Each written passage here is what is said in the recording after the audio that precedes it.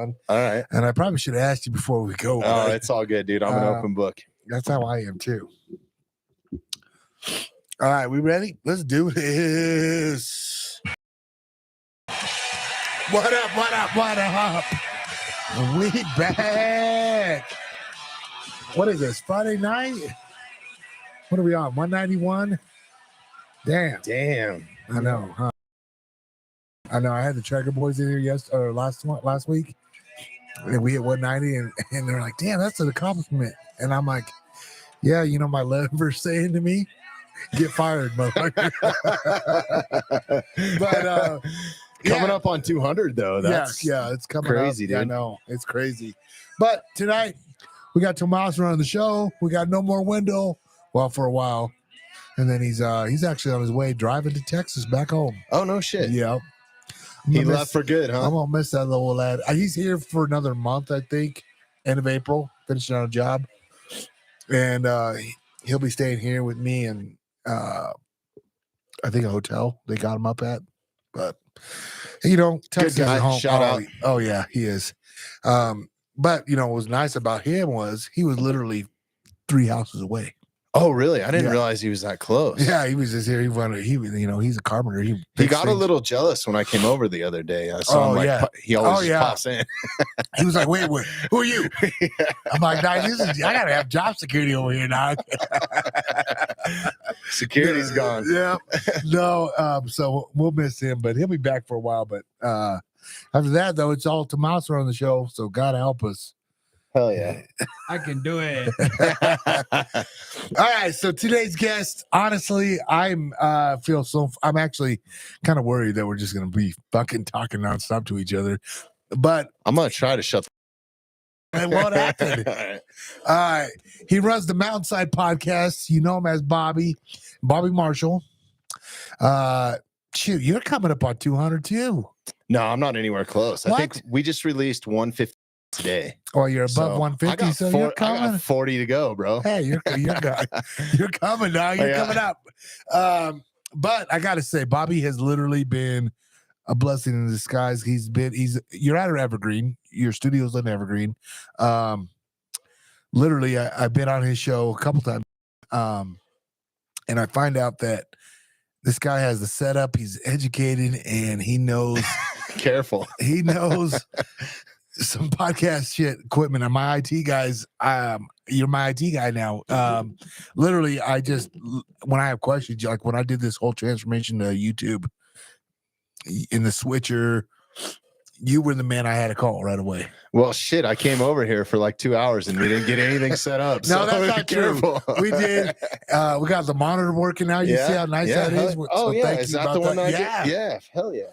Yeah, because all the other ones wouldn't work. But listen, man, like I let you guys thrive. Other podcasters, you're not the only one I've helped out. I mean, I've tried to help anybody that's called and asked, and just been completely transparent with them, man, because I feel like I was just talking to Mike, my buddy, on the way over here, Mike Pintar, and you know, we were talking about that on the way over here. Is like the more that we help each other grow, the bigger it's going to be. Everybody, it's for everybody, and that's why I always said, like, when people hit me up and they're like, "Hey, will you come and help me out and be on my podcast?" And I'm like, "Yeah," because I know exactly how it is to start up a podcast or start a business or whatever. So I'm like a small business guys. Like there's a knife company, Title Knife. They're a small business. I tried to work with them for so long, and we have just built a bond.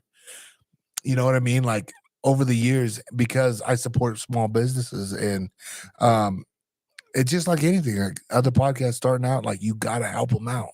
Yeah, it's badass, man. I actually genuinely enjoy helping people. I don't mind, man, and I think it's good if we can all thrive. You know? Yeah. And it's come back my way multiple times. I mean, I'm sitting here with you right now. Well, you know, when it helps both of us out, though. You know that. Yeah, hell yeah. And, you know, when I first started the podcast, I was reluctant. I was like, okay, I'm not going to go on anybody's. And I started saying no. But this year I started saying yes. Why is a little that? bit more. I think you're the only one I had done. I was honestly, it wasn't like I didn't want to go on other podcasts. It was just like more of a time management thing. It was like, I'm going to focus my time on my shit. Yep. and try to get my platform built and figure out if this is something that I want to do before I go spread it to the world. And right. now that I'm 4 years in, I guess I'm over that hump or whatever it is, you know? It's like I always said, like I'm always trying to help other people out and stuff, but it's helped me be on other podcasts because it like draws from a different audience too. You know what I mean? Yeah. So like well, for instance, hit this one too and that one, please. And maybe even that one too. But like we were talking about, you know, different podcasts being on. Like I've had DMMs. Hey man, I've heard you on the Mountainside podcast and I loved it. I subscribed to your platform now and everything. I was like, well, thanks. And it was all because being on your show. You know what I mean? Hell yeah, that's what it's about, man. Yeah. It's like share the audiences. We're like-minded individuals. Yep. We like the same shit. Yeah. Or most of the same shit. And we like to have fun mainly, dude. Like honestly, the reason why I do it now is I enjoy this. I enjoy just hanging out. And you know what? I found now that I'm starting to do other people's, it's a lot more funner because I can walk away and I don't have to do any of the back end shit. You're not editing nothing up. Yeah. I know. Yeah.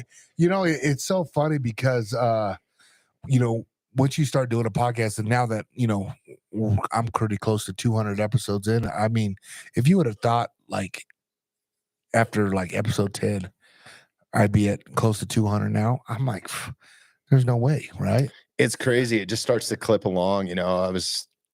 I remember like trying to reach 50 and I was like, God, that's a milestone, pinnacle, right? Like that's a huge milestone. I'm going to reach 50. Like, and it seemed so far away. And then when I got there, it was like, oh God, now I got to do this like giveaway. And dude, we started the podcast. I think you started in our original studio that was like a closet. Yep. I remember it. Yeah. And we've grown into that. And I didn't realize just because my head was down how much we've grown and how much we've done until I started coming on other people's podcasts and watching our audience grow. And it's crazy, man. Like we have listeners from around the world. That's what's cool, right? They fucking want to listen to my dumb ass, you know? Dude, like it's cool, man. I'm telling you, dog, and there's somebody's gonna get smart and stuff and cancel us yet. But yeah, so anyways, Bobby he runs the Mountainside podcast.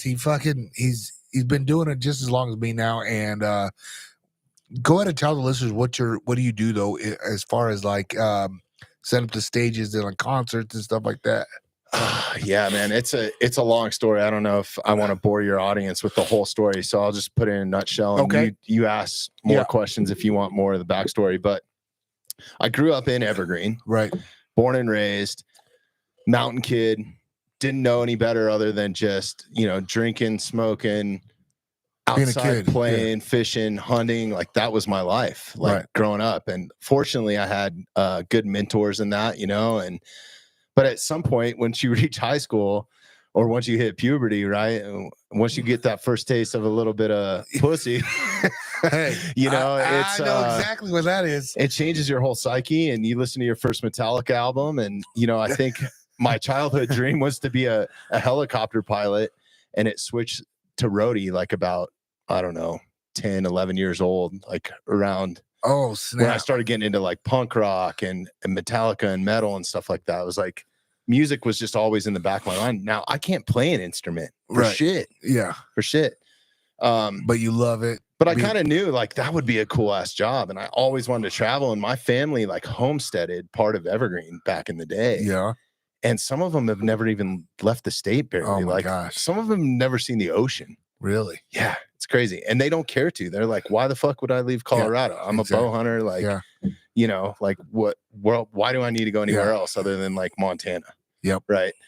And so anyways, I was kind of the black sheep of the family. Okay. Right. Like, why the fuck would you want to go to China? Why you're going to the Middle East? I hope you don't die over there. Yeah. Like, sort of thing. That's why we get along so well. But anyways, I fell into music and I started working with an A&R rep here in town, and we were breaking bands. He had an indie label. And so A&R reps sell bands to major labels. Okay. So their word is like as good as gold. And this guy broke like ZZ Top, Marilyn Manson, Christina Aguilera, like, but he would put those artists through like a ringer, right? So he'd put me on tour with them as like a tour manager, and we would take them around the country in a van, staying in shitty ass hotels, $10 a day per diem, you know, I had to shake down the club owners at the end of the night because they always wanted to fuck you out of money. Yep. And I was a lot younger and a bit more violent, I guess, Yep. back then. And you're a big dude. So I too. was a collector, really, Yeah. you know, and then I was also doing security. And then we're staying at hotels like Motel 6s, like in the Yeah. middle of nowhere, where it's like there's hookers, truckers, just bad people, drug dealers, like yeah. meth labs, like all the shit that you don't want to be around. Plus, right? So Yeah. a crew guy and the band member.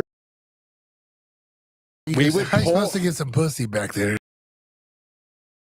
No, I mean, we mostly hung out at the green rooms at the Really? venues if they Yeah. had them, right? Yeah.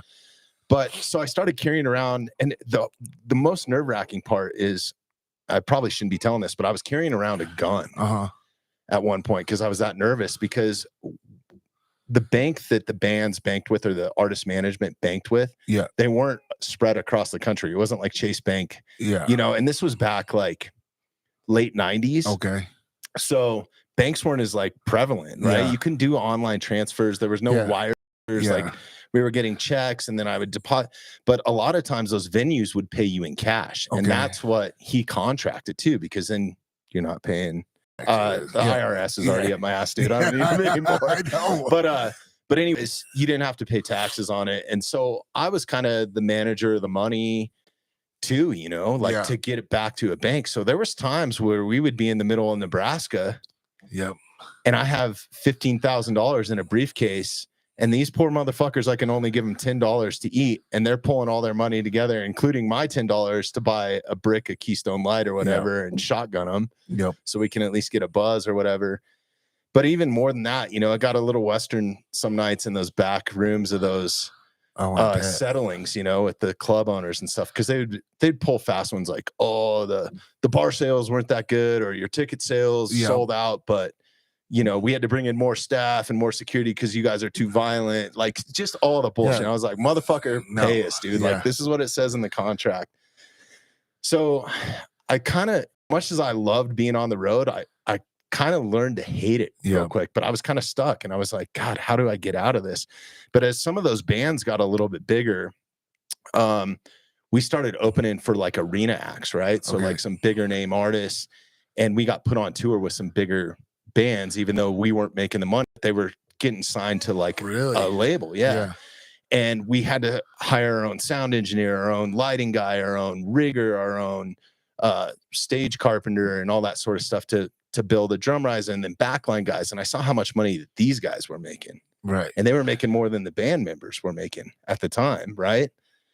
Unless you're the Rolling Stones or like Yeah. some big name act, like You a ain't lot making of shit. yeah, it's crazy. And then a lot of the band members now are hired guns too, you know. So the road guys, the actual working force on the road, the touring guys, the roadies that put up the lighting rig and Yeah. stuff, are making 3, 7, 8, 9 times as much money as the lead guitarist. That's crazy. It's insane. So I quickly learned that it was like, God, man, unless I have the next Rolling Stones Yep. or something like that to be a tour manager, I'm just getting a percentage of whatever. And yeah, when we had like a signing bonus from a record label or something, I got a little chunk of that, but like I was kind of like middle of the road, right? Right.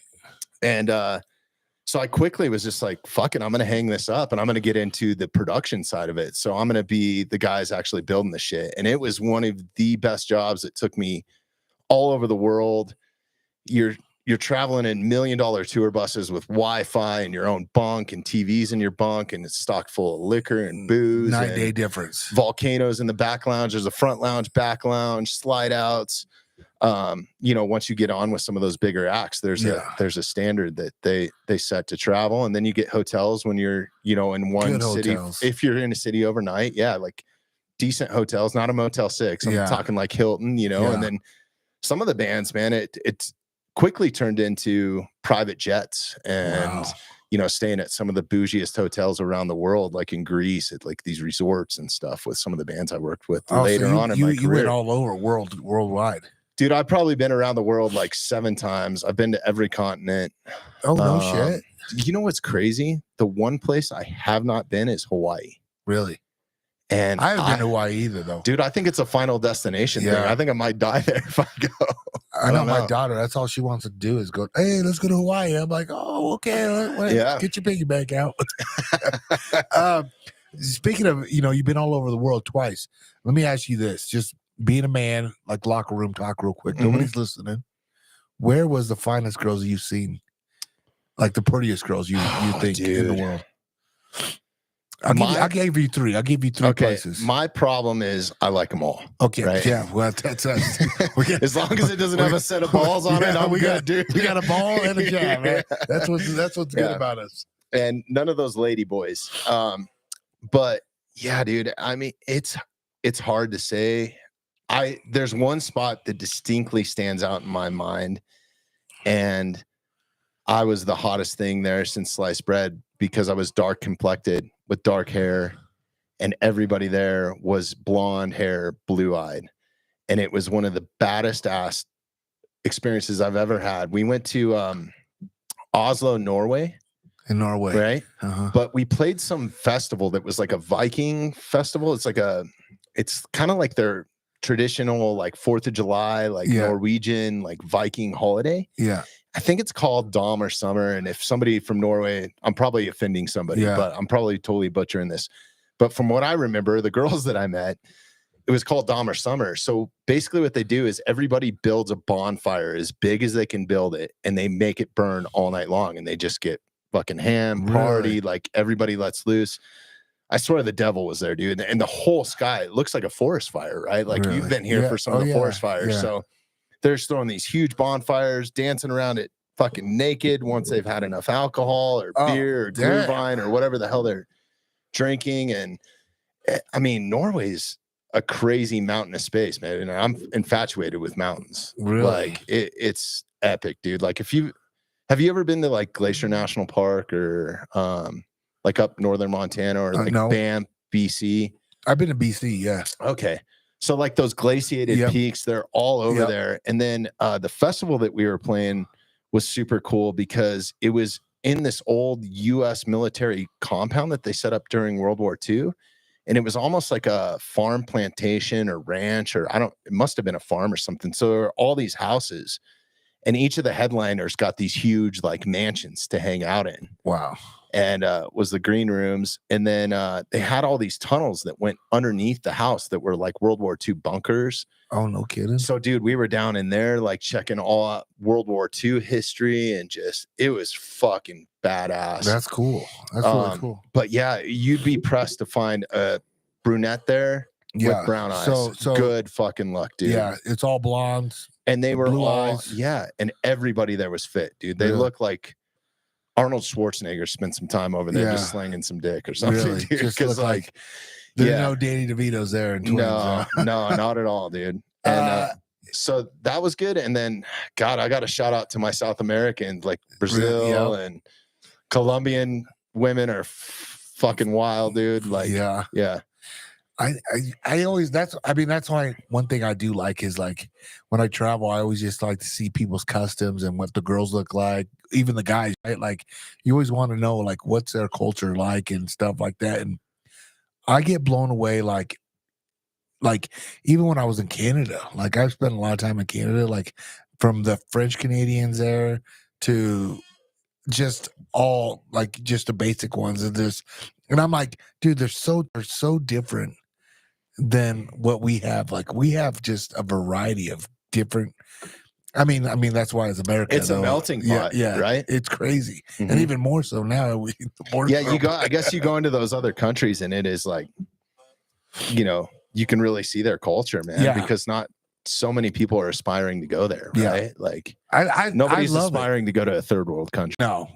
And that's what I'm saying. Like you hear a lot of people like, oh, if this president gets this elected, I'm moving out of this country. Fucking, where are you going, dude? This is the best fucking country ever, right? I know. Like, I don't ever understand it, but I always wondered because I've been around the world a couple times, not everywhere like you, but when I was fighting, I got to see a lot of cool places. I can tell you where the worst looking women are at. Ooh, I got a couple places too. I remember those. It's really, you're like, I can't wait to get the fuck out of here. Huh?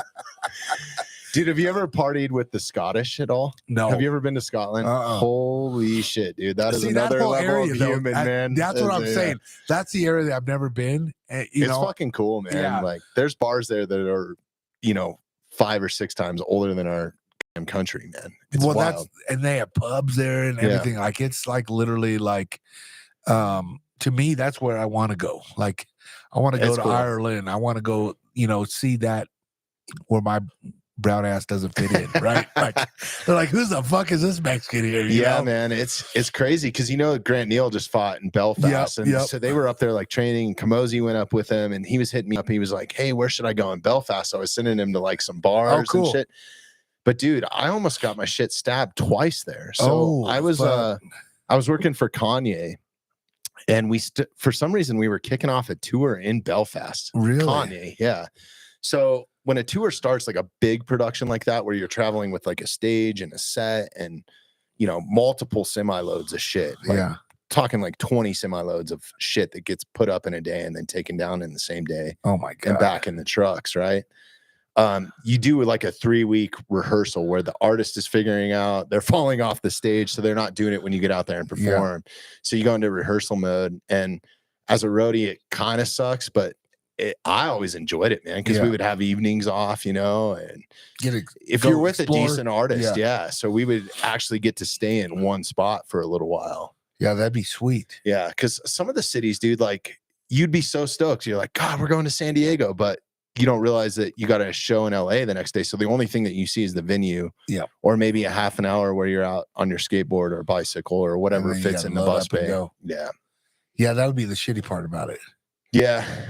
But for me, it was more the people I worked with, man. It's very much like a military kind of type camaraderie firefighter, but more fucked up, dude. Really? Because, you're responsible. You have to hold your own. It is a teamwork like type environment. Well, you gotta fucking like build you're relying on other stage. people. Yeah, but just the camaraderie. It's cool ass people that work in the industry, man, and from all walks of life. Yeah. So that's cool. One thing I was just going to say. A lot of diversity. Yeah, that's what I was going to say is like, is it more like fans of the music that get drawn into that, or is it flunkies, or is it just like guys that want to travel? Like, dude, it depends, man, because like they have like computer nerds that are out there, and they normally don't fit into right. But you need those guys. Yeah, especially nowadays, man. Like, there's so many parts of like these shows that are automated, where you have like, even like when I was touring, and I haven't been in the business for a while, man. Right. Like, still dibble dabble in it in a little bit, but not from a touring aspect. But like, for example, on Kanye West Glow in the Dark tour that I was on, that was that same one in Belfast. We had this huge elaborate set that this big giant dinosaur popped out of that ate Kanye, and he had to it was total Spinal Tap shit. It ate Kanye, he got inside and then burst out of it with like a sword, but there was a guy inside like running the jaws. Really? And then we had this life-size Barbie doll. Her name was Carla, and we shipped her around the country or around the world in a pine coffin. I think there was Carla 1, 2, and 3 or something, because a lot of times you have these you have multiple sets, right? So they'll build identical sets so they don't have to ship one to they're just kind of stationed in certain parts of the world, right? Because it takes a long time to get shit over in a sea container, right? So you kind of start your tour in the US, or you start it in the UK or wherever, and then you branch out from there. And a lot of these bigger bands have multiple sets, an A rig, a B rig, and sometimes a C rig. Okay. But anyways, this Barbie doll would come out of the very top of the arena. So the 300s is what we call it. So like the nosebleeds, right? And it would be on these wire winches that they would build this whole truss system, and she would come down on the stage and like talk to Kanye or whatever, and moved her arms. It was like an animatronics naked woman, right? It was life size. But sometimes those guys would fuck up on their like math or whatever, so she would come in and like her legs would be dragging on the stage and shit. She was pretty beat up, man. I bet. And there was a guy there that his job was to like paint her every day and shit, so there's like artsy people out there, like. But yeah, I always toured as like a hydraulic carpenter was kind of how I got into it, but mostly stage management. So you're just kind of dealing with all departments and like, hey, load your shit in now, you know, you guys are in the fucking way, get out of the way. Yep. Bring the semi in now, like just kind of keeping the whole production The foreman flowing. And then you're responsible for walking the artist to stage, which was always, that was kind of my favorite thing. It was like a fighter walkout, right? You get to know the artist, and I got to know a lot of security guys. That's kind of how I have connections and know a lot of my friends that were former military guys and stuff, because they all kind of transfer into personal protection. Yeah, those are like bodyguards and shit. And you spend fucking hours with them outside of a dressing room or on a private plane, or when you go to do a radio show or like whatever, man. It's just like you become best friends. Yeah. Yeah. Imagine, because like all these like top guys now, they all gotta have them, you know? Dude, it's a scary world, man. I'm glad I'm not touring anymore. Like Shit. we were in Amsterdam, and I was out with the Killers, and I had worked for them for like 3 or 4 years, and we had a bomb threat. Oh. We were like loading in the venue, and they evacuated us. So they made us go like back to our hotels or something. They shuttled us out. And then the bomb squad couldn't find the bomb, but they wanted our gear out of the building, so they made us go back. Oh, without even knowing of the bomb. Fuck. Yeah. So they're like, well, what if there is a fucking bomb? Yeah, so it was kind of like a mutiny type thing, a little bit, you know. But then I have friends that were like, you know, there during the Las Vegas shooting. Yeah. I have friends that were in. I think it was in that was Paris. a big concert. What right? was the artist in Paris that got bombed? I had some buddies that were riggers on that, and they were like in the building. I forget when it happened, or it was a gun attack or some sort of shit, dude. The one that just happened like last week or this week? Oh, no. That was in Russia, but there was one like maybe 2 or 3 years ago. I think it was in Paris. And I think it was it wasn't Billie Eilish, but it was one of those little like up and coming diva type artist. I can't remember who it was. Yeah, that'd be I mean, that's scary shit no matter who you are. So. Yeah. I mean, I've had some fucking scary moments out there, but nothing like that. Whereas like active shooter, like, dude, some of the stories that I heard from my buddies in Vegas when that shooting happened at Mandalay Bay, dude, there wasn't enough ambulances, and like, I guess first responders. I love first responders, but you go into a panic situation like that, it's like, who are you taking care of? Yeah. So my one buddy there was just like, fuck it. He had a little bit of, you know, basic training, like how to put on a tourniquet, but he's like, I only had one in my truck.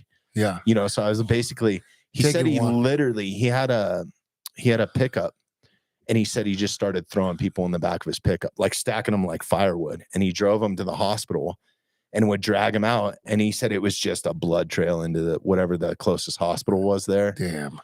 It was wild, dude. He showed me some photos of it that he probably shouldn't have, but he did that. He did that like 6 trips or some shit, dude. Like just going back and forth in his pickup, and like as many people as they could fit. That's crazy. In the pickup, bleeding out and shit.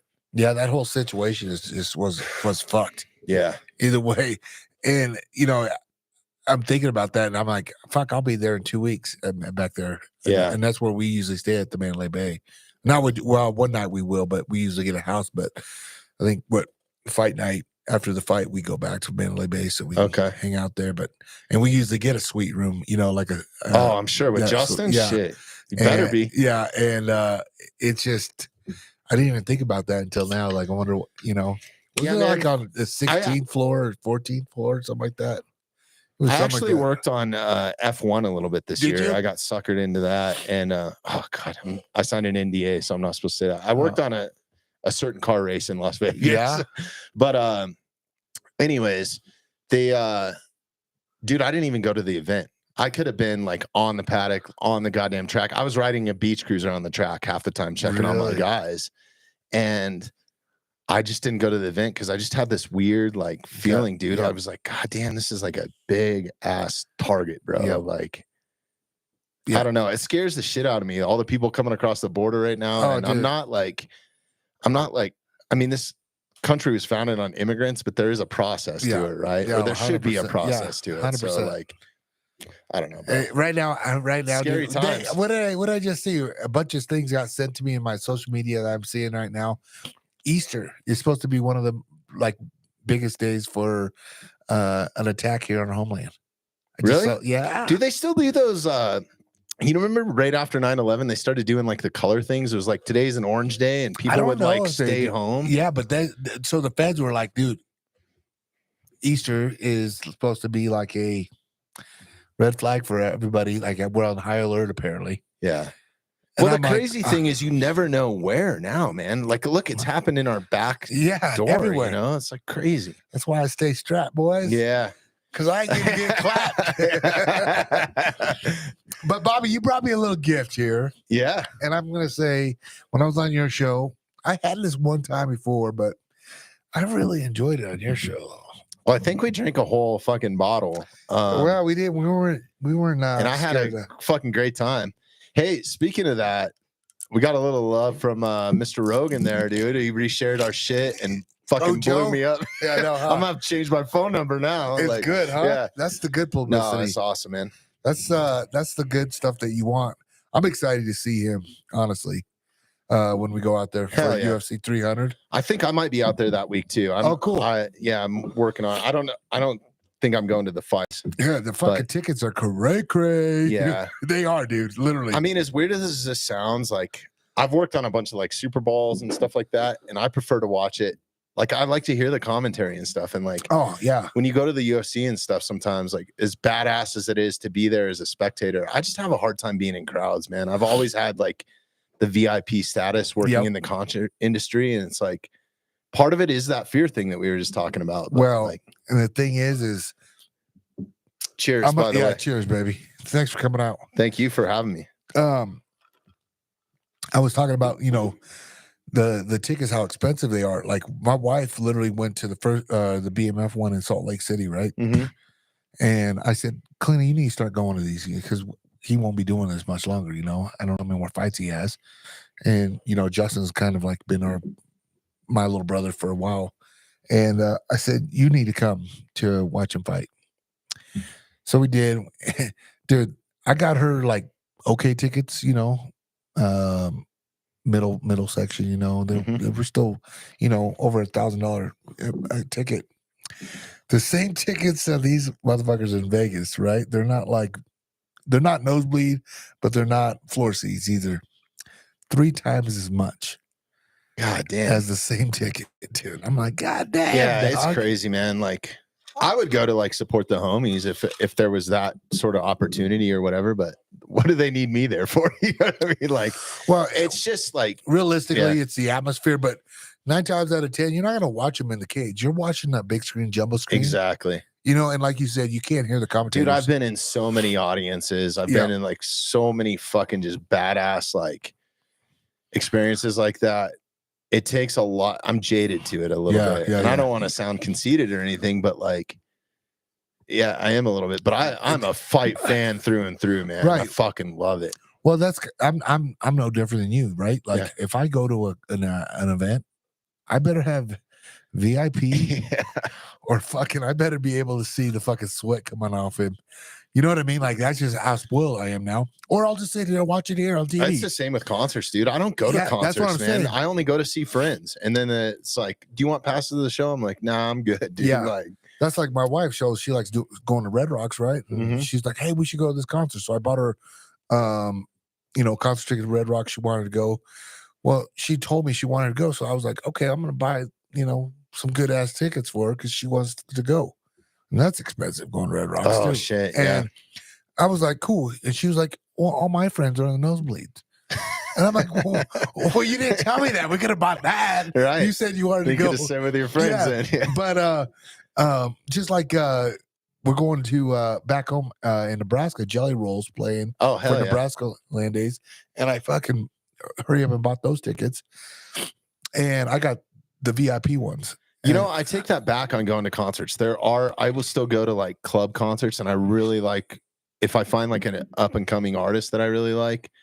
There's this kid, Kyle Smith, that I'm into right now. He's kind of reggae rock, like Sublime. Oh yeah, that's cool. Fucking love that shit, dude. And that's kind of where I cut my teeth in the music industry too. Dude, but- I'm a reggae fan now, dude. That's just what Justin listened to all through oh camp. yeah, I always see him playing that on the road to UFC or whatever. And it I've is. just been I start liking it now. You just because it's like a different melody. It It's just fits good. every mood. If you're gonna Yeah. smoke one, drink one, Yeah. have one, take one, Yep. whatever, dude. It like, is. yeah. It really is a good. I don't know. I've been a big fan now of reggae now. Oh, you got to turn him on to this Kyle Smith You put it Really? on your Kyle Smith. playlist. Okay. Yeah, put it on your if he likes Sublime. Yeah, Like I guess I'm kind of old school with it. There's Yeah. a lot of new and upcoming. that's what bands Trevor's and wife stuff. loves. Sublime. She's huge. Oh, dude, you Sublime. got to check out this Kyle Smith kid. Okay. He's gonna be big, I Really? think. Yeah, at some point. Yeah, if he keeps his shit together. So Yeah. Well, it's funny you say we started talking about all this music shit, dude. What's up with your boy P Diddy, dude? Huh? Hey, man, players got to play, and you know, oh, dude. he didn't have the song "Keep It Gangster." No, that was Dre, right? Mhm. Yeah, or something like that. I don't know. I'm not a huge rap fan. Yeah. So. So all this shit is coming out on social media. His house got raided and shit. Like, I hope the motherfucker burns. I hope they all burn. Yeah. Honestly, but I just think it's funny that Is it like pedo shit? Yeah, they're like a sex Okay, yeah, trafficking. then he fucking like deserves it's sex trafficking. I mean, the list goes on. I mean, there Mhm. might even be some bodies found.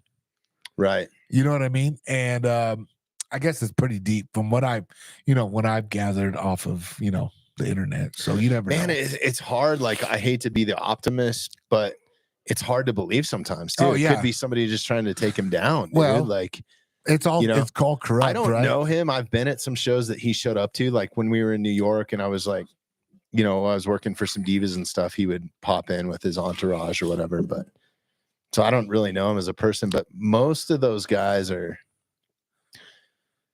What's crazy is I've worked for like Kanye, I've worked for 50 Cent, I've worked for Wayne, and they're at the end of the day, they're all just kind of people. Some of them are assholes, Yep. and some of them are super It's cool. funny you say those three because those three have actually said things about him and saying they want nothing to do with him because Oh, really? he pulls that gay shit on him. Okay, Like literally he be fucking dudes really? and holds money over it. Yeah, man. I don't doubt it with these artists, man. You see some crazy shit. Oh, like, dude, the stories that are coming out now, like it's so funny. Like you see some of these 1990 interviews that are coming back with like Flavor Flav and 50 Cent and like all these young guys and like so like Usher and like Justin Bieber had to go to Puff Daddy camp, and they came out and said, Puff Daddy camp. "Yeah, P Diddy camp, whatever the fuck they call it." But dude, That's awesome, dude. This is all shit. I'm like, I'm gonna start my own camp. That's some cult shit, dude. oh, Like, bro, yeah. dude, it's so crazy. And I'm like, dude, he had like legal rights over these kids, No. custody. Yeah, that's fucked up, dude. I mean- Anything that involves kids, Yeah, and you know what's crazy is like, man, it's fucked, bro. It's fucked. The whole it's situation fucked is because fucked. being around the world and partying and doing all that sort of stuff, a lot of kids are exploited in other countries, especially like the Philippines, Mhm. at a very young age. So you'll be walking down the street to a bar and somebody's trying to sell you what they're calling their daughter or whatever, and I'm talking like young. Yeah, And dude, it's bad. dude, It's sad.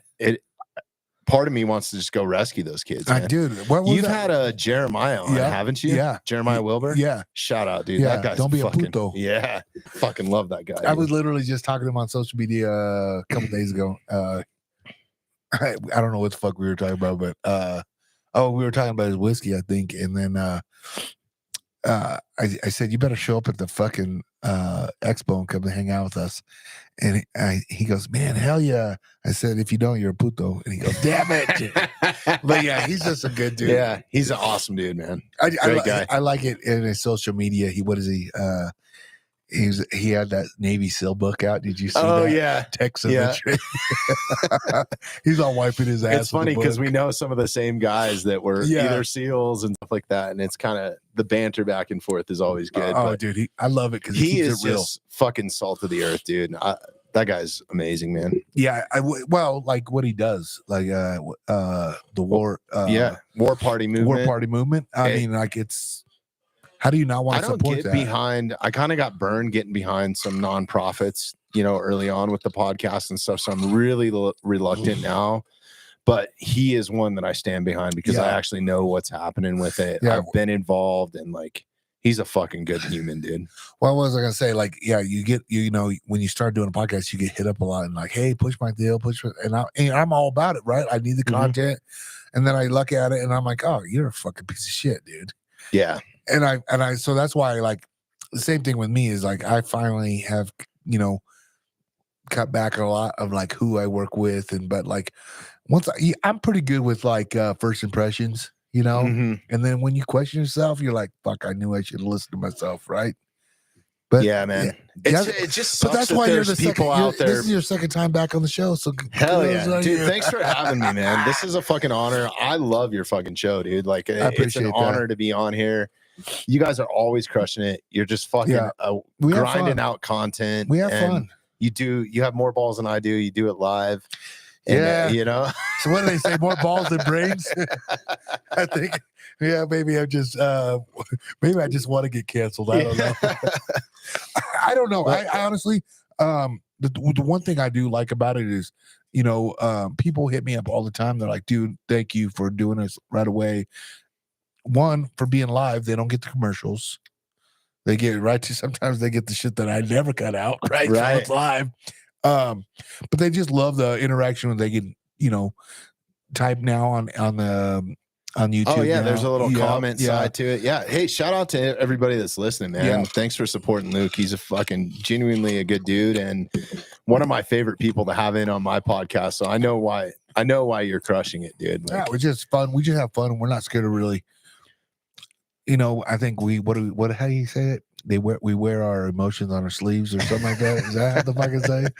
We just keep it real. Shit, I thought that was somewhere else, dude.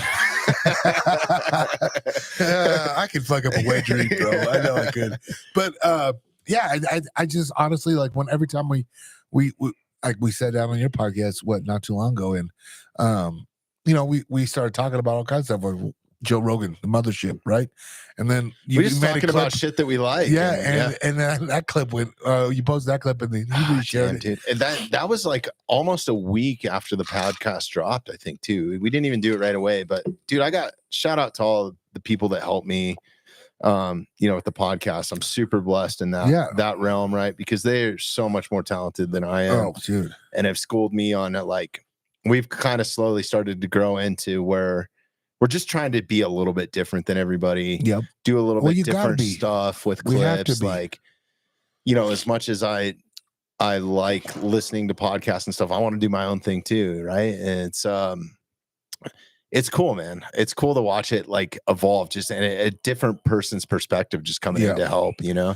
So like we've been crushing it lately on those reels. Yeah, like, well, because they're fun to watch. Yeah, they're fun to watch, and that's one thing I will say that I got to start doing them too, because you know you start watching all these other podcasters. They're doing like little, you know, minute reels now. They actually intrigue me to listen to their podcast too, though. Yeah, that's what I found. Like our downloads have gone up through the roof. Like ever since we started doing reels, and I was always kind of reluctant with it, and it's because of my own stupidity, because I'm old school, right? I'm like, fuck, I don't need to do any of that shit. You either want to listen to me or you don't. Mm-hmm. And then, you know, you start dealing with some sponsors and other things like that, and then you actually do start growing to where you have a little bit of money that you can employ somebody. Yep. Then it's like, okay, well, why the fuck I used to get hired all the time, especially in the music industry. Yep.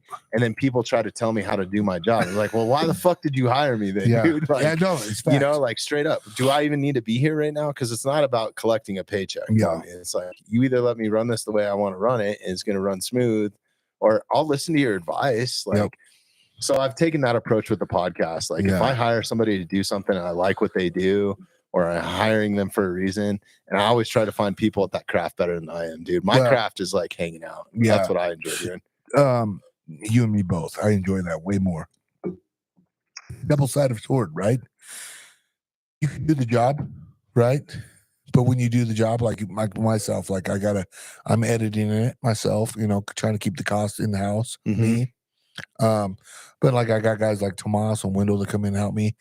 But at the same time, it's like I can't do all these things. And when I don't do these things, I can't be mad when I let somebody else do it, and it's not the way I like it, right? Dude, you got to find somebody that, what I found is in any sort of art form, no matter what you're putting out, is you got to find somebody that's passionate in what they do, right? So you need to find a guy that genuinely likes to make clips and has a good time doing it. Yeah.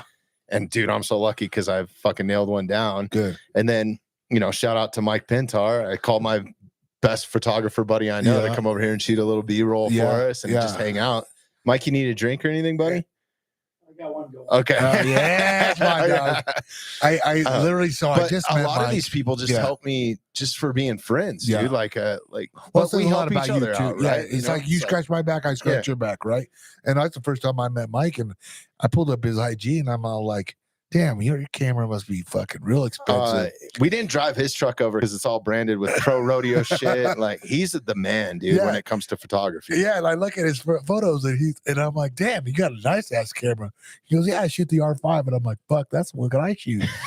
And my pictures don't look anything like that. Dude, you want to know what's crazy about him? He stands in the rodeo arena, like why bulls are running around Yep. and shit. And he was just Oh, telling shit. me a story about how You're like the clown with the camera, then. he's worse than the clown, dude. You can't when you got a camera, you sometimes you can't see what's And that's coming. an expensive ass camera, dog. What are you doing? Oh, yeah. Well, I think that's why we all get along. We got more balls than brains. Yeah.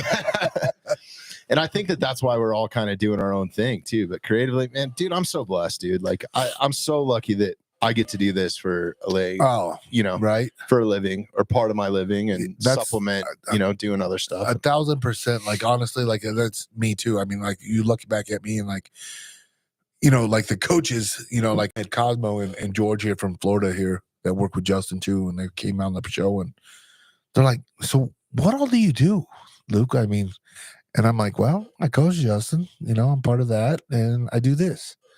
That's it." Bro, you got the life. And I'm like, "Yeah, I know. It's great, but it's no different than you. You run a school. Mhm.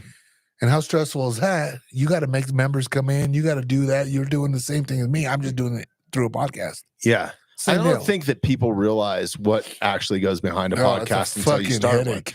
I think there's a lot that are kind of that. I call them bottle rocket syndrome. They fucking fly out of the gate, dude, and they get like about 20 episodes, and then that motherfucker runs out of fuel, man. It is to do it continuously That's for a years. perfect. My fucking- hat goes off to you, that's a dude, because perfect- it's a grind. Yo, dude, I'm telling you, what is that? Fucking Nestor. That is like literally a perfect example of how it works. Like when you launch something, It's it could so be much any fun business. at the beginning, It right? could be any business, right? Like you're so gun ho of like, let's do this, right? Like, boom, boom, and then like you get into like the episode 20, and you're like, fuck. What am I gonna do now? When is this gonna get easier? Or when is this gonna? Or you think you're going to get automatic fame, right? Oh yeah, Like, or automatic rich. Like I'm gonna get this sponsor. listen, I'm gonna get this motherfuckers, sponsor. it don't work that way at all, Yeah. right? I get- And but you get instantly fucked, really. It's kind of how you it get goes. instantly broke. Yeah. That's the real thing. Like my wife and I were just talking about it. Like she's doing our taxes right now. I'm going through the same yeah, shit. And God bless her because I'm a horrible I give her all these write-offs like, "Oh, I got this. She's like, "Where's the proof?" My fucking bank statement shows it right there. She's like, "Look, we gotta Oh, you got organize." to have a physical receipt? No, Oh, okay. but the bank statement will help. Gotcha. But just from my account said. Yeah, you can tell how much of an accountant I am. I'm asking you for But advice. yeah, we're fucked, right? I've already been audited. So Oh, shit. yeah, How so was that? Sucked. That fucking Yeah. sucked. Did they bend you over? Or was Oh it yeah, dog. really? I might as well. I felt like How do they not felt audit you? I felt like P Diddy was my auditor. Well, good thing you ain't hiding schoolboys. It's funny. Those people that are hiding that sort of shit are the ones that get away with all the Oh, fucking, dude, it's because fucked. they can hire the best Yeah, accountants or there's whatever money. it is. Yeah. Money, dude. Yeah. But that being said, I've gotten better and we're doing better things. Once you've been audited, they're always watching you now for like, what do they say? 8, 9 years now, 10 years now. Right. But it's not like I'm bringing a shitload of So cash. they definitely know about Barry then, probably. Oh, like, Barry! Oh, hell yeah, dog. Barry, my money man. yeah. But yeah, that it is what it is. But like, we're trying to get these taxes done and turn in. But like, literally, it's fucking a headache, dude. It's so hard when you have multiple sponsors too, right? Because they each got to file their paperwork, and like Yep. some of the companies that I'm working 1099s. with are not like. I love all my sponsors, and this no disrespect, but some of you guys are not fucking put together in that. I'm like, yo, I gotta call them for my paperwork or whatever, Oh, like, dude. hey, motherfucker, you sent me 10 G's this year. Like, where's the? Yeah. Are you filing this? Because or I like, need to know because I won't claim it if you ain't gonna file it, motherfucker. but that's the thing, right? Like it is. My wife's like, Oh, the IRS On is top of definitely it. tuning into this one. This is the third time we've talked about it. It's the tax season. yeah, but it literally, I say literally, but I'm telling you guys, just keep a picture, take a picture of the receipt, take the receipt, go put it in a shoebox for the month of, March. I'm going telling to turn it's you been on to something. There's actually QuickBooks. there's some apps out Yep, there, right? apps Like out it's just there. an app that goes Yep. on your phone. It'll automatically file it. It'll automatically Yep. categorize it. It's pretty badass now. Technology's come a long Oh way. yeah, Bro. and I'm an idiot though. I'm just slow. You know what I mean? Like, Fuck me too, bro. I'm just like, I'll take care of it. You know what I mean? I'll buy it. Fuck it. My give a fuck meter when it comes to like for doing cool shit, like fuck yeah, I want to come do a podcast with Luke. I'm there at 4 o'clock. I'm gonna be on 4:20. Yeah, you were 4:20. 4:21. I already sparked it. And but yeah, like I'm on time to do fun shit, right? Or semi on time, right? Yeah. Within a 15-minute window. And but dude, just the other stuff, like everyday type life shit, I'm a procrastinator when it comes to fucking whatever, dude. Yeah, the only thing I will say that I'm on time for now is taking my daughter to school. Oh yeah, that's important. You can't fuck up on it. Right? You got to get your kids on time. I don't want to do that. I don't want to be that person. But being at practice for Justin, right? I'm on time. I'm usually the first one there, honestly. But other than that, dude, is like meetings are important. I try to be there on time or at least 5 minutes on time or before time. But like before, my old Luke, dude, that shirt says 0 fucks given. Yeah. Yeah, I got that coming to me because that was literally me in a nutshell, I would say 10 years ago. Yeah, man. It's one thing that I noticed with the podcast the other day is like in the rock and roll industry and coming up in that industry, because I did that like straight out of high school. Yep. I didn't go to college. That was my career path, right? Yep. So like I have 25 years under my belt and still fucking around. I can't leave it, dude. Like I still fuck around with it. But in that industry, you're just trained to be a yes man because you don't know when the next gig is coming, right? Like you're like, fuck, I guess I will go on tour with fucking Little Nas or whatever the fuck it is, right? But so yeah, you're just kind of a yes man because you're kind of chasing that. And then as you get a little bit older, but the one thing with the podcast that I know that it's made me do, because you have weekly guests, you have people hitting you up constantly, is I've learned how to say no. And let me tell you something, dude. My life has gotten way better since I've just started saying no. Like, hey, man, I appreciate the invite to dinner, but I can't make it tonight. Or like, because I just have to, dude. If I want to keep up with what I'm trying to achieve, then I am such a yes, ma'am. Yeah, yes, and I try to fit in because that's it. Yes, ma'am is important. Yeah, but or yes, not period, yes, right, man. Right? Yes, ma'am. Yeah. But you know what I'm saying with that, right? And I have literally had to slow my priorities down because, I always think, like my family comes first. You know what I mean? 100%, dude. That's mine. Yeah. And at one point, I didn't think it really mattered. Like I was like, I would always juggle them in. I quit going to the gym at some late at night. I didn't realize what I was missing at home. It's prime time, bro. Oh, bro. It's prime time. All the dinners and everything I missed and everything. And I was like, dude, I fucking was missing this shit nonstop just to coach. Yeah. Do a private, this and that. It was, and that's one thing I say is like, money ain't everything, dude. Hell no. It's important. You got to have it to run this fucking It's a balance, man. Like, that's why I quit touring.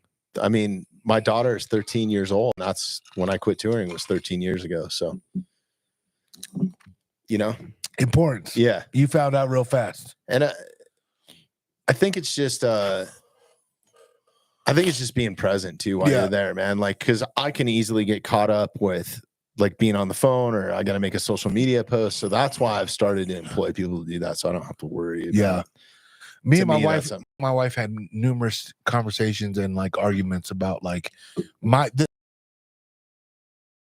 it's like literally my lifeline of my business. Mm-hmm. You know, she's in healthcare, so she's like physically has to be that person, right? God bless her, man. Right? Fuck. Yeah. We need those So people it's just so different. bad. So like I understand now after, you know, numerous fights and arguments of I'm not just on my phone just because I want to see what's fucking going on. I can Mhm. care.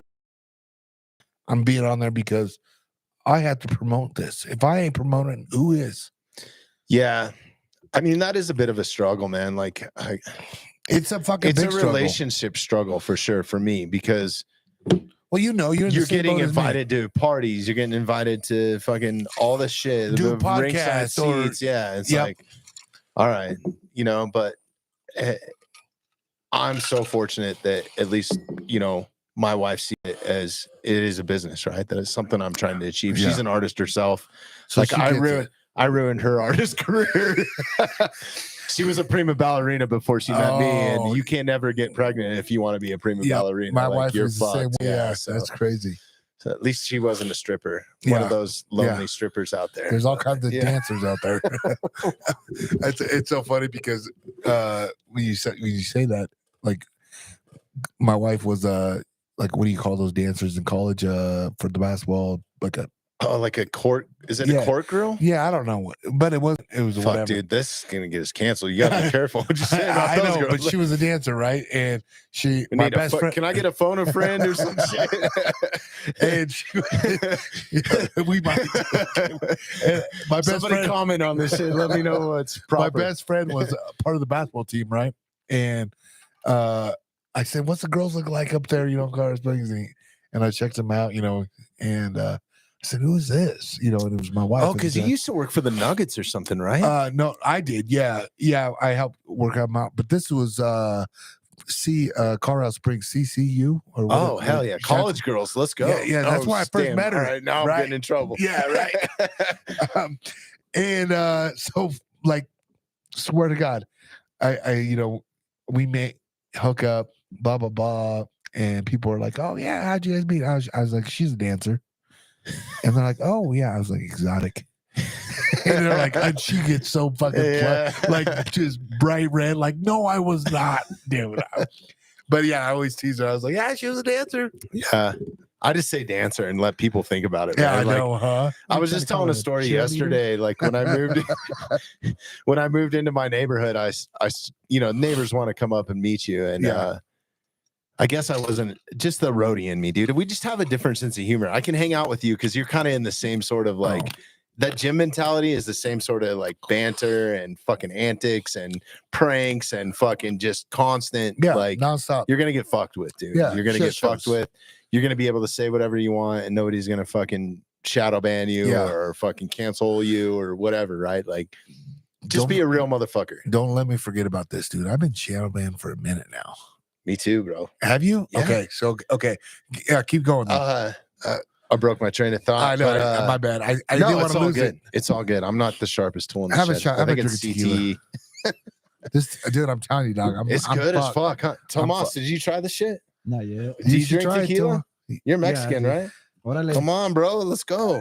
Dude, that motherfucker knows more Spanish. I Mike- don't know Spanish. That Mike, I motherfucker- know you're a tequila drinker. knows Get your more ass Spanish. over here, dude. I'll tell you right now. This is a sharing bottle. Sharing The more scary. you guys drink, the less I feel like shit tomorrow. There's cups in there, I think, in the fridge there. I'm in the side of the panel there. But yeah, so I was talking about in Shanabound.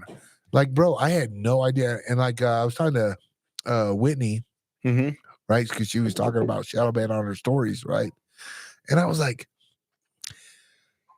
how do you know Whitney when you- Johns? yeah. Yeah. And I was like, how do you know when you're Shadowban? She was like, oh, go here, go here, go here. And I did, dude. Oh, Oh, damn. my God, dude. I had a fucking list of people that fucking would report me, Mm-hmm. bro. And I'm like, who the fuck are these What, she cocksuckers? showed you this on the backside of Instagram? Yep. So how do you even get around it? You don't have to. I don't know. So I just deleted all of them, all Mhm. those cocksuckers. I lost a bit of my following, but as soon as I deleted them, dude, I got like, I don't know. I would say a couple hundred more followers. Part of me just does Blue, not just fucking blue. care. I dude. know. I'm just But- like, but fuck I it. here's the thing Yeah. though, dude. you say that, but if you're in the game of what we are, Yeah. numbers show It's a everything. double-edged sword. This Yeah. is what I was just talking about. This a is few the minutes number ago. game, dude. Yeah. And it works both ways for us, because when I talk to a company and they're like, "Hey, yeah, can you email your numbers, your demographics, and everything?" I'm like, "Fuck you, yes." Mm-hmm. It's good for himself, right? Numbers Dude, don't lie. where a majority of that, and I don't mean to cut you off, but where a majority of that lies for us is in not on YouTube. Like our YouTube is fucking I like percent of what we do. Mine's all download. audio. Dude, like, and I started thinking about, I was like, how many people actually go and watch a podcast? And I'm grateful for the people that do. Yep. It's not as much as people you think, right? Dude, It's not even close. I didn't think I'm so either. talking like 5%. I think it's less than that for I me. think it's probably for us And- too. And there is no cancellation on there, really. Like, But you look at it just like me. I listen to Joe Rogan. I listen to a few different podcasts. What am I listening to? Audio yeah. in my truck. No, hell no. I'm at the gym. I'm not going to sit down and watch 3 hours. As much as I love you, Joe, but I cannot sit there and watch. No. You know what it is cool about like some of these platforms like Spotify and stuff that are now doing video, which we haven't put our stuff up there just because it's been kind of a pain in the ass. I'm not going to lie. But like, You're preaching to the choir, bro. You're actually we know we're in the same fucking boat. I do like when I am listening to like Rogan or a podcast that has the video on there. Like if I want to see something real quick, like you can go switch from the audio to the video real quick. Oh, and I didn't know that. that is And that's on Spotify. that's groundbreaking. See, I don't even dude. know that. But here's the deal: if you're on Spotify, it is taken away from your YouTube thing, and Spotify doesn't do live. Plus, they're super picky on like the video quality that you can upload. Okay. So I'm trying to like, I spent all this money on cameras and all this shit, and I'm trying to set a standard of like, oh yeah, you know, well, Cameron Haynes set that standard for me. Fucking Cam. He's doing it right, dude. Right, I no. fucking love his shit, man. It's He's so doing good. He's so doing good. You So know what well I like? You know what produced. I like about it? Everybody's different, right? Everybody Mhm. needs like your podcast is different than his. My Yep. podcast is different than him. Build He your brings own something brand. Don't different, try right? to be it. I this is one thing that I like about everybody's podcast, and even Joe's. Joe has all these high-end celebrities, right? Like he gets who's Oh, who. the guest list of guest lists, Right, bro. like Like, come that's- on. That's why he's the And number they one. want to come on. He's the number one podcast. Yeah. You want to be on his show, right? Who doesn't want to be on Joe Rogan, right? Two, you get a guy like Cam Haynes that just fired one up, right? And you look at all the athletes and all like the people, like, dude, Rogers, he got fucking Rogers on his podcast. It says a lot about him because the production that he's doing, but it talks about like the person Cam is, though. You know what I mean? Oh, yeah. But I will also say this: he has had to help me and you have done for each other, right? Mhm. And I know we're not in the A-list celebrity list, but I think we do a I don't know damn that good I job. want to be, dude. I'm just enjoying what I'm doing now. I would rather have this over anything. I mean, don't get me wrong. No, I want more. I got to be careful here. I want more money, but guests coming to me right now are not a problem. Yeah, and no, like the that's- people that I want to have on, I genuinely want to have on, and it's like I enjoy the human connection more than fucking all the money, all the fame. Like I'm not after fame, dude. I've seen what fame does to people, time and Yeah. time and time and time again for all the artists I've worked with. And the only reason I'm in the podcast space is because I have control over that. Yeah. What is depicted for me, what I think is comedy, what I think is funny, or what portrays a person the best. Right. Well, and that's what I'm saying is like money. Yes, we like money. Who doesn't like fucking money, right? Like, let's keep It it makes real. life Yeah, way let's easier, keep- bro. let's keep it real. But realistically, you know what I enjoy mostly about all my podcasts? When people come here, they like, dude, this was a fucking fun podcast. I didn't realize. I thought it was more like an interview podcast that people get like interviews. Apparently, I stopped even calling it interviews. I know that's why they're like, dude, all the podcasts I've been on, they're like interviews and shit. This was like sitting at a campfire and fucking getting fucking smoke with my boys. You know what I mean?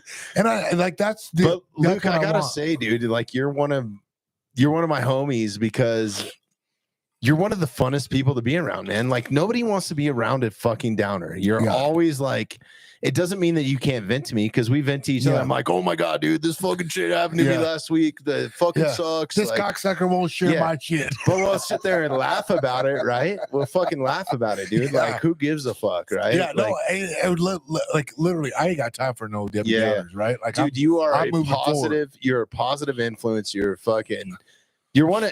one of my favorite people to be around, dude. Well, I like the appreciate only that. reason I'm here is because I know I'm gonna have a fucking good time. Yeah, we dude. I do. was stoked to come. I honestly, this is no bullshit. Like, I generally like having a conversation with people like me, and like, there's some people that I never even met, and like, I feel like I'm best friends with them at the end of the podcast, right? Do you not get the same thing? 100%, dude. Yeah. Like for me, it's made me realize that what we do right here, and this is tooting our own horn, what we do right here is fucking special, dude. And I'm gonna tell you why.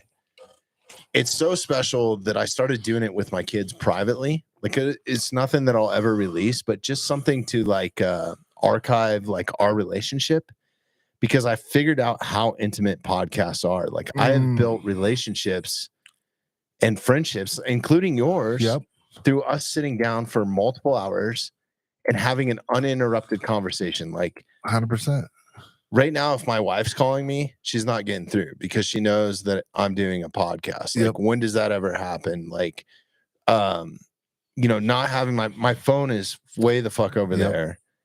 And I think like that's the biggest reason that's kept me going and why I want to do this is because it's the genuine human connection that doesn't happen. There's Yep. one other place that it does happen that I realized, and that's when I'm elk hunting. Yeah. Because you're not connected to anything. Yeah. Who gives You a got- fuck you what got- your social yeah, media? no service or nothing. Do I look good on camera? Like, are the microphones working? Or like, and that's why I have never portrayed what I do on the hunting side. A, I'm not trying to be a celebrity hunter, and B, that's my own like personal thing where it's just like that disconnect, and it's like I don't fucking give a fuck if I killed a 350 bull. Yeah, I'm gonna brag about it. Oh, You- yeah. You're gonna see. A Oh, you're grip gonna and hear grin, about yeah. it. Don't lie. And you know what's crazy is I've had some badass opportunities that have come through the podcast where I got Yep. invited on that like bison experiment using nothing but stone tools, and Yeah. like, dude, you got to have Donnie Dust on, bro. Donnie Dust, huh? Yeah. Is he the one that did the Fucking- tomahawk? No, that's some dude from God damn it, I'm gonna fuck it up.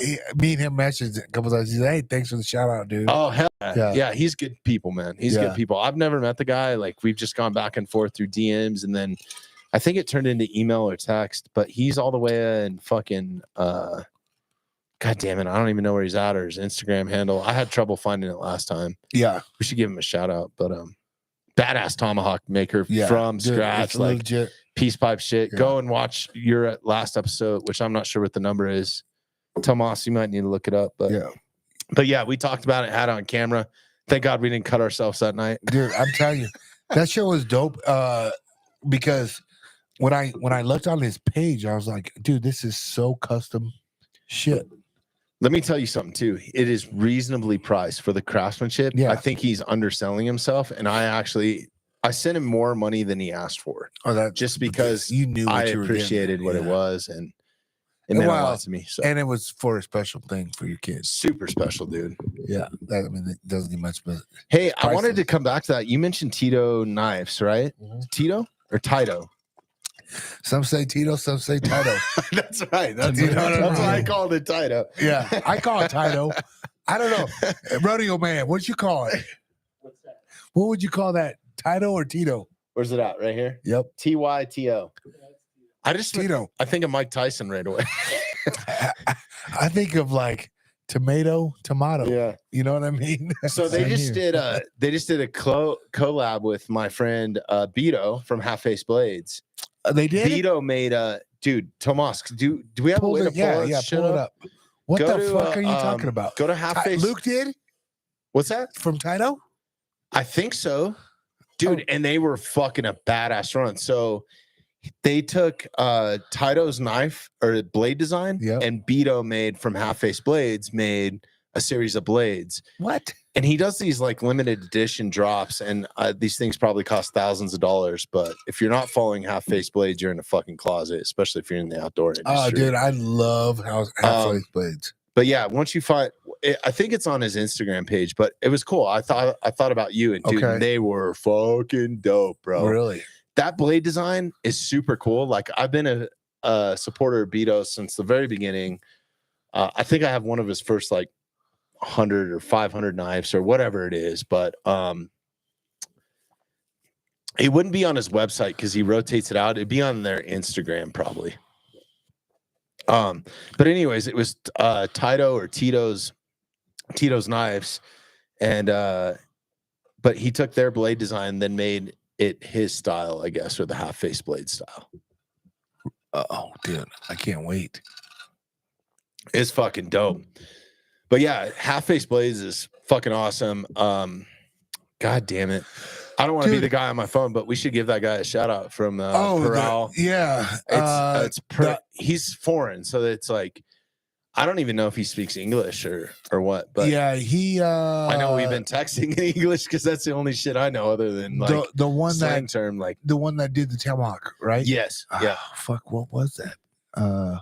dude. There's so many badass blade makers out What there now. was that? So many. What am I looking up? What was It starts with a P. Peral tomahawks or That's what I'm looking up right now. Parral is a word in Spanish, but I don't know if that's the same way. I can't even remember what country he's from, dude. I swear to God, dude. I've been hit in the head too you many should have been times. dodging and weaving. Yeah, that's my problem. Take it on the chin like a man. That's it right here, right? Yeah, that's the yep, that's him. Go ahead and say it. Tell. Is it on there? I don't even know how to pronounce this, and I'm sorry if I'm butchering it, but it's Parol Sadel. Let me see this, man. And then this is actually his personal page. If you click right here, that's his that's the Tomahawk page. So I'm on and his personal mentions, page. yeah. No, that ain't. That's just threads. No, there's something Hawks. It's something Hawks. It's Peral. How he spells his first name, but then Hawks afterwards. No, this is it, dog. Okay. This has to be it. Cut him off, dude. Rodeo man, you gotta cut him off, dog. But anyways, yeah, gotta give him fucking big props. This is one thing I really wanted to talk to you about. Did you ever think, from being a roadie, setting up all this shit, right? Like living in Evergreen, Colorado, because Evergreen is not very big, right? Like it's a It's small fucking town. 9,000 people. Yeah, which or I some love shit. it. Which Yeah. I love about that.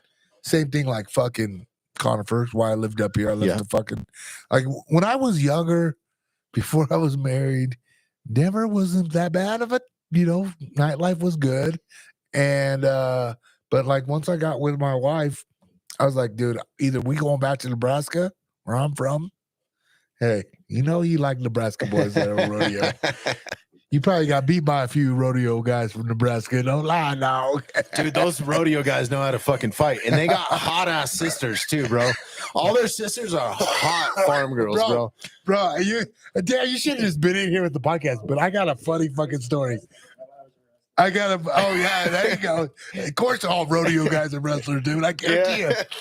I got a funny story. So I took Bunny buckle wrestlers. he can't Yeah. he can't defend himself. He don't got a mic. Is that what they call them now, Mike? Bunny lizards? Oh, lot lizards. Yeah. Lot lizards. Yeah, Yeah, that's what we used to call them at the fucking truck love stop. them. Yeah, love them. But anyways, we go to attack in Big Sky, Montana. I take Justice Sellis. I take Ian Total Berg. archery challenge. Is that? Yep. Okay, cool. Yeah. I've never been to one. Oh man. my gosh, are you kidding me? Dude, we go to American Bowman. It's like that. It's a little different. Is it? Yeah. Okay. All right. But don't get me wrong, we Yeah. love American Bowman, right? It's different. oh You yeah. should go to the one with me in Glenwood Springs. Let's go. They're fun. You should. Are you doing best of the best this year? No, dude. This will be the first one to hammer. Let the hammer out.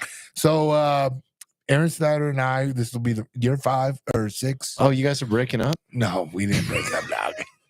No, we have so many obligations. He works some he works Yeah. with a lot of Delta Busy Force, man. Yep. military deal. He's gonna be out of the country for a minute. doing some special things. And Damn it, we can't dude. really talk That about shit it. makes me nervous, man. Like everybody's like ramping up, dude. And he's gonna be gone. And I don't want to do it without him.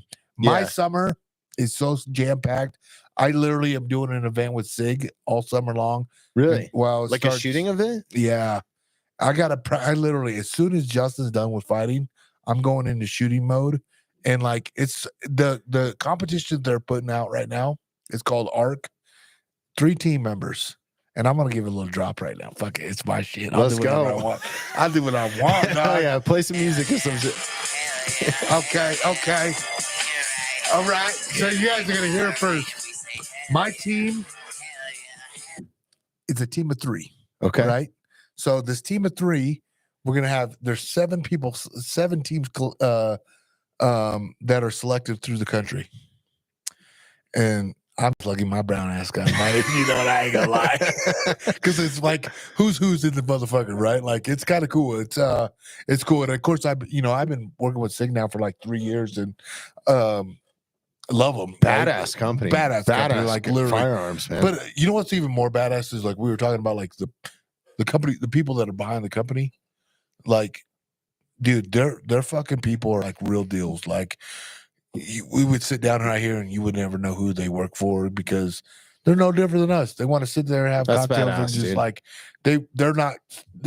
I mean, they're a patriot fucking company. You know what I mean? Like, Hell yeah. Let's go, man. I mean, I but, think most of the special operations community is yeah, carrying yeah. SIG or using yeah, SIG. yeah. But anyways, this competition is I'll spill the beans because I know it's supposed to drop like next month, whatever. 7 teams are going to compete. A group of 3. There's going to be a captain and 2 workhorses, right? You got long range rifles. You got short term rifles, like short range rifles. You got handguns operations. You got thermal. We got a night course. We're gonna do all thermals. No way. Uh, That's badass. We got machine love night guns. vision. We're gonna do machine guns. What? Yep. And we're bringing an archery in What? this competition. Yeah. Okay. They're bringing an archery in this competition. It's a 2-day event in Montana. And bro, dude, they just sent me out a bunch of stuff that I got to start practicing with using their thing. Dude, when did Colorado change their gun law where you have to wait 3 days for a background check now? You know, it's crazy because I just bought my son. He's 11 now, and I wanted to get him on a shooting platform. Uh-huh. And we're big into archery, man. Like he shoots traditionally. Mm-hmm. And it's funny because like the way that the world's going, I was like, I might need to know how to shoot a gun. Like it's never been like I own a lot of guns, but dude, they are literally like I pull them out of the gun safe once a year and oil them, and I never shoot them. Ammo is stupidly expensive. B, when I grew up, I could go right out my back door and shoot. If I did that now, like every fucking person that moved from New Jersey and fucking Jeffco Sheriff would be on my doorstep, dude. Like, yeah. So it's just different. It's easier to shoot archery. Well, here's my deal. I suck so bad. I am more accurate with my bow. Like if it was really coming down to if Russia was invading America, I would grab my Matthews over my Glock. No, you're because I know I know that I can put arrows down range in a better group. Well, me too, but goddamn it, I haven't killed it out for 3 years either, though, motherfucker. That's different. I think Russians are easier to kill, dog. Hopefully you don't have any Russian fans. Yes, we should shoot. We should fucking shoot guns. You gotta know how to shoot. How about Reinhardt or somebody make a Russian fucking Putin fucking 3D, dude? Right. Fuck the Yeti, dude. Yeah. Like, give us a Putin, Osama, Biden, Brandon. Damn, we're live. And there goes my cancellation. Fuck. Oh, I told you should never give me tequila, bro. Are you kidding me? That's another. But so it's saying He's already on death's doorstep, anyways, dude. Like it's not an assassination isn't gonna matter. Somebody else is just gonna. The thing is we all know where everything. Yeah, I don't care. My it's fucked up. My listeners are you probably just get 1,000 followers on that. That's what I can say right there. But that's what I'm saying is, so this event is a 2-day deal, right? I got Justin Gaethje. I got me. There goes your SIG sponsor. Damn it! I didn't think about it like that. No, they love Justin, man. Sorry, guys. They fucking love Justin. We did the 100 games together, and Patrick goes, man, Justin's a fucking different breed, huh? I'm like, yeah, you fucking think? Like he's just a different bro. breed. You know what cracks me up is like going, and I'm sorry, I keep diverging. You're trying to drop some shit right now, but I think of Justin Gaethje and. I've never met him, right? Like I know him. Really? Yeah.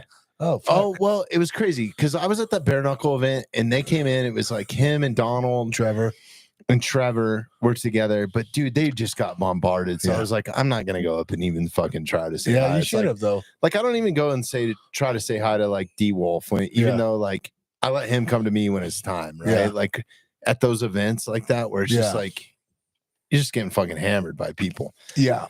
But anyways, like I just think of Justin like early on in his career because I've been following him a long time with the glasses and stuff. Oh yeah. But one of the fiercest motherfuckers. Do not judge a book by its cover, bro. Yeah. Do that not. fucking Poindexter motherfucker will kick your ass. He's my favorite. I have favorite fighters to watch, and he is one of them because no matter what happens in that octagon, dude, he's bringing it. It's a fucking. I love watching cats fight. I don't like cats. Yeah. But I like watching them fight Yeah. because they're fucking aerial, like flipping around. Oh like, yeah. It's crazy. It literally is like today was his last day of hard sparring today, and you could see the fucking flame fucking getting bigger and bigger. And Justin is a guy that doesn't like to hurt his training partners. He doesn't like to go hard in sparring. Like when I was sparring, like and Dwayne Ludwig, and that was one thing I wanted to talk to you about is you need to get a hold of Dwayne Ludwig. Okay, I'm down, and he'll have him on your show. He'd be good for you because he's just good, dude. He's good. He's good people. That guy was such a badass that he would beat the fuck out of us, and laugh, right? Like literally have no problem. Like, but that was the way we did it back then. Like and I say back then, but it has changed since since I was doing the game, and now these guys. I mean, I was telling these guys that it's way tougher back then when I fought versus fuck yeah, guys. dude.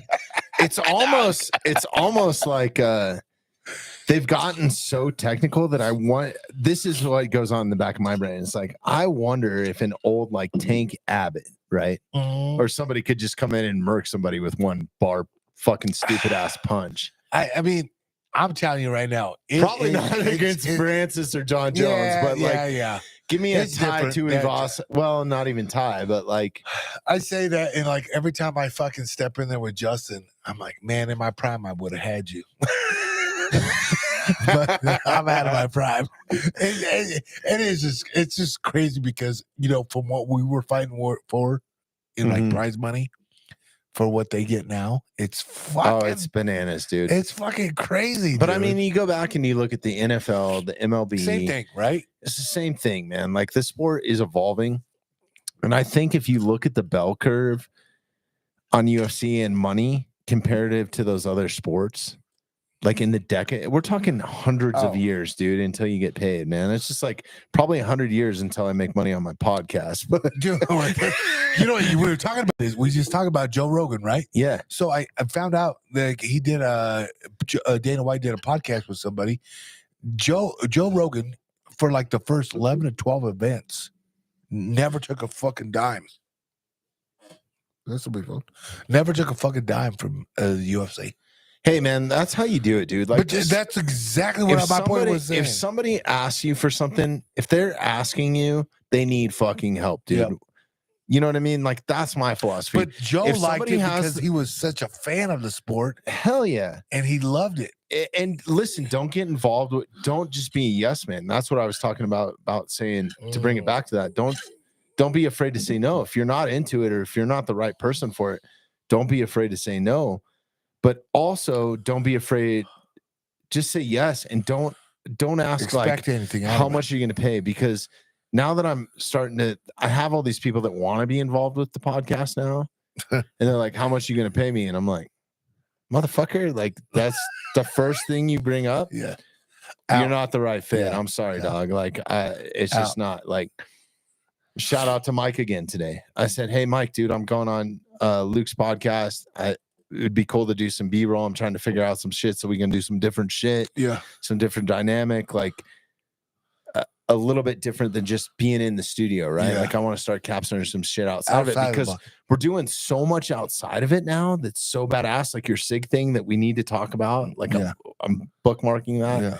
yeah. We're doing so much outside of the studio, and then when you bring it in the studio, you have the conversation, but you have to be able to show people too. Mhm. So that's why I invested in these stupid ass. Like, look at this, dude. It's This costs crazy. $500. I know, dude. I was like, I'm gonna lose this shit. I know. Tomorrow. I know. I was like, Dude, I'm already drinking. my kids are gonna fucking chew that shit up already. This is a choking hazard, dude. I know. For me, Or I'm fucked up one night thinking it's a Jolly Rancher and I fucking throw it in my mouth. dude. I didn't know what I was ordering. I thought it was like the, you see how everybody on Instagram now with the big like road like Yeah, square. I It see looks 'em. like this coaster. Yeah, no, I know. I see Right? 'em. That's why I That's asked. what I thought I was ordering. but Yeah, I know. Sure. Wow, you really come along with the technology. Thanks for. Now I'm going to be buying one Oh, of these. yeah, that's smart technology look, because We're going to do our first set it's of like content. earbuds. Exactly, dude. We're fucked. But that's what I was saying. So you brought up something about the SIG deal, right? I didn't finish. I didn't finish it Let's out finish that. because this motherfucker's a host too, and we just like cut motherfuckers off, right? Host versus host. He's like, I knew it. But we were talking. So it was me and Justin Gagey, right? And you said I'm gonna get canceled now. Hey, My Tomas, mute my microphone so I don't fuck this up. But I don't have that ability. but so I got me, and then we got Lance Manning. Lance is just retired. Hold on, He- sorry. This is the podcast hosting me. Lance Manning, is this one of like Peyton's brothers or something that we don't know about? Banning. He Banning. Oh, he okay. literally just dude, this guy is a fucking G. I don't even know how many tours he's been on. He lives in right now he's in Colorado Springs, right? He's been in Colorado Springs. Just retired. military tours. Military. Works for Cavaro part-time, right? Helps them out with all their shit. Like an OG in the backcountry, like loves that shit. Sniper. He knows how to fucking kill people. There's no joke there, right? And I said, so we got on this group call, and they asked me like, "Are you cool with Lance?" I said, "Yes. If we're doing a shooting competition, I want Lance." And he goes, "We good with Justin?" I'm like, "Yeah, hell yeah. If we want our team So to you get blow to up, pick your own right, team? yeah."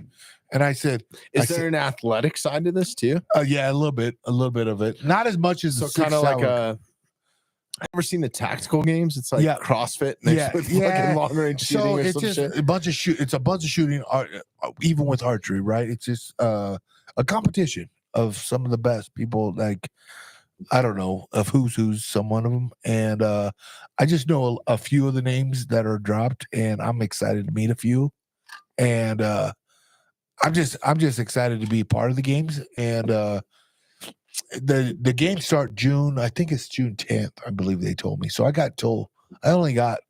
You don't get that much time, Not much motherfucker. You know what I mean? Like, so I Hey, told, let's shoot that handgun I right now. know. Dude. I told Lance, I said, Lance, you got your work cut up. They're like, who do you want your captain to be? And I was like, what the fuck? It ain't Justin, and it ain't sure as hell me. Get Trevor, dog. No, it's Lance. Oh, okay. We gotta Yeah. know. He's gonna have to teach us how to fucking do windage.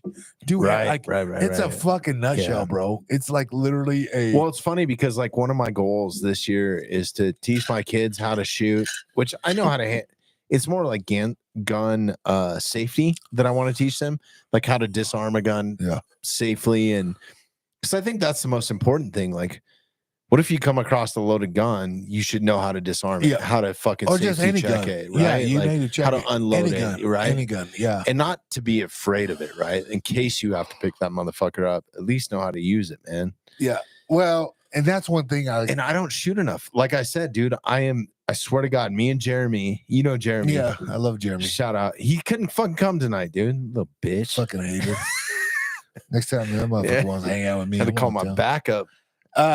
So anyways, oh, now he's a back. Hey, dog, you leave that zero. You No, come to the hero. I dog. invited them both. I already seen you. I'm gonna follow you right now, dog. But I'm gonna slide in those DMs, dog. one of my goals this year is fucking to get better with a gun. Yeah. Because I fucking suck with a handgun, Oh, dude. It's dude, like I'm I'm better with my bow. Yeah, Swear to God. I grew up with the gun. Growing up in Uh-huh. Nebraska, right? I rifle hunting, but I was only shooting like 200 yards max. Well, that was a far shot, right? Whitetail, mule deer, whatever. Pistols never really fucked with them, right? Like I Mhm. always shotguns, shooting geese, ducks, right? Boom. And I'm gonna tell you a story about this. I thought I knew everything about guns, right? Like I do. I know a lot about guns. I mean, I'm not gonna build an AR-15. I'm not that capable. I'm gonna buy one, built, right? But we lived on Pecos and Broadway in Denver. Me and my wife, we bought a flip house, our first house together. And it's kind of in the video, you know what I mean? I bought one of those ADT security systems, you know what I mean? And it tells you, you know, back door, front door, blah, blah, blah, it's open. And, you know, middle of the night, one night, I had a Glock at the time with the fucking red dot laser, a laser went on there when it Mhm. hit the back thing and the laser come out. And I'm in the middle of the night. It's like fucking 2:00 in the morning. Just got done hitting it. So I'm passed out. You know what I'm saying? Like a Saturday night, you know, you put that woman to bed. You know what I'm saying? Like, Oh, I I'm thought you meant sleeping. about hitting something else. Damn, dude. I didn't know it was love Well, story. you know what I'm saying? And I'm fucking, we're snoring. I'm snoring. I'm deep sleep. And that ADT fucking goes off. Front door. And I'm like, oh shit. I get up. I automatically grab my gun because it's up there. I grab it. Boom. I rack one. And they say, you know, if you hear one, scare them off, you know, whatever. So That's why a shotgun's so effective, yeah, right? That's what I was saying. I rack one and I hit that laser, right? And I'm down, and I'm like living in a tri-level type. How my master bedroom's upstairs, the middle floor, and I got a downstairs down below. It's dark, and I come down, and you see that red dot, that red laser going like this. It It's like fucks with shaking your every- vision, though, right? Oh, Because dude, it's like shaking everywhere, though. you got bright light blowing in your eyes, dude. Dude, it's shaking everywhere. It looks like I'm fucking. I look like a retard. You're drawing penises in the night. because I'm shaking so fucking bad, dude. I'm scared. Yeah, dude, I'm your fucking heart rate scared. comes up. I mean, it's You the know same what I thing mean? when a bull elk comes bugling in, dude. It Like, is different. yeah. Like literally, I was shaking so bad. I was better off not having the gun and just going down there and fucking him up with my hands, punching him, make contact. see, that's my whole thing with the concealed carry thing a little bit. And I'm going back to that leftist side a little bit, but I don't know that we're so safe with just a bunch of motherfuckers that don't know how to use a gun, fucking carrying a gun, bro. Yeah. Like there's different things like, and I'm super fortunate with all like the military people that I've been around and know, and I've never had any experience in the military or law enforcement or anything like that, but I have a ton of friends that are in it. Yeah. So my questions is like, what's the best way to protect my family when I'm hanging out with them, right? And I never really thought about it until I started having kids. But I started asking some of my SEAL buddies because I was spending endless amounts of hours with them. Once I left rock and roll, I started working for like Monster Energy, and we were going to fucking Mexico, which was not any safer. But I was home more, right? Like, but we were driving like Monster branded trucks across the border. Right now, dude. that Like, would not want that job. The cartel right now would fuck y'all. no, up. I'm talking about when the cartel was hot and heavy. Just one. What's that? Hand me that tequila, bro. Oh, You okay. need one? Yeah, I'll take an ice. Yeah, take that ice. Yeah. Is that the penis? That's a good one, dog. Okay. I thought it was shaped like a penis. Oh yeah, Kinda- maybe. It's kind of phallic, a little bit. That's, Damn, Tomas, you do everything. Tomas Shit, is Jeremy, mad. don't do this for me, dog. That's what I'm saying, dog. Jeremy, come and see me, dog. Let's trade. I'm like P Let's Diddy. trade. I'm like P Diddy up here. I'll trade you. That's fucked up, man. Now we're human trafficking, bro. Tomas, I I'm love you, bro. trafficking human I love you too, podcasters. Jeremy. Shout out. P. Diddy entourage. Hey, check this out. Hey, that, hey, take don't worry that. about a rodeo. I'll let you yeehaw on this dick. Oh shit! So check it out. A little fun fact about Jeremy is he just bought a restaurant in No way. Evergreen. Yeah, No way. We gotta go down and fucking do yeah. that. Go down. What Check is out. it? It's the hippiest joint in town. Perfect. Perfect. Yeah, it's the Wildflower, best breakfast in Evergreen, Really? hands down. Greasy spoon, hole in the wall, fucking badass biker, hippie, Where's it at? God loving, free. Is Fucking, it on the internet already on Roadmaps? oh, dude, it's an established business. Okay. It's Oh, badass. so he bought it established. he bought into it. Yeah. Good. Okay, Yeah. cool. So Mountain All right. Side's doing big things. Hey, damn. Tomas, what y'all buy? Do a podcast. Let's have an omelet. Fuck. Like fucking, let's go. Hey. They do serve bacon. There's no vegan shit on. Oh. Well, there might be vegan shit on the menu. I don't know, but They do- anyways, They shout have out. good Yeah. breakfast. Is that what they Best eat? breakfast in Evergreen. Lunch, dinner? 100%. Just breakfast and lunch. That's Oh, it. that's it. Like, get Okay, the fuck cool. out of here. Yep. Yep. Good for them. Yep.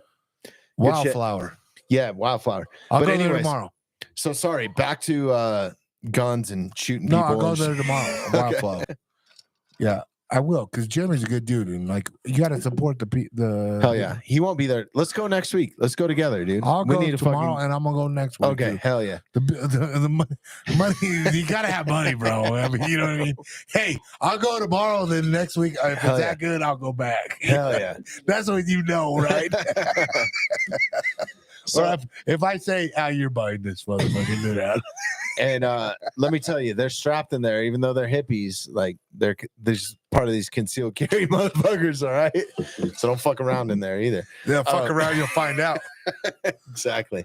Uh, But anyways, back to I got to get this out because I was totally wrong, dude. So I had a similar incident like that when I was living in. So I lived in Hermosa Beach from Evergreen. I moved to Hermosa Beach, California. yeah, Lived there for like 20 years, dude. Fucking shitholes, Yeah. hanging out with punk rockers. gay size, yeah. Not gay sex. Oh, I thought Hot bitches everywhere. I wasn't tired either. And okay. you thought you'd get one in on me, huh? I Didn't you? tried, dog. I tried. This shit's live. I ain't falling for that shit. He's on point. Have another drink, dog. Have another drink. This bottle's almost gone already. Damn, I dude. know. We've only been here 10 minutes. Only. So anyways, once I got established there a little bit more and met my wife and we started having children, I didn't marry her at that point, but we moved to Redon. Hold on. So you had, before you got married, I you had two kids you had before two we kids even with- tied the knot. Yeah. Dude, I don't even know if I can have you sit across the table from me. You heathen. Bro. When I met my wife, she had a purple mohawk that was like fucking egg yolked and everything. Oh, like, shit, that- but a so- prima ballerina. Oh, hold on. So when So you like say these that, two does that lifestyles. tickle your belly button when she gives you head? Shit, dog, it was on my chin, though, homie. What size dick you got? Shit. That's a little motherfucker, huh? That's why you're wearing that Campbell soup can shirt. Damn, dude. I didn't know it was that short. I'm sorry, Oh, fuck no, Bobby. I had to, dog. Yeah, I had to. I said 12-inch mohawk, dude. You 24 plus 24. I'm not good with math. I got to help back Mike, at give third me my grade. phone. Let me show you my knee surgery photo. X-ray. I got help back at third grade twice.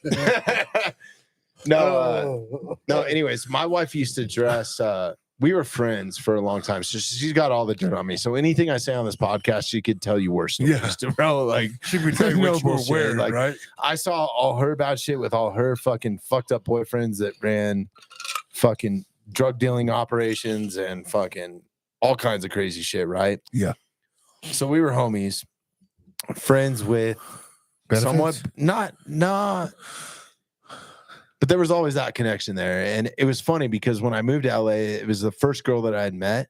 And I was calling all my homies. I was like, dude, you should see this chick, bro. She's got fucking mohawk. She's wearing a Harley Davidson sweatshirt. Like, but she's also like put together. She's not a fucking hoe. And that's when you know he was from Evergreen, Colorado. And they're like, whatever you do, don't fuck her. Don't fuck her. You know, they're like, don't fuck her. You're going to fuck up your only like cornerstone there. Yeah. And it's funny because she was my first roommate. Okay. And this was back before like social media was around or anything. MySpace. Dude, no, Craigslist, bro. Okay. Craigslist. I just found the cheapest fucking thing I could find in Hermosa Beach. And I rented that. And it was a garage. Okay. When I moved out there, I was going on no money, no fucking whatever, dude. I drove a fucking motherfucker Ford Ranger to all the way from here to LA. And I lived in a garage for the first 6 months, and it was her garage, and we just became friends. But she was like, she had a boyfriend. I was touring, like, but right away, dude, I was like, there's something wrong with this chick when I was talking to her on the phone, because this is before you could even FaceTime or anything, right? This is like fucking 98 or some shit, dude. And so I had no idea what I was walking into. I was like, this girl's got to have one leg or something. So your wife literally now was the first girl you met in not the first girl. I had toured through like LA and stuff. But your roommate. But like my first like real friend that I hung out with. Oh, because I was working for Rockstars. I was working for a bunch of different bands out there. Don't act like you got game, dog. Don't act like you got game. Hell no, dude. Bro, don't act like you ran through a bunch of tour bitches. Listen, it's not based on my looks. And you know this as best as I do, because you're not a good looking, you're a great looking motherfucker. But all you gotta do, coverage, I know. Listen, bro. All you gotta do is make them laugh. Yep, that's it. That's what it, bro. I can do. That's it. That's it. There's no way my fucking punk ass pulling a fucking a dime. No, I know, like. It's all about how you act. I dropped my pants and made her laugh. Hey. What you see is what you get. Well, that's the problem. I scared her away for 8 years, and we became friends. And then, you know what? That's crazy. I did not know that. That's cool. No, it's a cool story. That's actually a cool story. Actually, and it goes deeper than that. And I don't want to get into a love story on this shit, but yeah, let's not do that. But anyway, she used to dress. Obviously, the Mohawk trap got you. Oh, dude, I'm a suicide girl motherfucker, dude. Like, really? Give me all the tattoos you got, piercings. She got a lot of tattoos? A few. Yeah. Enough. Yeah. Enough that attracted you. You like that? Oh, hell yeah, dude. Yeah. And a purple mohawk, bro. Come on. Does she still rock a mohawk? No. That's that ship is and I don't have hair, bro. Yeah. You know, if I do, I have to be Jewish. I gotta wear one of those little fucking rugs or whatever. Yeah. Coasters. Yeah.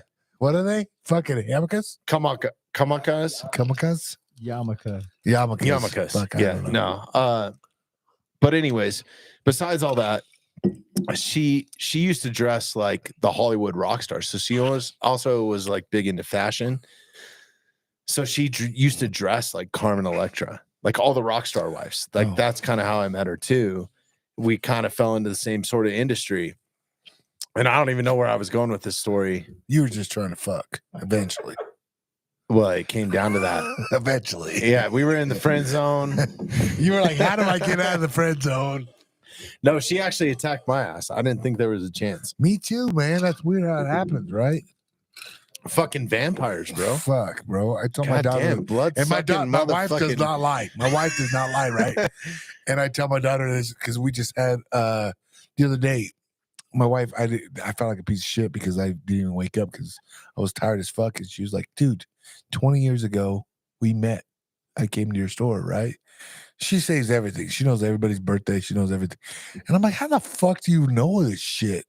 Because I just know it. I put it in my calendars and shit. 20 years ago, as like 4 or 5 days ago, she walked into my store that I had in Nebraska. and met me for the first time. And you know, this is one of the few things I remember. I remember what she was wearing, right? And I remember what she looked like, obviously. But my mom was in the store at the same time when she came in. My mom pretty much like roughed me up like a collar, like grabbed my shirt and put me like, look at me Like in the stand eye. up straight, Yeah, motherfucker. stand up straight. Yeah. Look me in the eye. And she goes, "You better not fuck this one up." My Is mom your said wife that. from here? No, she's from Colorado Springs at the time. Oh, okay. But she's a Colorado. Yeah, I was her wondering dad what, was Air Force. because so they Mike was traveled. asking me on the way over. He's like, "How did Luke come to Colorado?" Or what? Right? Yeah, my wife was a big part of it. Like now, she was my side piece at the time. I had a lot of bitches back then. No, but I was fighting. You were a bit. Were you a UFC fighter at that point? No, not at the time. Or- Not at the point. Okay, so I was you just were fighting. nobody. I was just fighting at the time. I was Okay. local. Fought a bunch of local events. I think But this was here in Colorado. in Nebraska. Oh, Nebraska. Yep. Shit. And then Okay. I started fighting Chicago. Started beating people up in Chicago. And I had a manager guy that I came out here and fought for Ring of Fire at the time. And I fought like who's who, right? And I would beat him up, and the manager goes, "Dude, come out here to Colorado. Let me manage you, and let me. What do you want to do with this?" I said, "I want to go to UFC. That's my goal. My goal was just to make the UFC because I had so many fucking haters telling me, why are you fighting for? It ain't gonna take you nowhere, right?" And I didn't know what it But was. why were they saying that back then? Was it just Why? because there was no money? in it, or- Yeah, but there was no money in it, dude. There was no money. There was, I mean, I'd win, I'd get fucked up, bro. Yeah. I wasn't like a tactical fighter. I was just tougher than You were going to fucking them. war. Yeah. I was a wrestler, and I would, dude. This was when, like, my early fights, like I could headbutt. I could take you down, and I would headbutt you down and beat the fuck out of you, and the ref would stop it, and my hand would be raised, and I look like the fucking elephant man. Well, yeah, I'd be I fucked want to up. ask you a question about that because, like, that's what I was going back to with like the Tank Abbott era and stuff like that dirty fighter shit. And we just saw it in this last fight night where the fucking somebody got bit, right? Mhm. How do you bite somebody through that like a mouthpiece like that? I don't understand how that happened. I could see it happening more like in my days Yeah, when I fought because it's instinct. Like you're fucking me up. I'm gonna fucking dude. Like now, if I got in a fight now and somebody fucking has the better end of me, well, don't get me wrong. I grabbed Justin Dix a couple times. This cat. I ripped that motherfucker off, dog. You know what I mean? Like your bread and butter, you get a bread of your I'll butt. fucking grab his dick, dog. I'll rip that dick. You know what I mean? Like I ain't scared to grab a guy's dick and rip it off Yeah. because I gotta win, dog. I'm looking to win. You know what Hell I mean? yeah. I gotta like in a Well, street fight. and that's what I was getting at earlier. Is like these older guys that are like the Street Fighter annex. It's like, bro, like one of the worst things that ever happened to me is my football coach, my high school football coach, was a bouncer at a bar that I was attending underage. Like, don't Yeah. ask, and Yeah, I'm not yeah. going to drop names Yeah. or anything. It is what it is. I was at this bar. I started some shit with some cowboys, rodeo dudes, Yep. actually. Oh yeah. And or they started some shit with me, and I started working a dude over a pool table. Yeah. And I had top position, and it wasn't ground and pound, it was billiards and pound. It was on the pool table. Okay. And I had a football coach. My football coach was one of the bouncers, and all I remember kind of hearing was Marshall stop. Oh. He was calling my last name, and it didn't resonate. Yeah. And when it didn't resonate, he took, and this motherfucker had sausage ass fingers, Yeah. bro. You know, like Jimmy Dean, like Yeah. fucking, not the fucking bullshit they sell today, like 1980s Jimmy Dean. Like Jimmy fucking- Dean's shrunk, dude, just like everybody else's. Yep. Fucking in this day and age. I'm talking about like fucking. Yeah, fingers. He took both those fingers, and I swear to God, he put them up my nose and grabbed my eye Oh, sockets he put them in your nose. inside my nose, like this, Oh shit. like that fast. And I felt like he was holding my eye sockets. I lost vision.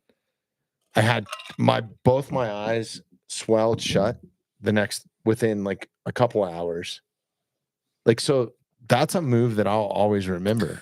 Yeah. It was the most excruciating pain I've ever felt in my life. I've been kicked in the nuts. Oh yeah. I've been kicked in the head. I've been fucking hit leaving a bar Teabag. in the middle of a fight with a fucking booze bottle.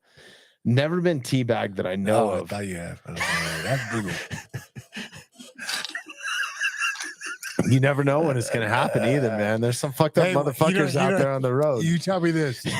This is the best thing I've ever heard as a wrestling guy. If one man can hold you down, two can fuck you. As soon as I heard that, Yeah. when somebody held me down for a pin, Damn, that's a fucking great line. and I was like, "Oh hell no," because it's brainwashed in me, right? Like it literally did. If one man can fucking you know hold what? you down, That's as good as that T-shirt. That's That's a your good next shirt, bro. marketing one, bro. right? If one man can hold you down, two could fuck you.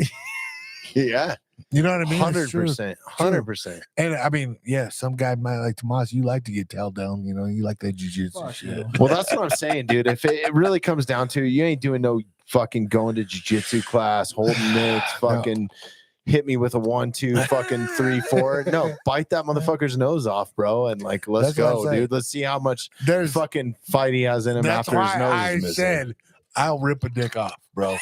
I ain't scared to. Dude, I don't want to get my dick. No Monica Dude, Lewinsky in this bitch, bro. You know what it likes to feel to get hit in the dick. Well, right? wasn't that Roman Greco wrestling? If I'm not Greco-Roman. wrong, Yeah, Greco-Roman. Yeah. Didn't they used to like grab their balls and Well, shit? back in Because the you did it naked, well, right? Stop it. Let's not get carried away now. I did. Now we're Greco-Roman. talking about some gay ass shit, dude. No, This is fucking gay That as was back fuck. in the Roman days. But they did back in the day. Like they literally would, you know, it was all upper body, and sometimes those boys had some big. Were old they like dicks. milking the prostate back then and shit, dude? Or You know, we gotta phone a friend for that one. I don't know, but how many gay friends you got? I got quite a few fucking gay friends. I think Name them. I can't do that. Exactly. I can't do that because then you're gonna be sliding their DMs, and I can't do that. Who are you gonna fight on that? Like, how do you? Were they milking people in Roman Greco wrestling? I Dude, know, fucking I don't know. Rome. Fuck you, Tomas, do your job. Fuck. Google that shit, dude. Let's Fuck get Hell no. Where's fuck Google the at? IRS, Fuck. dude. Like, let's bring up some real Yeah. shit. What are you, a fucking fan or what, dude? Jesus, are you undercover working for me? No, so No, you know, sorry. You know, so yeah. See, you're Damn fucking it. glad. I See what you got to come apologize. up to. But This is unfiltered, dude. You put that name in I your know. title, and I'm going ham, dude. but Like, that's what why I did it though. Yeah. Honestly, because I eventually knew. Well, I came out of the starting blocks heavy, anyways, right? But I kind of like had to taper off a little bit because I listened to a few of my podcasts when I first launched. I was like, damn, dude, I'm like a sailor. I never sailed Mhm. before in my life. fuck 900 times doesn't sound that cool. It's just you sound like an idiot too. You know what I mean? Like Mm-hmm. you cussing is not a cool thing. When you're generally just having a conversation, you slip and having an I F-bomb still come. struggle with I it, do man, too. all the time. I try to really control it. I do now that I have kids now. But dude, I can't, you know what I mean? Like it's just part of me, who I am. You want to know one of my biggest bills this month is my 6-year-old daughter. Yeah. How old's your youngest? She's 8, she'll be 9 in May. Okay. Marcus is 4. Yeah, dude. It's awesome. But Marcus playing Mario Kart with me. Fuck yeah, let's go, dude. Right? We let's play go. it, right? Wait till he starts playing And I- Madden with you and and I- you can't and I- beat him. And I beat him. And he goes, fuck. Like I wasn't even there, dude. And he looked at me. I said, "What'd you say?" So you're gonna appreciate this Oh, because God, dude. the story I was about to tell is with my youngest. She has some genetic stuff going on that's fucking her up a little bit, right? She's got asthma, which I wanted to ask you about a little bit, Yeah. but she's got asthma, she's got like eczema, she's got all the shit. And I've been super reluctant on it, but this shit has been helping her. She has to take a shot every other weekend. Yeah. And my deal was like, hey, you can do whatever you want, you can say whatever you want, you can eat whatever you want as long as you do this shot, right? Because she fucking hates it, bro. Yeah, it Like who wants to take a needle every fucking I mean, I do unless every you're getting Monday some now. TRT, dog. Let's Every go. Monday Sign now. me up. I need to talk to you after the podcast. Every Monday I do yeah, now. let's go. Let's go.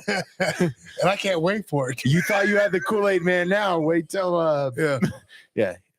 But I'm on it for life. Barry ain't I'm got on it for shit life on me. now. Okay. I'm yeah, on it for life. That's the That's the only thing, dude. downfall. Like I've been him hawing over it, but I'm like kind of like, why am I him hawing? They do pellets now too, though. You know, you can put pellets in your ass. Yeah, all the and- creams. I'm not scared of a needle. No, the cream. I did the creams, dude. Don't get me wrong, dude. Uh-huh. I try to do everything. There was a point where I was just it was like enough's enough, man. Right. I'm like I literally when I can't fucking by 1 o'clock, 2 o'clock in the afternoon, I was done, dude. I was tired. I was like, Dude, you I look need a the nap. best you've ever looked, though, man. Dude, like, dude, honestly, I feel man. dude. I'm gonna tell you right now, dude.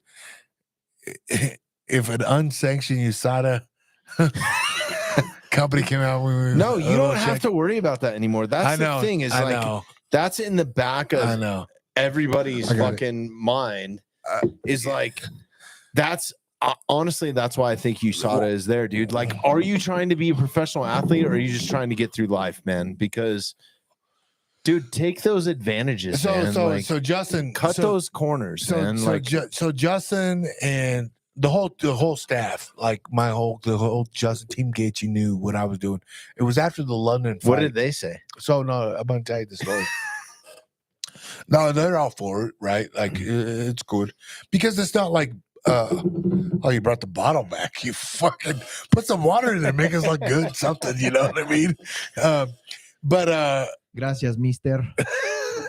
I that's Speedy Gonzalez True right Mexican. there.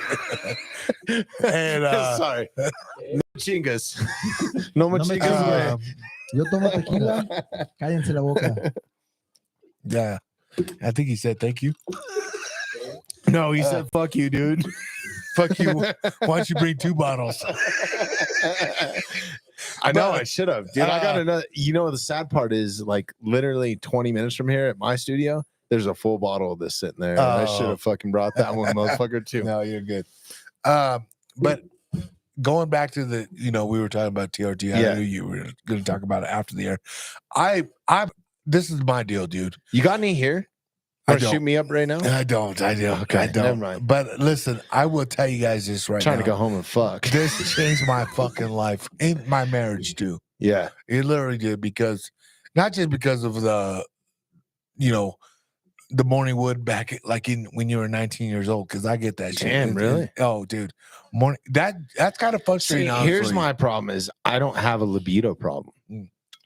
I didn't either. I can get hard on command. I dude. didn't Like either. you tell me, But I right didn't now either though. that- Listen, I didn't I literally am horny all the time.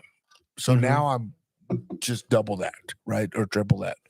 It's different. That part was not See, that triple part, that might be a problem No, for it- me, it's a dude. I problem. might not get anything done. Yeah, my wife's vagina can only take so much, right? She can only do some. She can only fake. Hey, so many that's a good thing orgasms. though, because if it can only take so much, you only want to get it from one place, dog. That trust me. Right. So when I was saying about saving my marriage or our relationship, it wasn't like we were ever out of my Mhm. deal, but I knew we weren't like is what we are now. What I want to know is like for me personally, and this has nothing to do with the conversation or a guest, like I want the personal gains. Like I want the athletic gains from it Yeah. because the libido's there, dude. I Yeah, fucking on command, dude. I'll fuck anything, bro. That's the first. Here's the thing, Not though. fuck anything, but like No, I'll fuck anytime. Sorry, you're that's what I meant just to like say. me. That's what I said. Yeah. That's, so when they go in there and you go to I go down a little to Revitalize Health. Mhm. You get a checklist. Are they a sponsor? No, They no. should be. No, dude. Me and him have talked numerous times. So April 17th I will be on a full year of TRT. Dude, you look the best I've ever seen you No, look, dude, dude. When you no. came in the other day, I was like, God damn, dude. This is the best I've you were ever scary, felt. dude. I was No, like, it fuck. wasn't. I'm just, dude. I'm telling you right now. This is the. I'm at 43 years old. when I was fighting at 20 to 34, I don't even know. Mhm. This is the best I've ever felt in my life. And I'm not even on a diet. Really? I'm doing this. I am eating what I want to eat. And I mean, I literally have more energy now than I ever had in my entire life. And but here's what I was getting to the point at with my whole wife is like, I don't. Are you married or anything? How fast can Y'all you run married? a mile? Oh, I don't fucking know. Well, Let's time it right now. Here's Let's go. the deal. This is what I Me do. and Tomas will pick it up. I'm about a 9-minute, 10-minute mile on the elliptical because I do 30 minutes on the elliptical, and it gives me 3 miles. Dude, So there you I'm go. not fucking Right with there. you. Like, And I'll 30 tell you minutes what, is good. just go watch Road to UFC 300, which is a great production, by the way. You're putting in work, dog.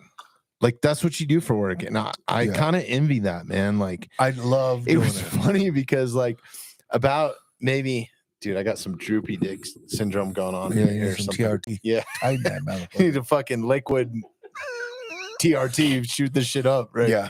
You stay hard, motherfuckers. No, it was funny because, like, maybe I was probably 2 years ago. Once I started having like some UFC fighters in, I didn't realize how many friends that I actually had that were connected to the game. And Yeah. the Mountainside has been kind of a host or a It's platform for that. Yeah. And it's funny because a lot of those guys reach out to me and I'm like, well, I don't have that background or anything. Like, why would you want? They're like, dude, we just want to hang out. You know what I Yeah. mean? Like, Well, I got a good relationship with Factory X. I got a good relationship you with got a great- Genesis. yep. Like, and I support everything that everybody's doing, man. Like, I'm just a fan. I'm a Yeah, fan. So, yeah. like, I'm super stoked to have these guys on. But there was a minute there where this is fucked up. This is my own like ego or like own dreaming going on. I was like, I think I'm going to change my career from like a rock and roll specialist. Like, maybe I want to be a cornerman for a minute. Yeah. But I was like, wait a minute, dude. The only thing I know is dirty shit, dude. Like, Yeah. dirty fighting. Like, You could learn dirty real boxing. fast, though. Like, You could learn. yeah. No, I'm not doing it, dude. I've already started a podcast, bro. Yeah, Like, no, that's but it's funny yeah. you say that, but there's guys that do that, and I give them yeah, but I'm not like deal. a technical fan. Like my buddy Jordan Kurtz that we just released his podcast today and recorded with this. He's a big fan. He's He a knows. fucking nerd, bro. Yeah. Like when he starts talking, sometimes I'm like a deer in the headlights. I don't even know what he's talking about. He's talking about Bobby Lashley in 1988 and fucking when he won the world title in Bellator, and then he went to the WWE and then he does the radio smashed show fucking, too, right? Yeah, dude. He's fucking super sharp kid. Yeah, he knows and it an all. advocate, and he trains, dude. He came in the other day and he had fucking little butterfly He had a band-aids long from hair getting at the cut time. up. Yeah, You're like Bob Marley. no, he's and straight, everything now. clean cut. He's trying to be. I follow him. He's aspiring to be a UFC commentator. Okay. Right? Like that's the ultimate dream. Okay. And I hope that he fucking makes it, dude, because he's a smart guy. He's a young John Anik. Mm. He's a young John Anik. He's fucking super probably should smart. get a I hold just of him. don't think that he's had his break or his time or his It's opportunity. dude, I bet you guys would fucking go because he knows the history of it. Like he's been at Factory X from ever. forever, dude. Ever. Like I he's know. been chasing this game. I know. Long time. I've been a long time guy. And I knew who he is. And But what you need to do is have like, dude, the funnest time that I had was the other night was I had him and a fighter on because Yeah. he does a bunch of the content and he just did and that he knows debut. these guys personally. Yeah. So he's bringing up like this like the gym banter, right? Yeah. Like that's what I want it to be, like those conversations. You want the stuff that people don't see or hear about it, right? It's like when you have a fighter on or you have a corner man on, you don't ask them about what they do. You touch on it. It's a feint and move, Yeah. right? When you have a special operator on who's been a Navy SEAL at the highest level, you don't ask him the first question is like, how many people have you killed? Yeah. Because that's the first question they get from everybody, right? Yeah. And it's like, that's really not the shit I want to know anyways. I want to know about the person that's behind the brand or the hat or the fucking what got you in the military? Yeah. What got you? Why did you enlist? That's what I want to know. Yeah. You know what I mean? And like, how did it change your life from there? Because I'm going to tell you right now, if it wasn't my you're dad, smart because those are the two number one questions. yeah. If if it wasn't for my dad, I would have been a military dude. Mm-hmm. I'd have probably been a Marine because I only know crowns. Right? I'm not going to do Air Force. I'm not smart enough. Right? I'm not a Navy. Can't swim. So I would have been wouldn't trust you with a $20 million jet, son. yeah, I would have been a fucking Army or Marine, right? And I want in, right? And my dad begged and pleaded for me not because he was a Vietnam vet. They probably would have made me clean toilets, dude. Yeah, no, I wanted dude. to be Rambo, but Bro, I would have been in my fucking head I was clean the Rambo. latrine, bro. In my head I'm fucking Rambo, Yeah. right? But realistically, I'm like, where's the grenades, Yeah. motherfucker? I'm throwing grenades. That's it. I can't hit shit. Boots on the ground. But How do you put the bin back in? that's what I'm saying, dude. Like I'm the guy. I got I'm a the little ammo too man. excited, yeah. Remy, I need ammo. Goddammit! You picked a guy with asthma to bring you ammo. What the fuck is wrong with y'all? Tack soup, motherfucker. But that's what I'm saying. Oh But shit! if Yeah. it wasn't my I'm the same way. if it wasn't for my dad telling me not to join the military, he didn't want me to Yeah. do it, and I get it as being a dad. Now, I don't want my kids to go to war. I don't. But Dude, I There's a think point of, that like, shout serving- out to the military serving men the and country women is and something serving your different. country is like right now, under this like fuck crab administration, fishing. That I is don't not want the that. most dangerous job in the Yeah, world. I don't dude. want this. Fuck you. Like, get the fuck out of here. I don't dude. want that. Yeah. I don't want that for my kids. I want my kids to, be far from that. I don't, but that's what I understand now. And it's why I respect my parents so much now. When I hated my curfew, I hated that I couldn't go to my buddy's house to sleep the night, or I had such an earlier curfew than You're gay, everybody buddy? else. Sorry. Right? Just kidding. I know, right? I hated that. Yeah. I hated that. I hated my parents being so strict for me. Dude, But I it's, get it now why they did it, because they did it because they loved me so much. it's perspective, man. Like, it really is, right? Yeah. Like, it's viewing it through somebody else's eyes. And I think that, not to get too philosophical here or whatever, but like, if you just, I think people should take that more in granted. And that's what I've started to take from the podcast guests is like, when I'm looking at it through their eyes, like, what questions do they want to be asked and what questions do they not want to be asked? Like, I'm not going to ask you how many times you've lost fights or Yeah. how much money you've lost to the IRS or fucking, Yeah. you know what I mean? Yeah, Like, yeah. nobody wants to talk about that shit, man. Just let's talk about good shit, good Yep. things that are happening. Let's stay positive. It's the same sort of thing if you're looking at negative shit in life, man. Like, just be conscious of that when you're having a conversation. Like, don't throw daggers, bro. Well, like, you always say that, right? You say that as a podcaster, but it's always a double-edged sword, right? Because we say that because I'm going to educate you on something. Because, like, let's just say we get some famous people up here, mhm. right? There's always two sides of the story, right? There's always two sides of the story. I always say like this, like, oh man, well, it's kind of a deal like Trevor Whitman, the head coach of Justin, right, and Onyx right now. He did interviews and this and that, and they fucking, you know what the press does? They take one clip and they make it a bad deal, right? And that's why he said, "Fuck this! You guys didn't hear the rest of it, and you made me look like a fucking bad guy, right?" And that's why it's why he's so has a high guard on when it comes to like doing interviews and podcasts, which I get now because he's just like, that's not who I I am. 100% understand that because I was put in the same boat especially in my position in rock and roll for 15, 20 years. Right. So prime example, if you pull up the Killers Royal Albert Hall live album, Okay. we shot there for 3 days. The crew, I was the stage manager, like one of the main intricate parts of that tour. It was a small touring crew. They didn't have a lot of annex, but like they wanted to catch some like behind the scenes shit, right? Good drugs? Nobody was really doing the lead singer's Mormon, dude. Oh fuck. Like So there was nothing. his drug is nature, honestly. Mhm. Like he loved going to national parks. And it was funny because like there was a time where there's some stories I can tell you, and I'm not even gonna go down this rabbit hole because it could go on for hours. Because I spent 3 years with these Okay. motherfuckers, dude, and like I'm not a fan of their music at all, dude. Their Uh-huh. music fucking blows. Was I'll it say not- that blatantly. Uh-huh. But one of my best times touring ever. One of my favorite people to tour with was Common Sense. And it's not because of his music. I could give a fuck about his music. Really? Him as a person is the baddest ass, raddest motherfucker, like a homie, like you and me Yeah. talking. Same with Lil Wayne. Somebody who's labeled as a gangster, a piece of shit, a fucking tattooed, Yeah. fucking Everything. Best one of person. the most professional motherfuckers that I've ever seen when it comes to doing a stage performance. And I've dealt with Rihanna, Madonna, Tool, Red Hot Chili Peppers, Metallica, Foo Who's Fighters, who, fucking Joe? like, dude, I'm not name dropping right now, but like Lil Aerosmith? Wayne was like Aerosmith, yeah. Damn. Yeah.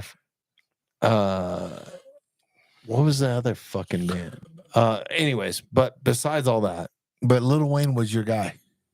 Lil Wayne was the shit, dude. It was one of the funnest tours I ever did. And let's bookmark that. I want to come back to that. And I'm totally losing my train of thought. What were we just talking about? About how cool they were and like what kind of Yeah, people people they are people. But come to bring it all back to it, man, it's just be a fucking good person, man. Yeah. Like treat everybody with respect, no matter what your stature is. And that's one thing I love about you, dog.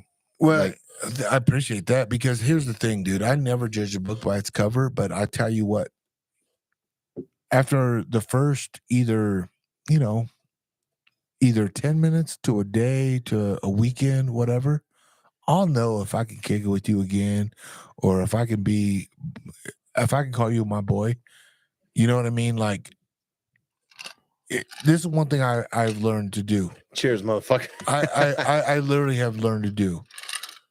Program a guy that you want in your phone Mm-hmm. real fast, because I've got calls and I'll answer them because that's just who I am, right? And I'll be like, oh fuck, why the fuck did I answer this call? I say that in my head. Fuck, this fucking leech just wants fucking access to the people that I have, like Gaethje, or like, hey man, you think you can do this for me? Or but Yeah. I'm like, dude, don't use me. Call him. Well, You it's know what I funny mean? when we were talking about the Rogan shit. So, for people that are just listening to this, Luke was on my podcast, what, 3 weeks ago? Mm, A month ago? Something like that. I don't even know, dude. Yeah. I lose track of time been with a this minute. shit now. it's been a month. It's yeah. been a few episodes. Yeah. But we got to talking about Rogan. We got to talking about me going down and visiting his club and going to the there and supporting Mark and like some of our mutual homies. And we made a clip, obviously, to fucking boost Yeah. views. Yeah. And it was a cool conversation, man. Like the clip is cool. It was raw. I don't know if you can pull it up, but like We can be try to be fucking rodeo man photographer now, Junior. pull up the clip, man. It's good, man. The mothership clip. It is. It is. crushed, dude. It's at like 100,000 views. I bet it is. Here's the thing. When Joe fucking reshared it, I was like, oh, good. I was happy for you because happiness is only for you, but for me too. Because when I see Joe now, I'm like, hey, where my tickets at, motherfucker? Well, listen, here's the deal. Like, this is my thing. All the celebrity friends that I have, D Wolf, Yeah. Chris Camozzi, yourself. You call Derek Wolf a celebrity? No, but in my eyes, No, like, I'm just saying he really is a celebrity. I know that. no. And- Okay, let's say this. I know Maynard from Tool. I Yep. worked for him for fucking while. I know John Frusciante from the Red Hot Chili Peppers, Randy Bradbury. Like now I'm that name dropping guy that I hate to fucking be. I'm not a name dropper. I know so many rock stars. There's a lot of divas that know me on a personal level, right? Like they know my family, they know my children. There's stuff like that. So like I guess in that sense, when it comes down to it, and what I was going back to just being a good person is fucking just genuinely be a decent person. Like, who cares what you have or what status you've achieved? And that's one thing that I appreciate about Joe, Cam, those motherfuckers. I never asked for them to share my shit. Yeah, no. We tagged them, Yes. right?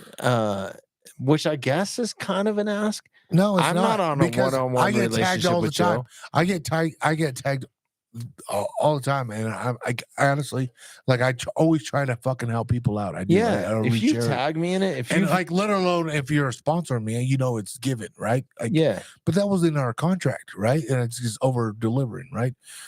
Like shit, like yours or whatever, or dude, you want to help somebody out, do it, right?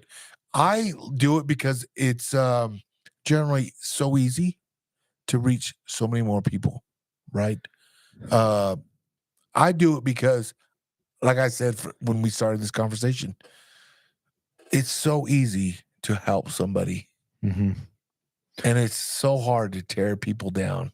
It's so easy to tear people down. Oh, But it's easier to tear them down. Yeah. To help them, dude, that's something. Well, to be smart of. here is my deal with it, and here's the approach that I've taken, and it's been super successful. Is I've never asked for anything, never asked for anything from Cam, I've never asked for anything from Joe. Yeah, but they've been supportive, and I think that might be the ultimate reason.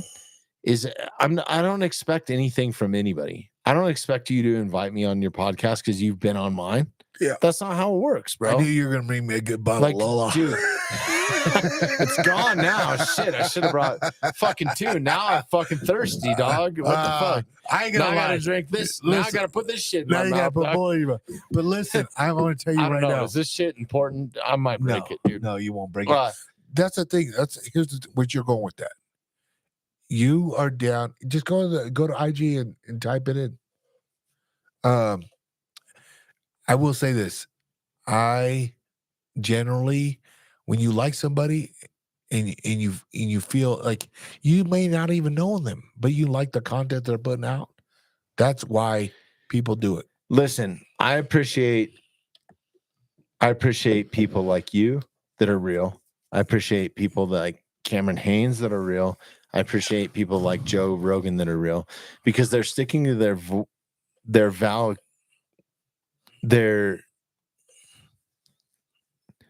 core values in life, in perspective, and sharing it with other people. Well, and that's what resonates real right? fast. It reaches millions real fast. And that's a click. This is what I was going back to. This is why Trevor Whitman does not do interviews. Like some of these bands that I've worked with, we've done 2 or 3 day DVD shoots, like huge concerts, like sold out Royal Albert Hall multiple times with the Killers, dude.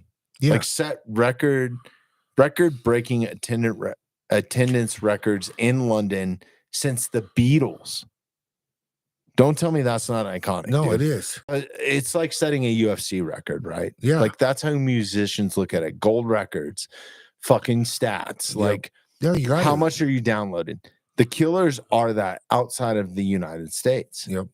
It's unbelievable, dude. They set attendance records in Mexico City. Yeah. We played 3 nights there with police escorts, federales, fucking helicopter inserts. Yep. To Mexico City, bro. Like the biggest concert in Mexico City where they broke welded barricade that was welded together, steel fucking barricade. The audience broke it. Shit, bro. For the Killers, dude. For somebody told me your boyfriend looked like your girlfriend. Yeah. Like I'm thinking Slayer, bro, because I've worked for Slayer too.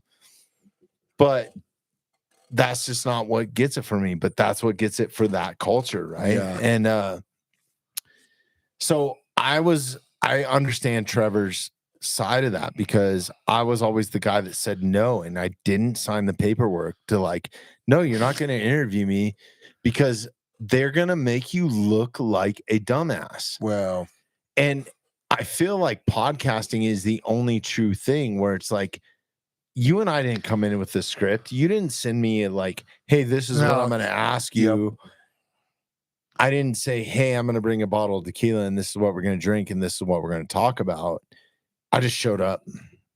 Right. And it's just two dudes facts. hanging out. That's and the facts. It's two fucking people that are like-minded that want to hang out and have a good time. Like, fuck everything else. And honestly, like, even in that Royal Albert Hall DVD shoot that you can pull up right now, it's all over YouTube, and you can go on the fucking backstage annex or whatever they called it. They made everybody that was the backstage crew that worked their asses off for 20 hours a day, putting in and putting out the show, look like a bunch of dumbasses that were grabbing ass and fucking kicking bottles out of guys' mouths and fucking doing stupid shit, dude. They just made them look like dumbasses. So I always said no to it. And that's what got me into podcasts. Go to Mountside Podcast on the YouTube, and you'll pull up everything there. But that's what I'm saying. Like that, it's just raw and just guys talking across the table.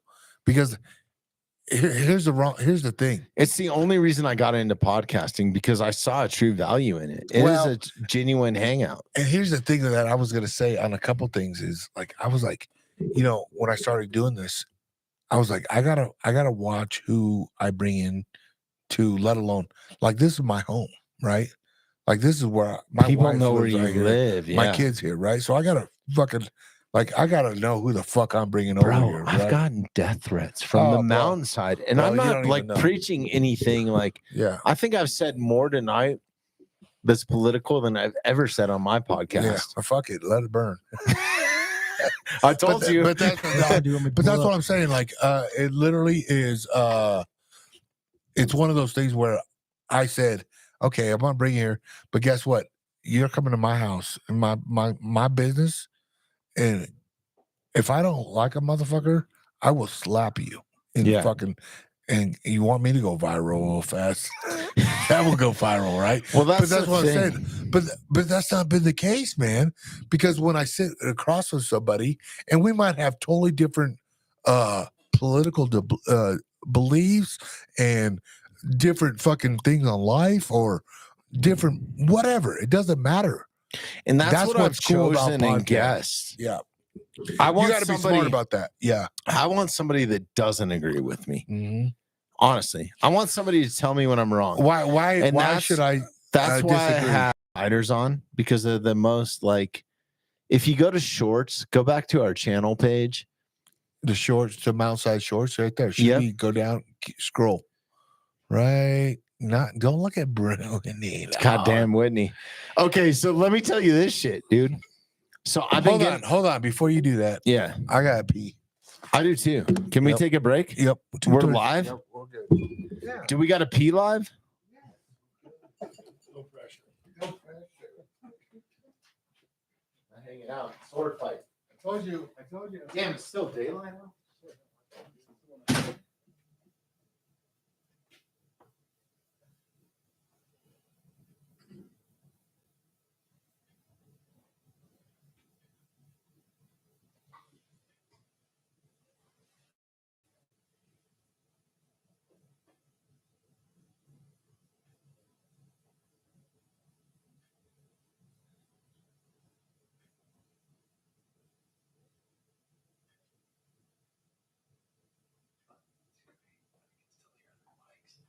Yeah. It's still going.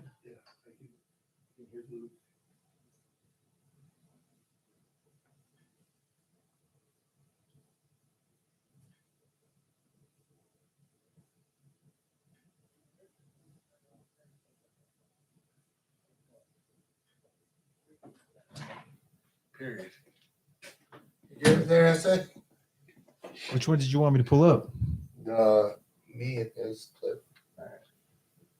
About The Comedy Mothership? Yep. Yeah, say that.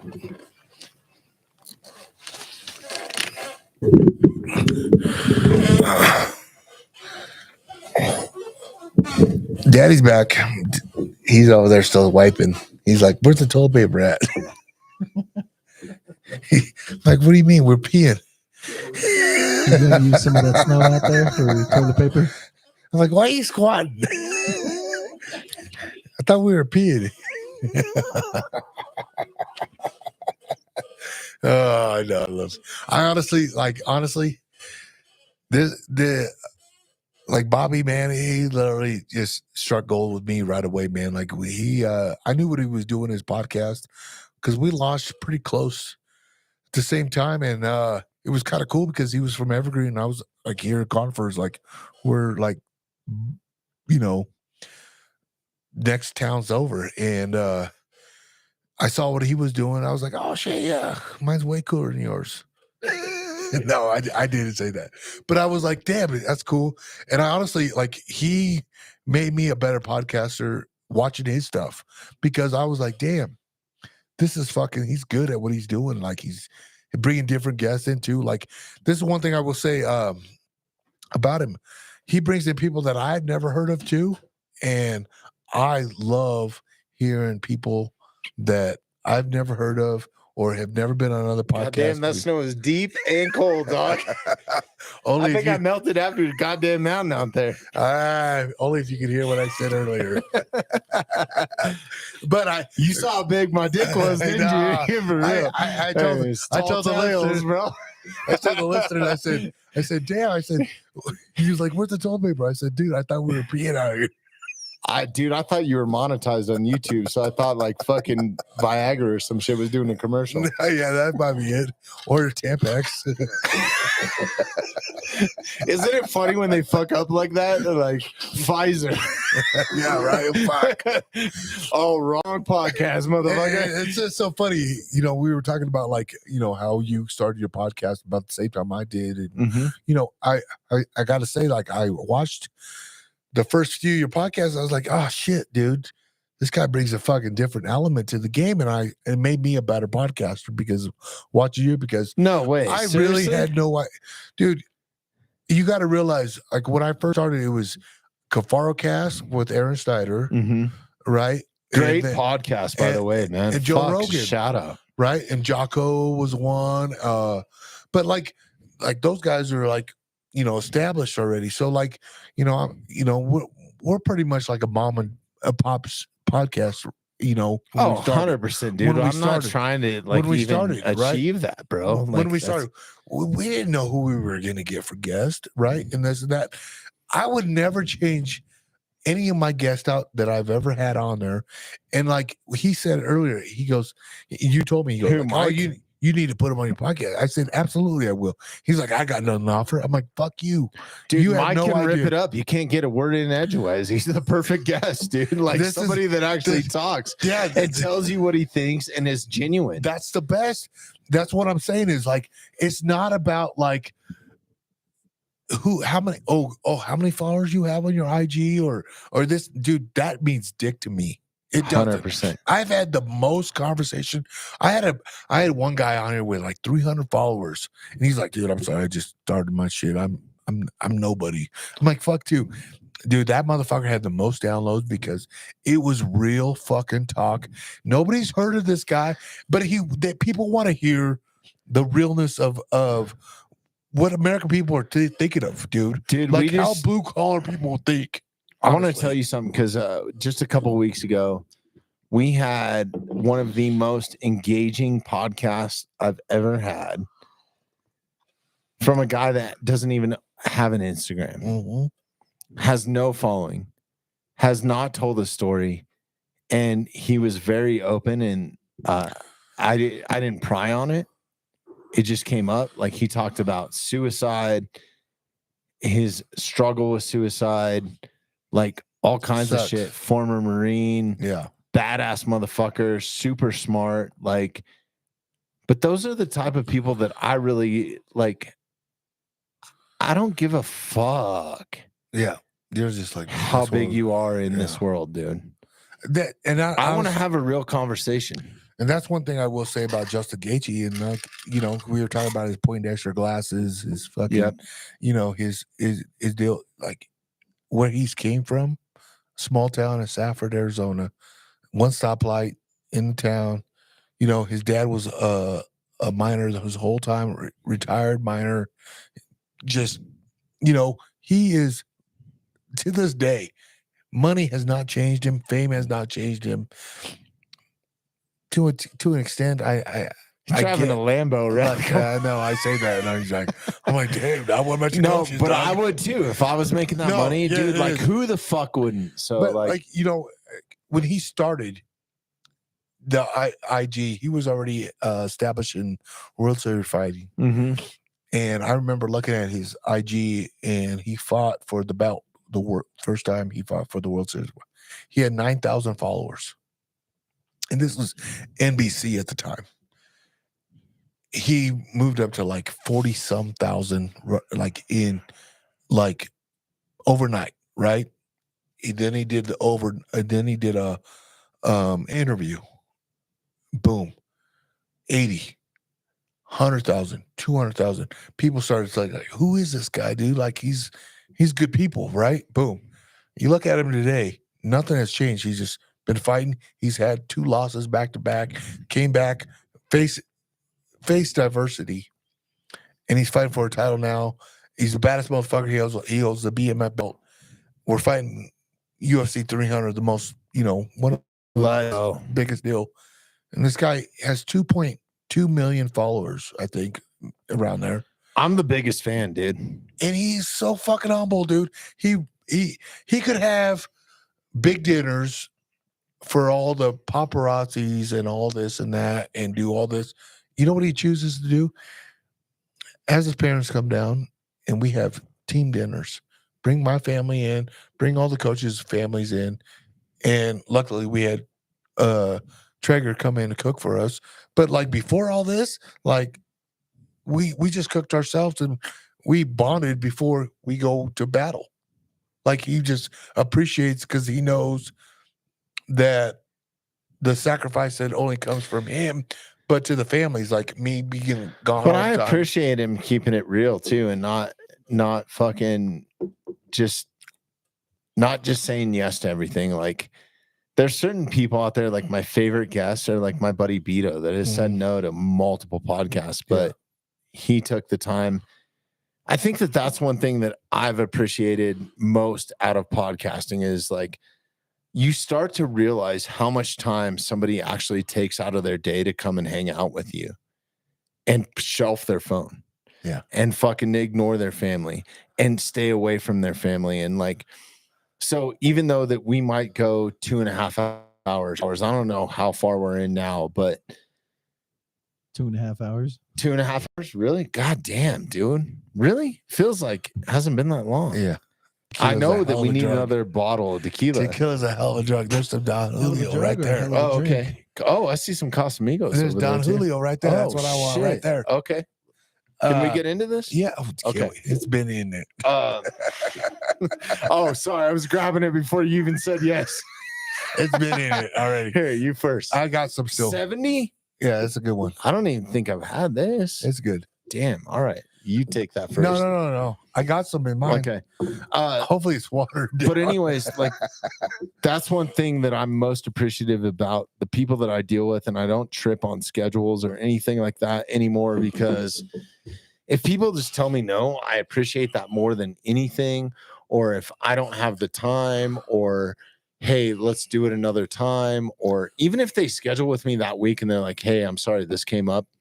I don't trip on any of that because to do a podcast, and there's so many of them out there now, dude, you're talking a half a day at least, an evening, a fucking, and especially where we live, Yeah. we're not like in it's not- metropolitan yeah. place, right? So Yeah. like it is an experience. That's one reason why I called it the mountainside is people come up and they're like, dude, the drive up here was fucking amazing. And I'm sure you get the same thing. Mhm. You're even more remote. Like your archery range back here is fucking amazing, dude. I Yeah. can't wait to shoot that. Like Yeah. I can't wait to get It's- your money. I stopped gambling about 15 years ago, 13 years ago when I had kids. But and honestly, that's what I'm saying. What we were just talking about. Yeah.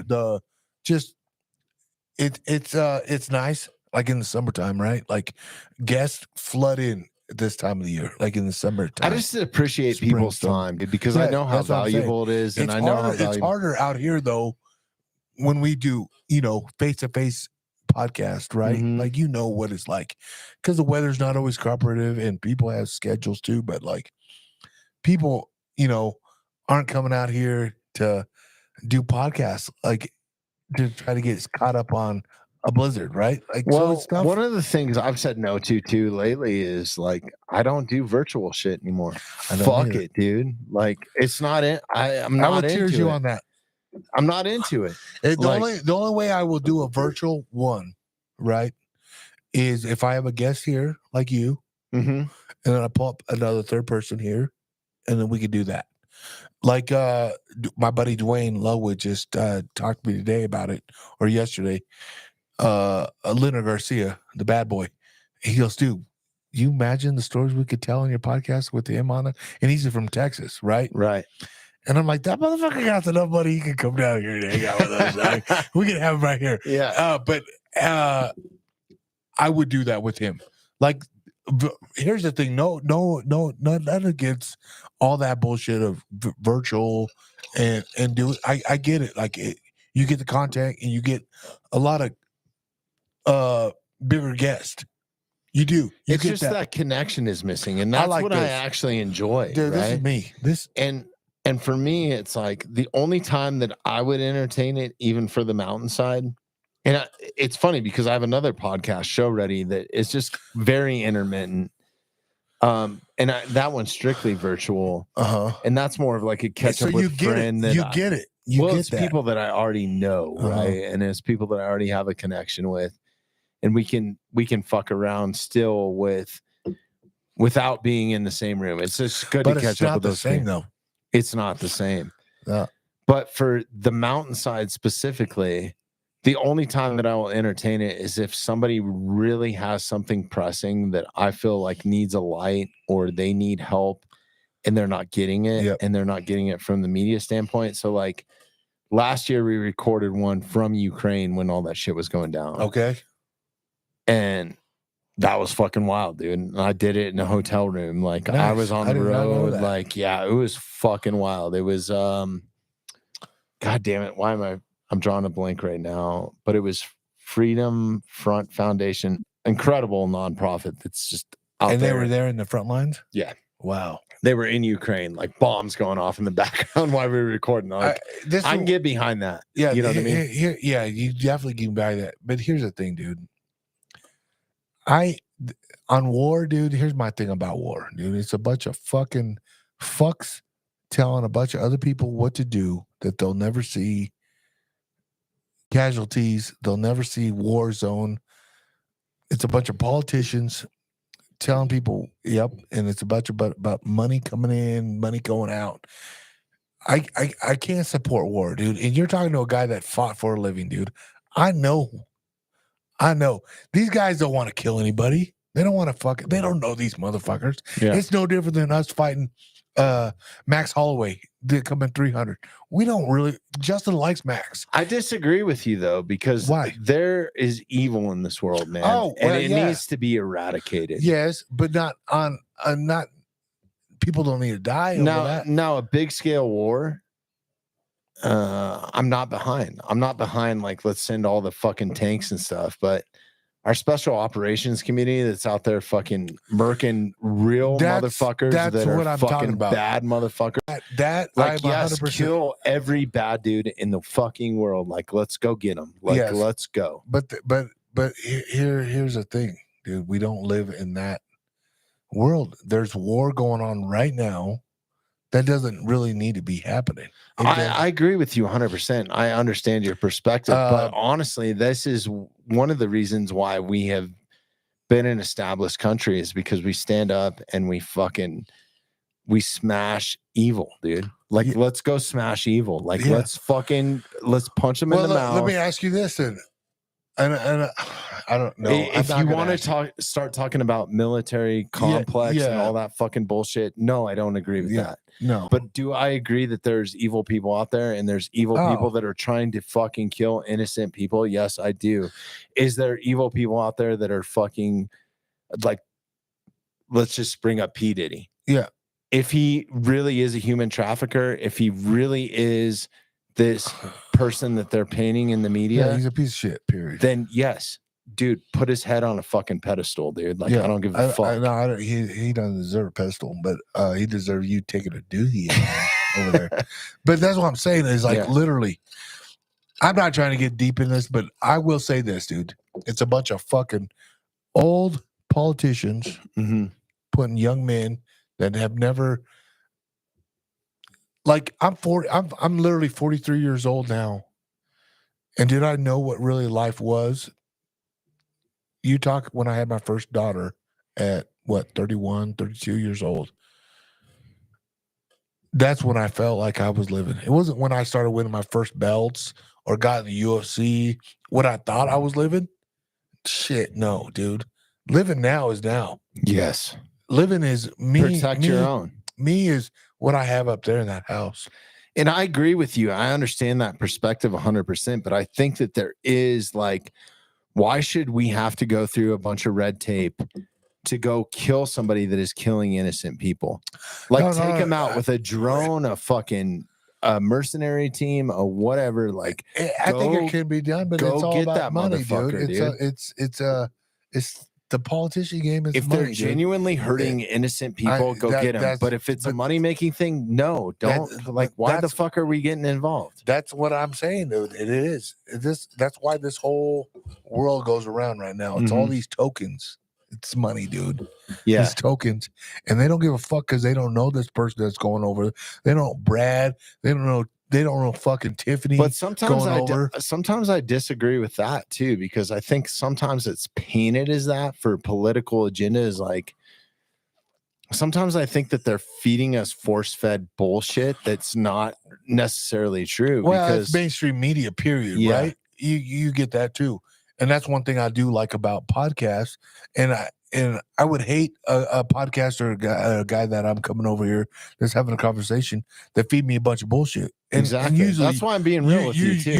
Usually you can catch that, right? You're like, yeah, you're fucking full of shit, right? Yeah. And I'll call it out, right? That's because we have our own shit, and that's why we're in America, because we can call a spade, right? Yep. The shoe don't fit. You can't wear that motherfucker. Wait. Is the shoe fit? And that's what I'm getting. I'm not pro-war. Right. I am not pro-war.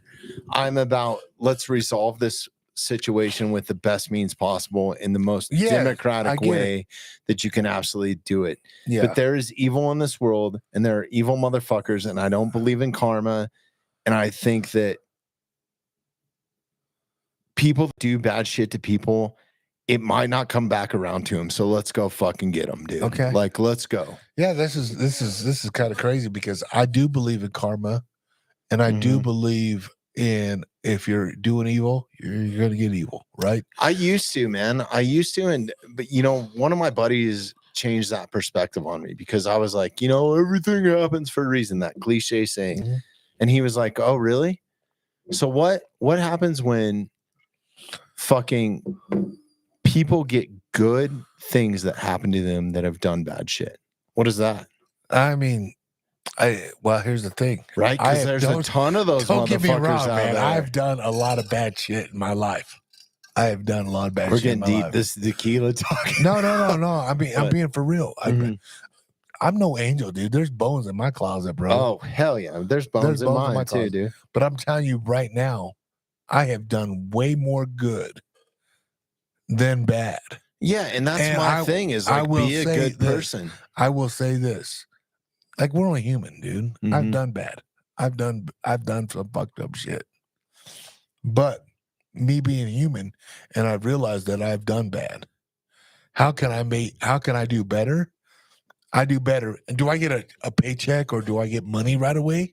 No. Do I get anything? No. You know what karma is? It's like me having 2 healthy kids up there and a bomb ass wife up there that's loyal to me, and I'm loyal to her, and we fucking smash tonight, Friday night. I'm gonna get her a bottle of wine tonight, and I'm gonna drink that, and I have the worst hangover tomorrow.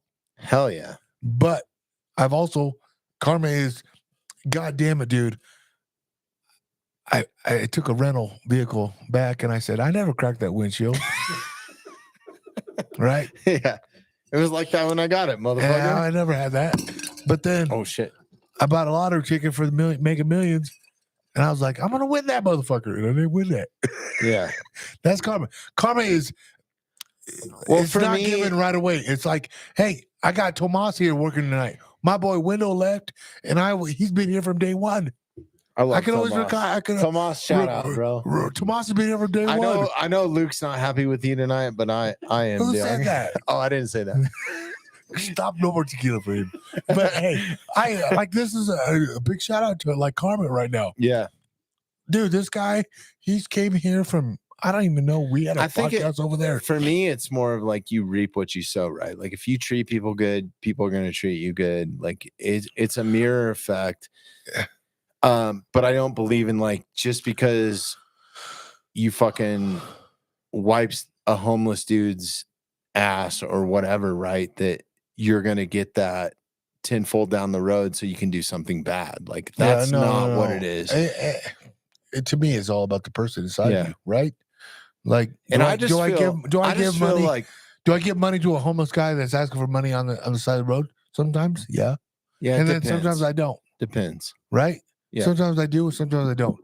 It's if I I, don't- genuinely believe it. If I have cash with me, yes, I do.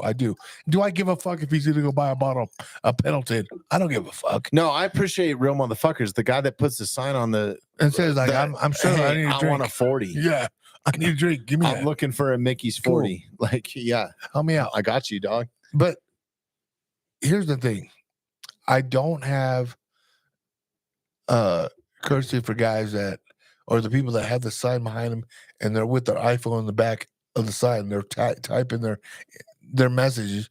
Dude, motherfucker, I don't fuck what how hard you've had. You got an iPhone, you got service, you're paying that bill, you can go get a job. Right? I'm not even talking about it like karma at that level, though. I'm talking about just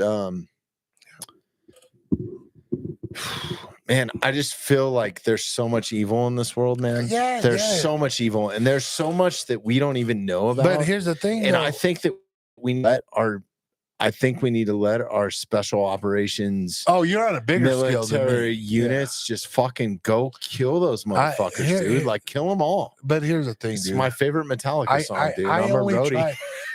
I like that. I like your energy. I do. Yeah. I understand that. My whole deal is I can only control what I see Mhm. or what I'm in arm's reach of. Right? I'm not going to the Pentagon. You know what I mean? I'm not going to call these motherfuckers. Exactly. That. This is what I can do now. I'm not talking about a full scale war. I'm talking about like let's go fucking let's eradicate evil, dude. Like let's go get it. Kill the fly. Right? Yes. Hit them with the fly swatter and get it done with. Right? Yes. A lot of problems would be Your solved. main target. But there's too much money to be made in this world, dude. Listen, the best targets that are hit are the targets that you haven't even heard of. Yeah. You know what I mean? Like, and that shit happens, dude. Like, Well, that's what I'm saying. Like, I'm gonna tell you right now. let's go get all the pedos, So, like, dude. right now, fucking, like, that's P. Diddy, top of my list. Yeah. P. Diddy, if right P. now. Diddy's a pedo, let's go get him. Right now, P. Diddy is the fucking Send limelight Suge right Knight, now. dog. Let's go. There is 10 to 50 more people behind him that backed him. Who are those motherfuckers? You know what I mean? Like that. No, listen, they man. sacrificed him because he's a casualty war, bro. You can go two ways, right? And you know this because you've tasted fame. You can go two ways. You can stay humble. You can be a people's person. You can be the people's champ.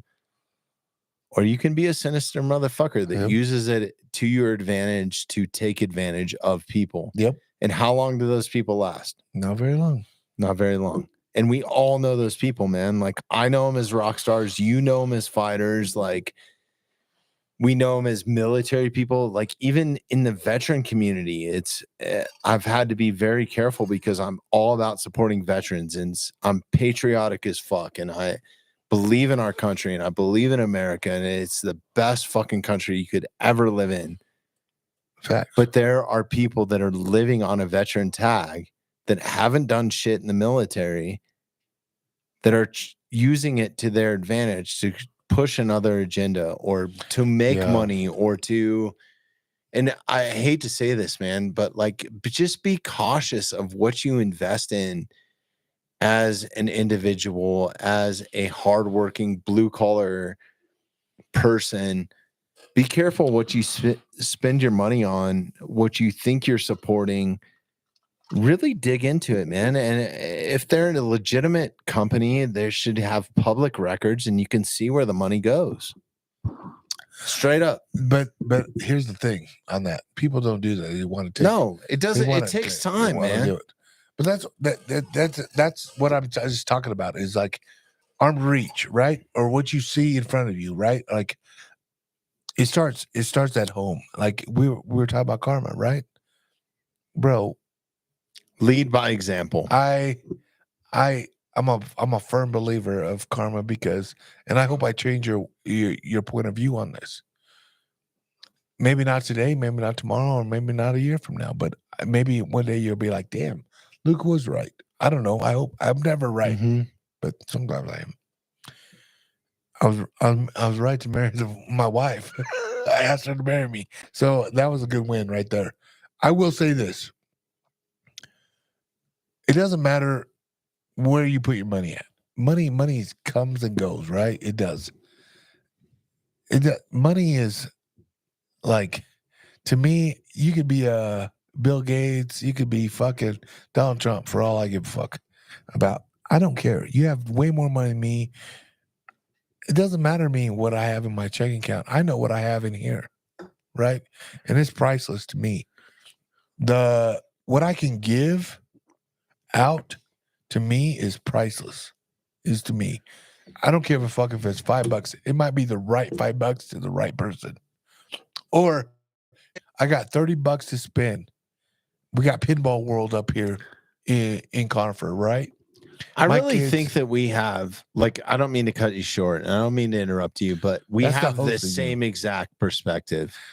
It's just what you call it, right? It's what you label it as, right? Yeah, so I call it karma, you call it just I call it facts. Just faith in people, right? Like I'm faithful that you are a good person, that I'm a good person. I know you're a good person because you're rocking this old school. How old is this coaster? Damn, dude, this is from like the Elway era, bro. That's the Elway rock right there. I'm old school, dog, right? But Rulon Jones might have played in this helmet, bro. I would love to have him drink right there, dude. right there. Eric Bieniemy from you know who that is? Yes. Okay. Don't act like I don't. Being a Nebraska fan, I do who that motherfucker is. But this is what I'm saying. That's what I'm saying. Me and you, we see eye to eye on all this, and that's why we get along so good. The simple fact is, this religion, that religion, it's all we all believe, right? Listen, hey man, here's my deal.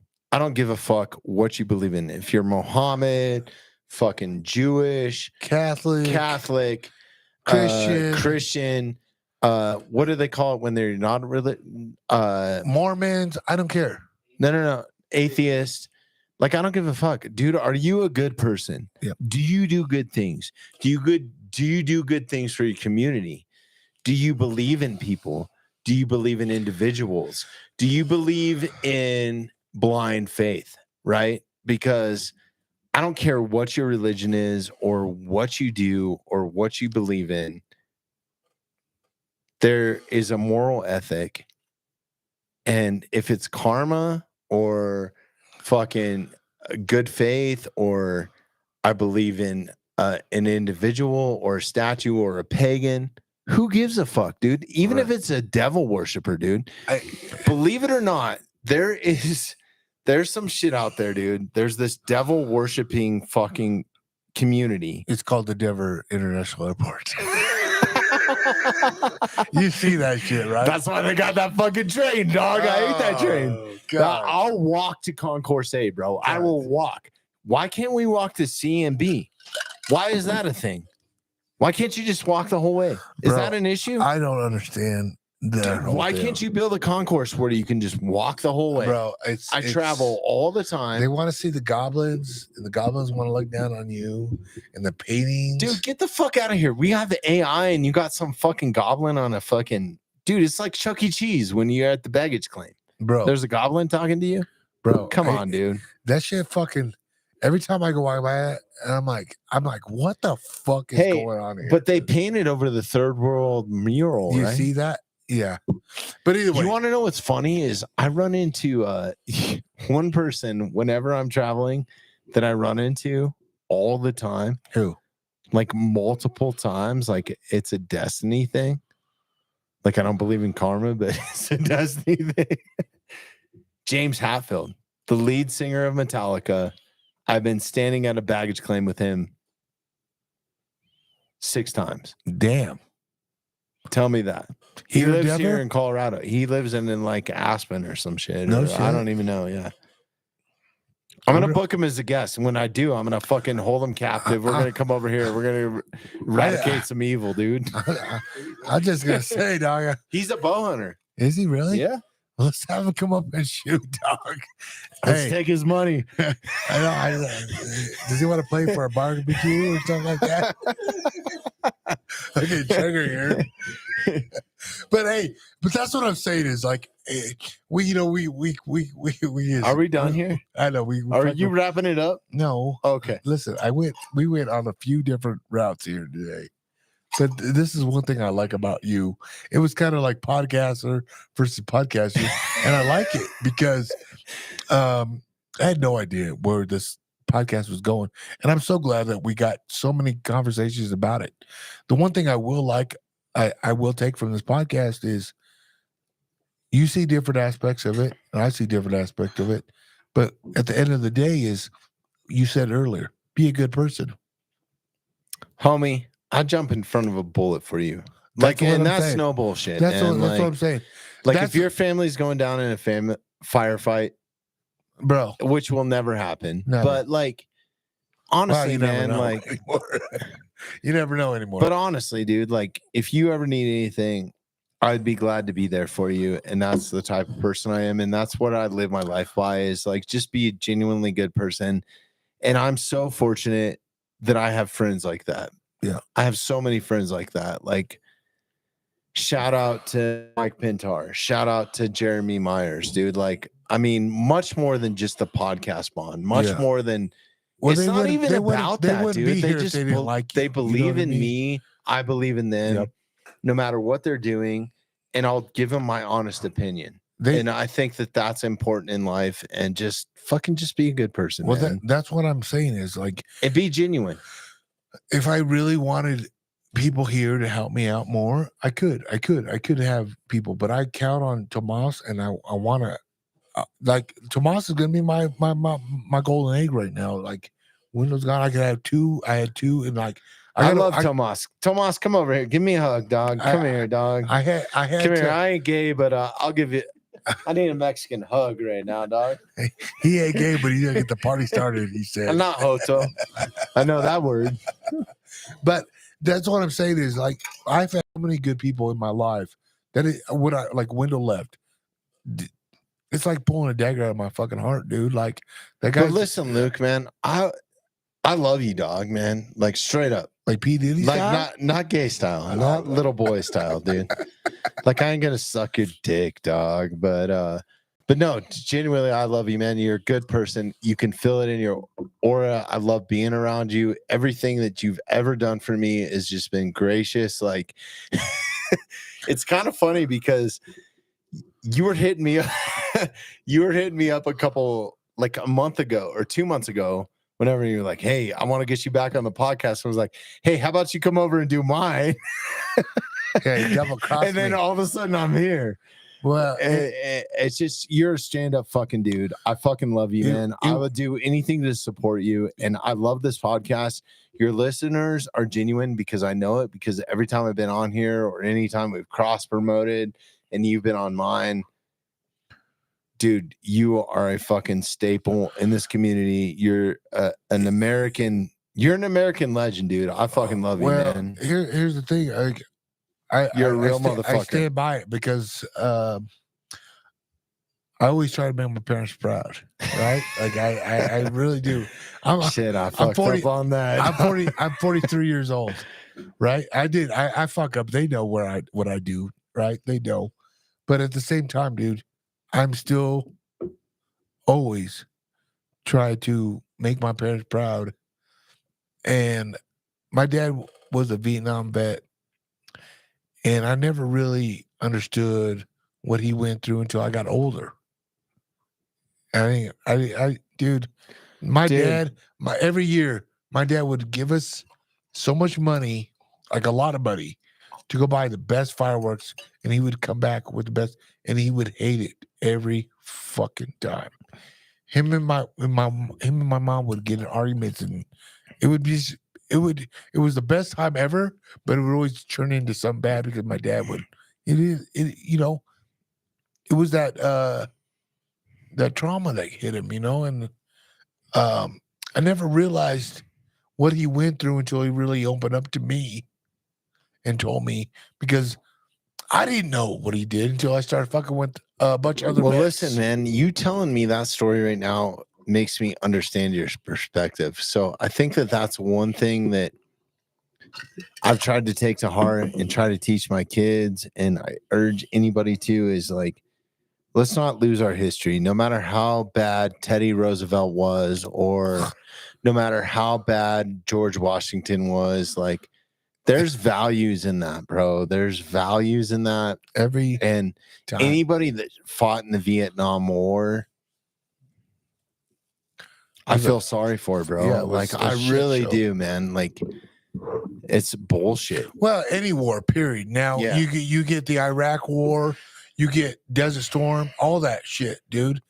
It's fucked either way. And right? I'm sorry, when I started spouting off on that, I really meant, like, let's eradicate evil as a genuine population. Yeah. As a fucking BJ Baldwin fucking pro truck racer that takes down somebody that's trying to take down his family at a supermarket. Like, whatever, dude. Like, just evil should not be around, dude. Yeah. Nobody deserves evil. That's not gonna happen, because that's the society we live in. If it's a money war, fuck you. You should be taken down. That's a fact. So that's the facts of every war, though, right? And it's just the way it is. And I think I thought society was getting to a point where they would recognize it. But, that's when the whole new generation, like, what are they? Generation X, generation, I don't even know. Is it V or B or W or whatever? And it's changed, because I have seen it in my life, from where I'm at, as what I grew up as. Like, I thought I knew everything about the world, right? Like I did, and the way it should be. Like, when you have kids, there's no brochure about it. It's just what you got, what you remember of what your parents did for you, right? So I'm lucky enough, I had both parents, and I had great parents. I had like I said, my dad was a Vietnam vet. I got to see that side of him too. And you always like, oh, fuck, man, my dad's an asshole. He's a mean guy. You know what I mean? That mean guy, dude, made me realize the world is not fucking flowers and tulips, dude. It's not. It's not. I love my dad more than anything. When he listen, if you cater and pamper, dude, it's gonna fucking eat your ass, dude. Yeah, it's not. Sorry. This dude. world, this it's world predator today and prey is fucked, man. I'm scared. Why do you think I got hold on a listen second. Hold on a second. It's not fucked, dude. Think about perspective, man. Let's bring it back. Let's bring it back to Tombstone, bro. I'm your Huckleberry. Think about living in the Wild West, dude. Like, where you're in a fucking wagon with your family, and there might be Comanches that put a fucking stone arrow through your daughter's heart, bro. Yeah. Is it that bad? Dude, I think that our perspective is fucked up, man. Yeah, like, I really times do. have changed. Yes, it's times have changed, but at the same time, I think that we are getting soft. At the same time, dude, I think that we're getting soft. In a softer matter, we're not getting our daughter stabbed by an arrow. No. At the same time, we're getting fucking stabbed in different ways. It's almost worse, we're getting because our freedom taken they're away, getting bro. brainwashed. Yeah, we're getting our freedom taken away, period. And we're getting brainwashed saying, hey, take this deal, take this shot, or take this, and if you want to do this, or you want to do I don't even want to go. Sign me up for that TRT though. But here's the thing. Could you get This TRT when you were Wyatt Earp? No, you Listen, couldn't. no. When you were fucking But Virgil, his You weren't brother, living past No. 20 fucking 30 years old though. Yeah. That era. you were still in your prime. Listen, God damn, dude. This Think is about why- that, man. listen, this is why I changed everything. I said I want the best because I want to be living as long as I can for my kids. Mm-hmm. And I'm telling you this right now. This, like, literally, I'm a guy that gives zero fucks.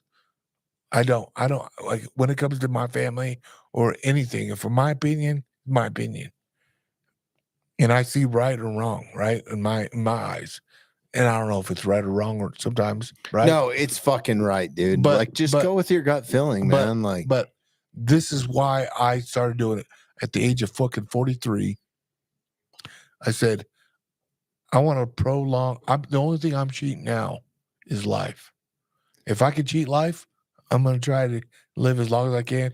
As long as my kids don't got to change my dirty diapers, I'm well, cool. Here's my perspective, man. And I'm going to take a little bit of a pause here because I think that this is super important. I think you can preach, you can say, you can do all that you want. But really, it's for me, it's lead by example. So like if you're going to tell your kids to eat healthier, you need to fucking eat healthier. You got If to you're lead by going to tell your example. kids not to drink, don't drink. Yeah. Right? You know what I mean? No. Like, My whole deal is not. I'm not telling my kids not to drink. I'm telling my kids, hey, my dad had the best garage parties as a kid, and those were like the best memories I had as a youngster, dude. I really did. I remember seeing all my cousins, uncles in his garage after softball hey, games. listen, They the were- best thing they that were getting my fucking single up. mom did was like, hey, if you're gonna go out and fucking get drunk, why don't you just do it here? Yeah.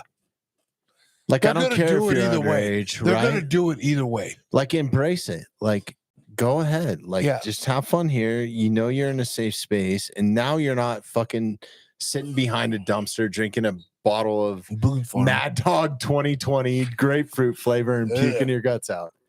That's what I'm saying. Kids Yeah. are gonna do kids. They're gonna experiment like we were, right? I And understand. you should let them, dude. There's life lessons in like hugging a toilet bowl is very humbling, Hell dude. yes. No, it because you're is. vulnerable. You might get fucked in the ass. You might get fucking. Ooh, I don't know about that. I won't. Yeah, you might get teabagged. You might get sharpied. You might get. Oh yeah, there's You fall lessons. asleep in the front lounge of the bus, dude. It's game on. Dude. I'm telling you, there's morals of pissing your bed, pissing your pants. There's morals of, hey, you have the hottest bitch in the bar to go back with you, and you can't get it up, right? There's consequences of It's it. life lessons. It's man. happened to everybody, dude. And listen, man, like some of the best interactions I've ever had in my life has been drunk, man. Like there's a bonding aspect to it. Well, We're doing it right now with alcohol. You know what I'm saying? Like, Oh, I'm good. Damn, dog. You trying to be pity on me? You trying to do reverse psychology on me or what?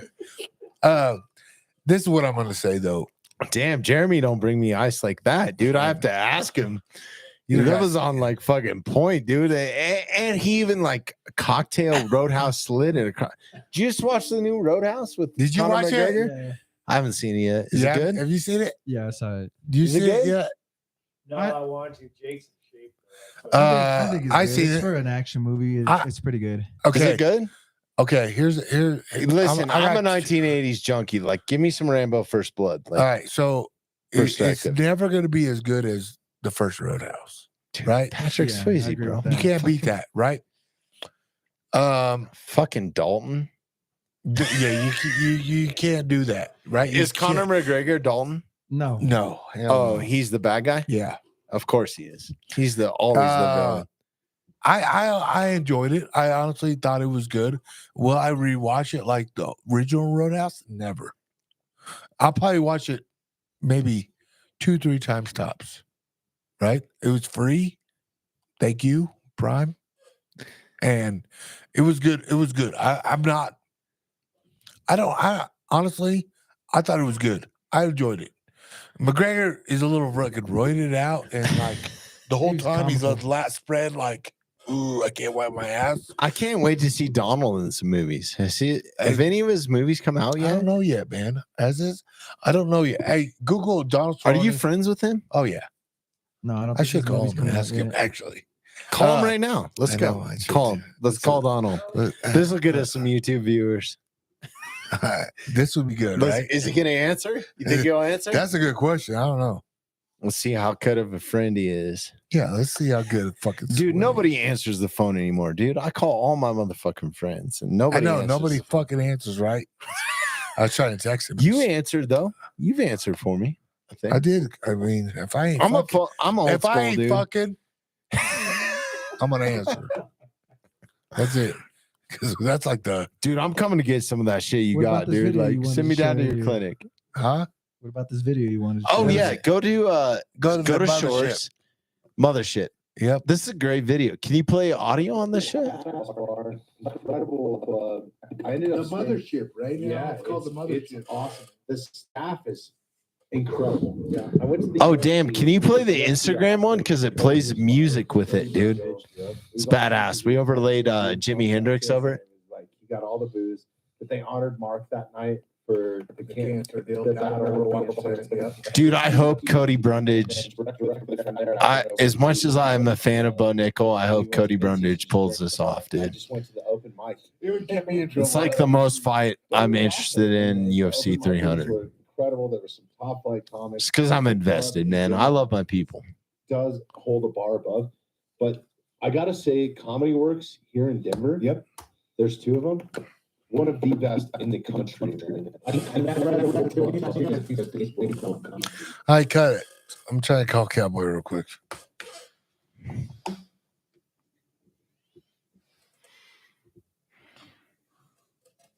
You got to talk to him. I ain't gonna talk to him Oh, because I I'm know. gonna fuck this shit up.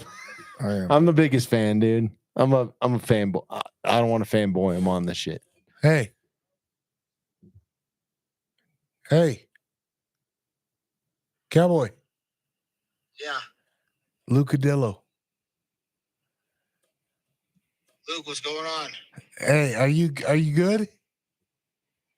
Yeah, why? What's up? I'm on a podcast right now, and we were talking about you, how you making your movie stream. When's your first movie come out? When's what, buddy? When's all your movies come out? When can we watch them? Oh man, there's a couple out right now. I got another one coming out in a few months, and then I'm going to do to film Cobra Kai next week. What the fuck, Cobra Kai? Yeah, My ninja, dude. I'm so proud of you. thank you. Hey, listen. I don't want to keep you, but hey, listen. Hey, tell everybody real quick though. You were a bad motherfucker, but me and Dwayne were talking about you today. Like, what made you the baddest motherfucker that wasn't scared to take bites? Oh, it wasn't. It was just I made when I started off my career, I decided to be the guy that would fight anyone anytime. So I couldn't change that mantra once I started doing it. So when they call, I just say yes. Plus, I never cared who I fought. I just wanted to date. I didn't give a shit about none of that. I just wanted to.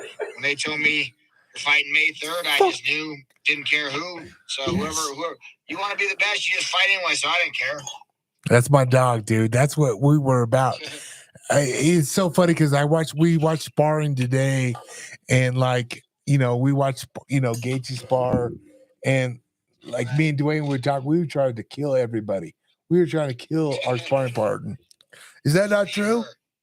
Was that not true? Like, it's way different.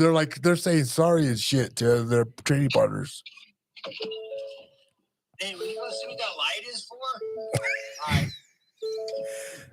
Hey, Cowboy. This is Bobby Marshall. You're the man, dude. Fucking, let's go. I appreciate it, guys. Hey, I appreciate you picking up the call, bro. I'll give you a chat later. I'm gonna hit you up later, and I got a big old deal coming out, and I want you to be a part of it. Sounds good, Bubba. Later, buddy. Cowboy right. fucking Cerrone. I believe in karma. Now you're a fucking karma. Hey, you want to hear about a funny story about being a cowboy? So Cowboy Cerrone. Dude, I'm honestly one of the biggest fans of that Yeah. dude just because he's Colorado born, raised, badass motherfucker, for man. real, never said no, and he picked up your phone call, dude. You're Yeah, a fucking G, dude. Not that gives you any sort of stature, but like, no, you know that what says it something, is it's the respect because like no, that says something about you. Like, fuck him. No, I didn't mean that wrong. Cowboy, please don't kick my ass. No, that says something about you, bro. Like, that's what type of friend you are, and that's how I feel about me you. and him. So, So you got to realize like we got brought up in the circuit together and we're training partners and shit, and we were the same weight class for a minute, dude. So eventually we were gonna fight each other, but he never dog. He didn't want to smoke. dude, But, what do you think about him riding bulls, Mike? What do dude, you think about that? Dad, not good. He's riding fucking. He had no idea what he was signing up for. I think Dude, that's how he's playing it off. Dude. It's Like not Dana good. White owns some bull, right? Like Mike is super involved in it. Get on that mic real quick. Oh, I don't know.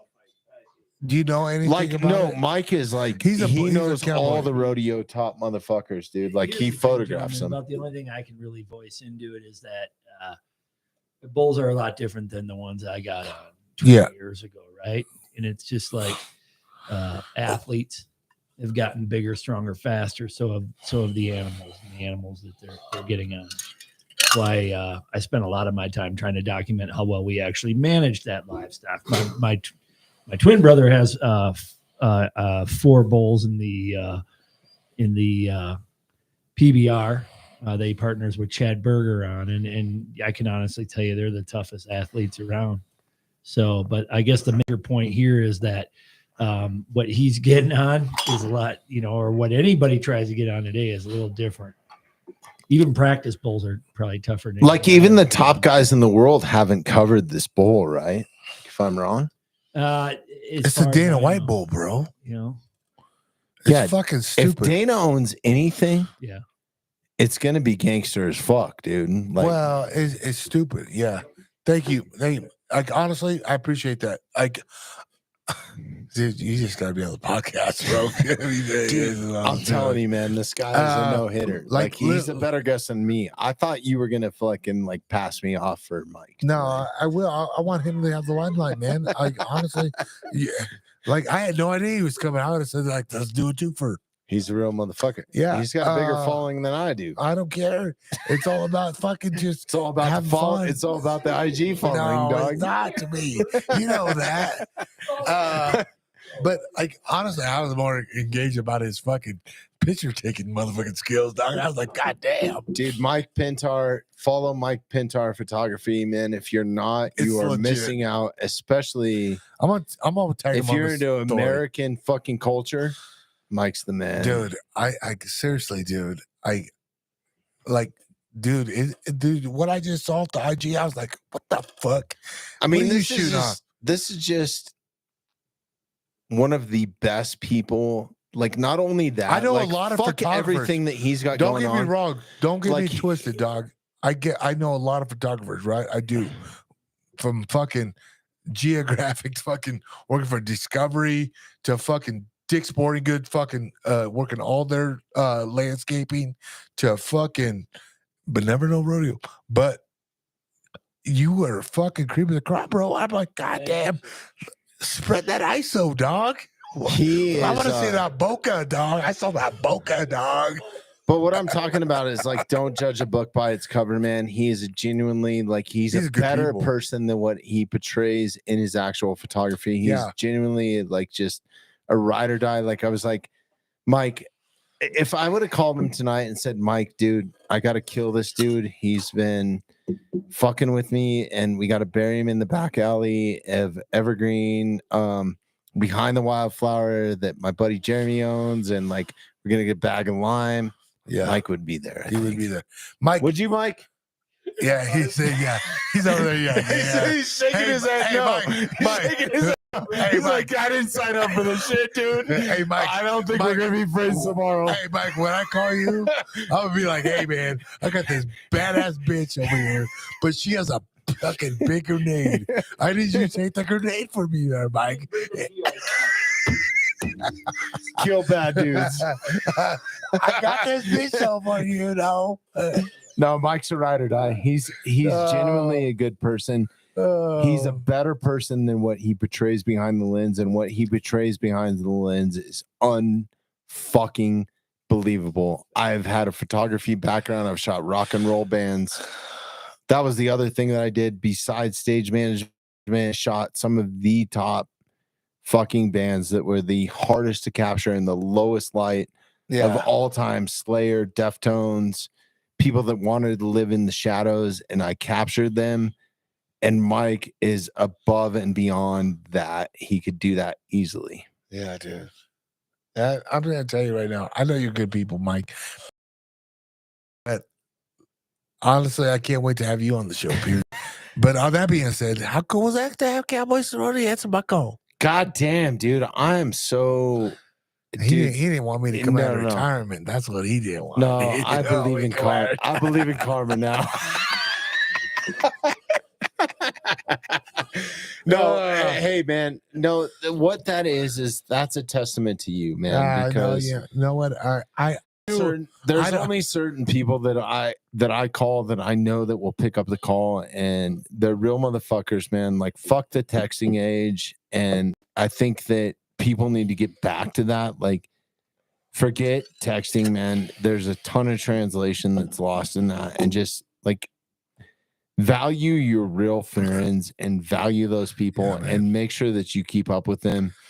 And somebody Just that check picks in. up a call, no matter what they got going on, like, think about how busy he is, man. Yeah, He's fucking Hollywood. You heard a little bit about it. He's with this Hollywood, man, bro. yeah. He's Hollywood, man. And Yeah. yeah, I'm the biggest fan of that guy, just through and through. I always have been. And no joke, Cowboy, whatever you're doing, I'm gonna support, whether I believe in fucking the movie or not, dude. Whether you fucking ride that bull or not, we're still gonna support you. Yeah. dude, I- he should have been. If I was the Hollywood producer, all I'm he saying, would have been Dalton. no, listen, Dude, Dalton and Conor McGregor is the bad Oh. guy. Come on, bro. But listen, Let's go, but- Netflix. Like, Oh. fuck, you fucked up. I know, but You fucked up. well, you can only act so long. But here's the thing: that Cowboy Cerrone is Dalton. Come on, bro. bro. Listen, Let's go. listen. All right, well, that's why we're gonna do. Well, that's why we're not Hollywood. and Kick me Prime. off. Put Mike on. Let's go. But no. This is one thing I will say though about that what you just said. He's doing it. He's doing movies, and that dude. How cool is that? Period. It's fucking bad. From a guy that was so he went to high school with my wife. Really? Yeah. No never, shit. No, never went on dates or never did any of that. So let's clear that right now. I didn't ask that. I know, but all these motherfuckers are thinking that. But listen, no, my wife goes, she goes, so she met me and she goes, oh, I know. Was he a somebody- bully? So she goes, I know somebody that's doing that stuff too. And I was like, oh yeah, who's that? Cowboy, Donald Cerrone. And I was in Nebraska at the time, and he was on my radar. You know what I'm saying? Like literally on my radar. And I said, yeah, I'm gonna end up fighting him. Oh, you don't want to fight him? He's bad. I said, I can't wait to fight him. That's what your wife said? Yeah, because she was in high school with him, and so she had no idea what fighting was. So she had no idea. So like, I started coming up here and fighting for fights up here in Ring of Fire, which he was a part of the promotion. Him and Mikey Baldwin. God damn it. Why don't we ever talk about any of this shit Yeah. on my podcast? So, you like, never bring this shit up. Yeah. So like, Your comfort in your home, huh? yeah. I'm cool The with talking about next, the. the next Mountainside podcast that I record with you, I want to do it here. Yeah. Can we do that? Yeah, we can do it. Yeah, Okay. absolutely. Get fucking hammered. You stay the night here.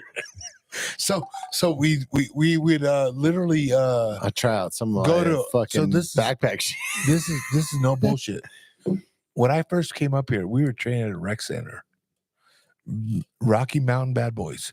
Keith Smelcher had a gym, Vic Bravo, and it was like these guys that I never knew who they were. It was Donald Cerrone, Michael Baldwin, Dwayne Ludwig, like these guys that are the top of the fucking totem pole. We were at a rec center doing station. Hold on, you just said Baldwin. Is that related to like I don't the think so. Alec and Maybe like he could be. It could be. I don't know.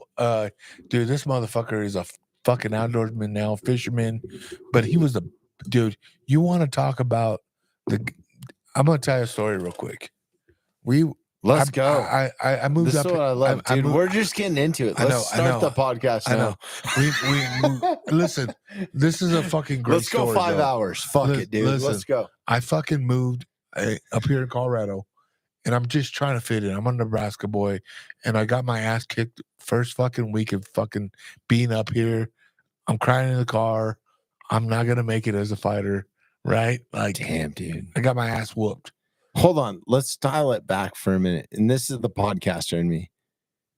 What did that feeling like the first loss as a pro fighter? Oh, that was easy. Is it like your career's over? Or? No, as a fight, you give it all you got, right? Like Mhm. when I lost my first fight, I was like, good. I went out on my shield. I gave everything. I mean, literally did everything. I moved up a weight class in my first fight. You know, I did everything I could. Was cutting a weight when you were in that?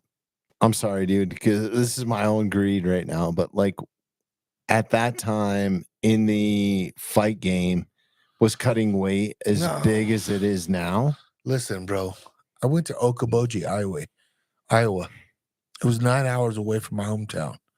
I had 30 cars following me, and I thought we were going. You guys road tripped it? Yeah, I thought we were going. Damn, dude. I thought we were going right outside Omaha. I'm like, we're just going outside Omaha, Nebraska. 9 hours. We fucking went to a snowstorm that was fucking horrible, and all my homies went there. We showed up in a gymnasium, dude, and it was a floor ring, and it was like Minnesota versus Nebraska. Swear to God, dude. Was it a cage or No, it was a boxing ring, floor ring. Dude. Really? A floor ring, dude. You got to realize, dude, this is back before cages even existed, Mm-hmm. right? And This was your first pro fight? first fight ever. I was an amateur. Wow.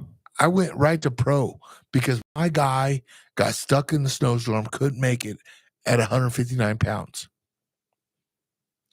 I moved up to 185. Holy shit. From I, one I fought Brock Lesnar.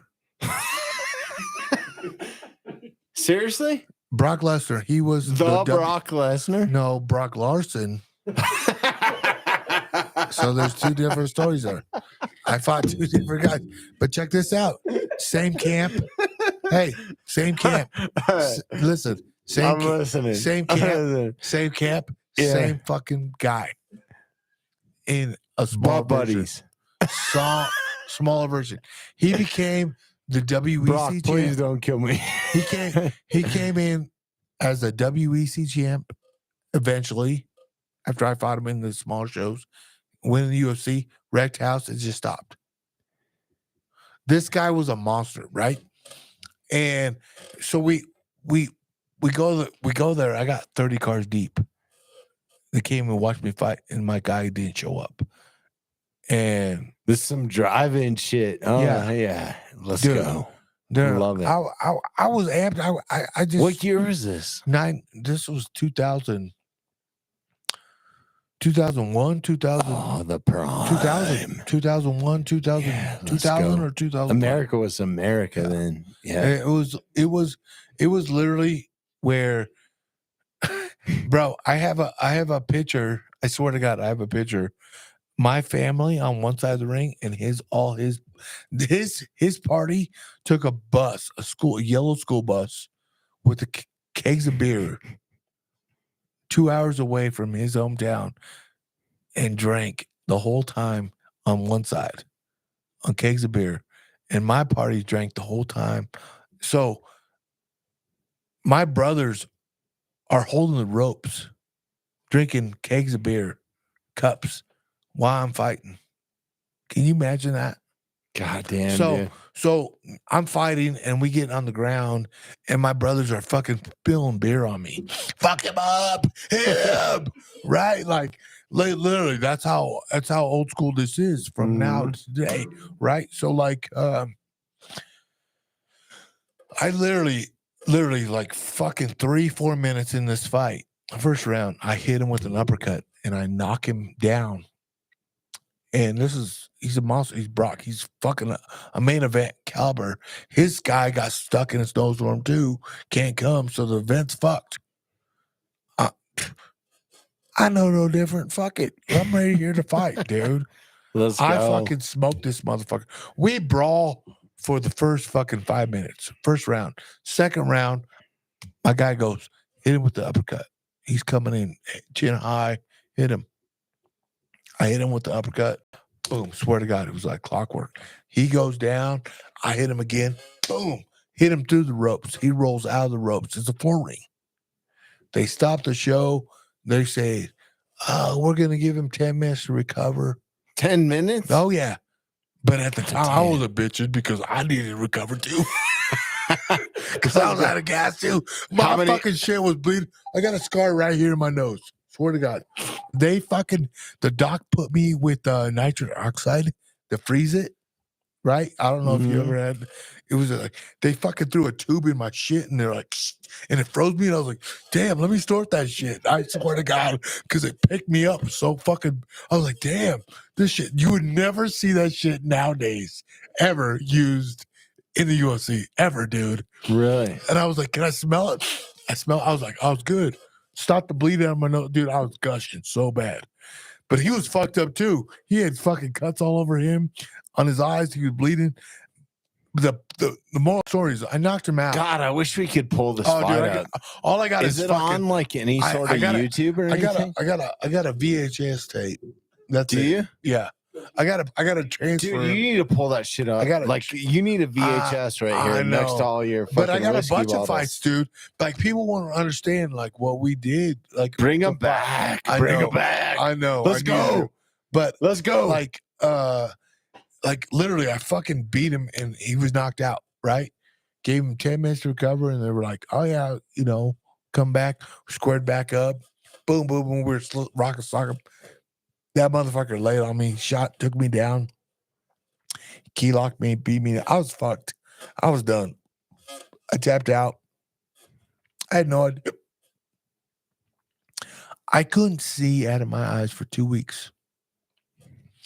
They were so fucked up, bro. My eyes were fucking closed for both of them. Not one, but both of them. I got a picture. I swear to God, I got a picture of this shit. I'll post it on this fucking podcast.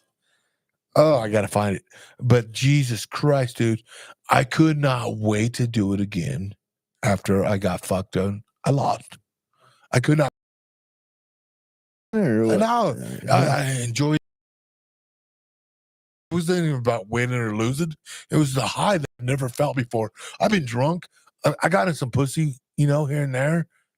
But, dude, that high was unbelievable, dude. Was part of it the crowd? Maybe. I don't know. I could give a fuck about that. I like the part that I got to be able to get punched and I could punch back and it was okay. Yeah, and man. this motherfucker was punching me like a motherfucker. Because and we were going every fight I've been in, you got to get the fuck out of there real quick. Yeah, right. It was good, dude. There's nobody raising your hand. You got to fucking go or you're in trouble. People don't understand. I paid $125 to go get my ass kicked. I paid to do the fight, dude. And then Victory J from Iowa Western on the casino boat, he saw the video or whatever, and they signed me to a contract. Thank God I got the money back, and I started fighting for them. I became a champion for them, and that's how I got hooked up in Colorado. It just, it all trickles down there. But if I didn't take that fight, I really didn't know what fighting was about. All my other fights, dude, I fuck people up for a minute, dude, like easily. Like, dude, this is That's badass, man. You Because know? every fight I've been in, I've gone to jail, dude. There was no prize. There was no like. And looking back at it, but dude, that like was that's me, what I though. should have done. That should have been the route that I took. that was because, me, though. That Yeah. was me. That was me. I was in a nutshell, bro. I could not read or write, but I could fight. Fuck yeah. And that's where I'm at now. I can coach. I can see things that even now, like, why do I coach the best in the world? I can. I'm a way better coach than I was a fighter. I promise you that. I promise you that. That's why my career got cut short, and I got to hang out with Justin Gates' Dude, coattail. Can you not tell me though that?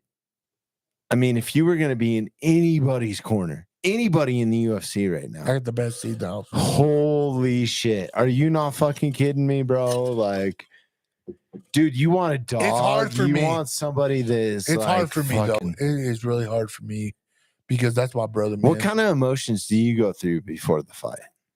It's up and downs. It's like right now, like this motherfucker's dude. I will throw everything, every asset on this. I know he's the favorite. Dude, he's got me so amped up. I want to go run Red Rocks with him, but I don't think I can make it. Yeah, I know. I'm supposed to do that tomorrow morning. I think I could like the Kool-Aid man. That was the bet. Luke, you're gonna go to the Red Rocks tomorrow with me at the end of camp story, right? Yeah. I sold my e-bike, motherfucker. I ain't doing that. But like like here's the thing, dude. Listen, I'm a ride or die, dude. Like, I don't know Justin. I don't know Trevor. I know you. And those are dudes they're that more than I me. feel like I would take a They're more bullet than for just because they're more than me. I feel that connected to them. They're Like more than I me. feel connected to Coach Mark Montoya just for that because he's been a ride or die for me. Like even the short time that we've known each other, like dude, he's brought me in as like Look at his dude. crew. I'm Look not, at the I guys that haven't he even got. stepped onto his mat or into his cage at his gym, and he's treated me like a fighter just from the Who? relationship that we have. Who's who? And it's because he's a real motherfucker, and I've had real conversations with him, and I haven't always agreed with Yep. him, and like he's just He's a good real fucking dude, man. That's why I He say, really like, is, man. I when I saw one of his fighters on the card, I was like, oh, I get to see Mark finally. Hell yeah. Because Let's go, Cody Uh, Brundage.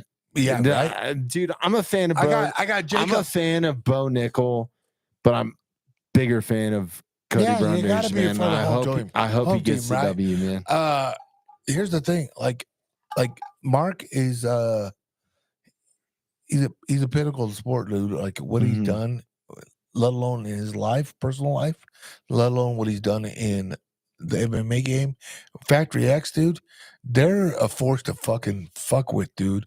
You ain't going you cannot take any fighter out of their gym lightly. Period. You're gonna get if you're fighting a guy from Factory X, you have made it. Put it that way. Let me just tell you this, like just from having him on the podcast and spending this amount of time that I've had to spend with him, intimate time, that's dead. Sorry. We need another bottle. Here you go. There's some Casamigos. We are tequila heavy tonight. I'm gonna feel like dick tomorrow, dude. Hey, Lola, sponsor fucking GU on Unfiltered because So talk to me about Mark. Real quick. okay, so anyways, Mark to me has been an inspiration, honestly a mentor in just the aspect of how he carries himself in life and what he is as an individual. He's an incredible human being, dude. Incredible. Like he is next level. I gotta say this about Mark. People fucking talk shit about Mark a lot. I hear a lot of it, and I'm like, oh, you are all some jealous motherfuckers. You can't have what he has.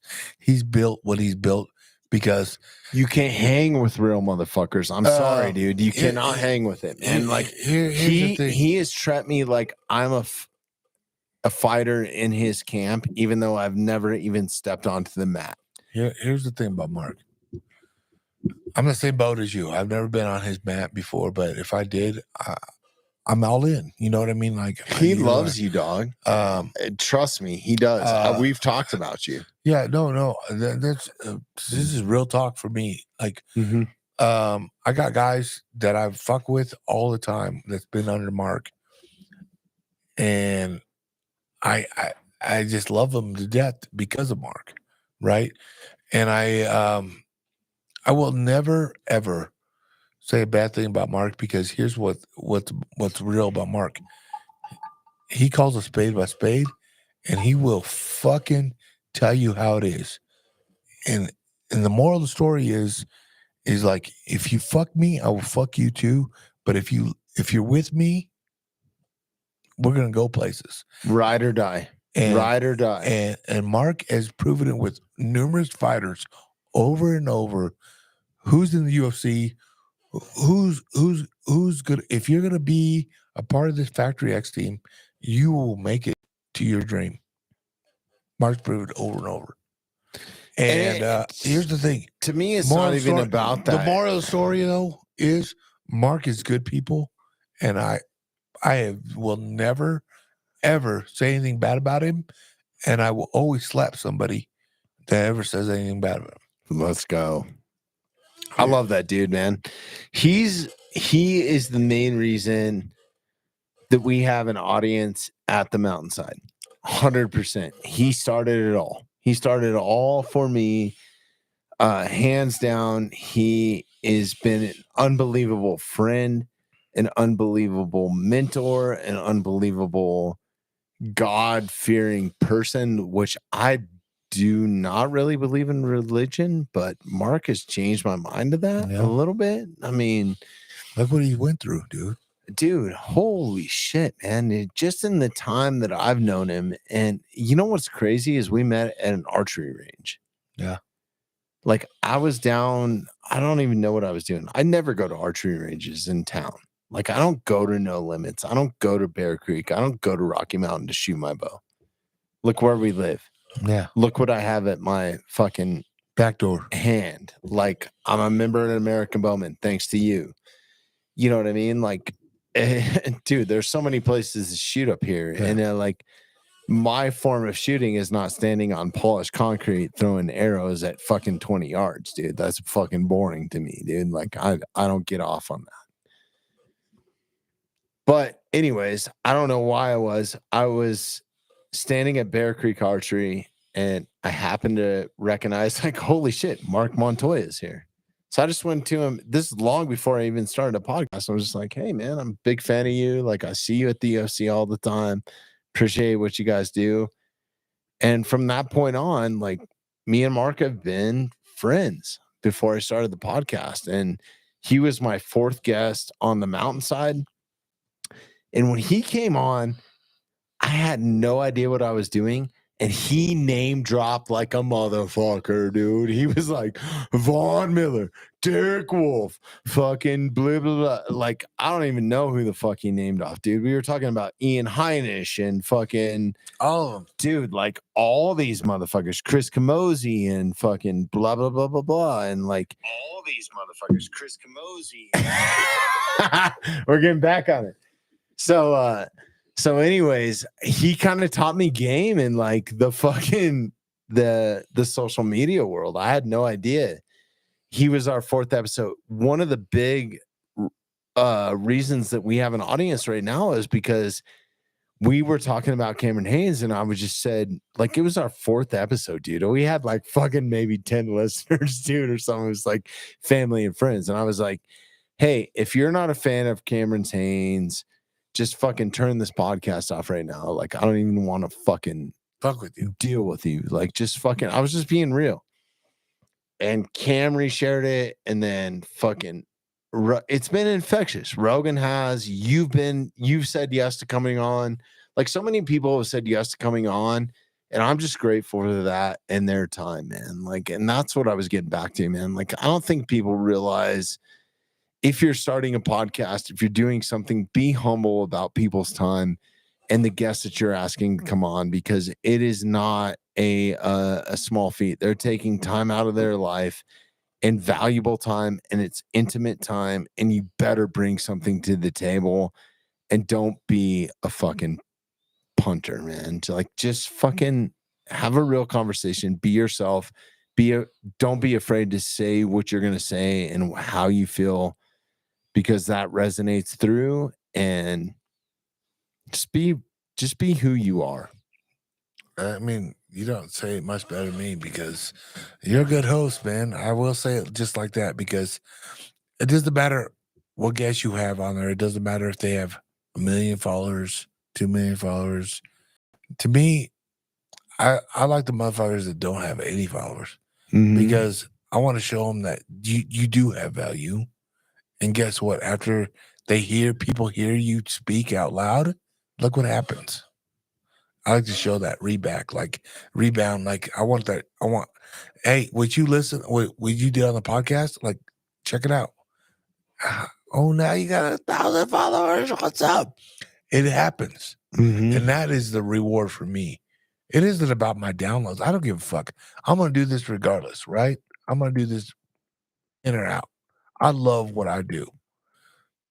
The fact of the matter is I can have conversations across this table, whether we like or dislike or have a different fucking opinion on things. Dude, that's where it's at. And I think that's the difference on a lot of different podcasts nowadays, is that everybody can start a podcast. Everybody can do their podcast. But here's the thing. People always sugarcoat certain things. Like, they're scared to say things, or they got a guidelines. Dude, I've had sponsors saying, I've turned down numerous sponsors down saying, hey, we'll sponsor you, but you got to tone down the cussing. Guess what? I'm gonna give you a fuck you and a big fuck you, because that's who I am. You're trying to tell me how I should run my own shit, bitch. You ain't no fucking what do you call those? I don't even know. I'm so fucked up right now on tequila. What do you call those? What do you call those? Jotos. Fucking jotos, putos, like Jeremiah calls them putos. Puto yeah. No, you ain't no fucking be a title puto. sponsor. A title sponsor. Like, if you're title sponsoring my shit and paying me for this shit, Well, here's the shut deal. the fuck up. Bro. Like, listen, man, I was trying to change the world when I started a podcast a little bit, right? I was like, oh, we're gonna fucking save nature, right? Like, That's cute. That's cute. and I had Colorado Parks and Wildlife on, and I don't know that they'll be coming back on again, honestly, because for me, it is more my personal greed of just finding out what an individual is, whether it's a game warden or a fucking UFC fighter or a biologist or a professional rock climber, professional skier, a fucking stripper. I love strippers. Yeah, let's get some more strippers on. That shit's good. Yeah, I'm they good got with some that. great stories, dog. I'm telling you. No, they got the best stories. OnlyFans got a And lot they of keep stories. it real. Well, here's the thing on that. But you get what I'm saying, though, Yeah, no, right? Like, besides the stripper bullshit. I will tell you this. You have gave everybody a chance. I've kind of selected that whole deal off. Here's why I haven't done all that, because I know what kind of situation I get myself with people. Like, I'm almost 200 episodes deep now. You know what you're getting yourself into here, right? We're going to talk about. I am the clit commander. When it comes down to business, Let's go. Let's go. You know- I am the click commander. You know what I mean? Like, you know Yeah. what you're going to get yourself into. Hell yeah. Let's go. I'm me. Like, I'm not doing anything illegal. And I wouldn't want you any different. I would say no to you if you were some fake fucking pompous fucking like yeah. yeah. That's why me and you hit it off good. I will say this: my guests that I have on here are my people. right? Like if they're new guests, but guess what? I bet you there has not been one guest across the table. I had a 5-star general here, and he had his community hit me up, and he goes, "Well, you had you on you. What's his name? Clay Hotmacher? Yeah, Fucking badass dude. bad motherfucker, right?" And I was like, But he's a real dude. No, that's what I'm saying. I didn't know that, but I hear 5-star general. I'm like, do you know what kind of podcast you're about to get on?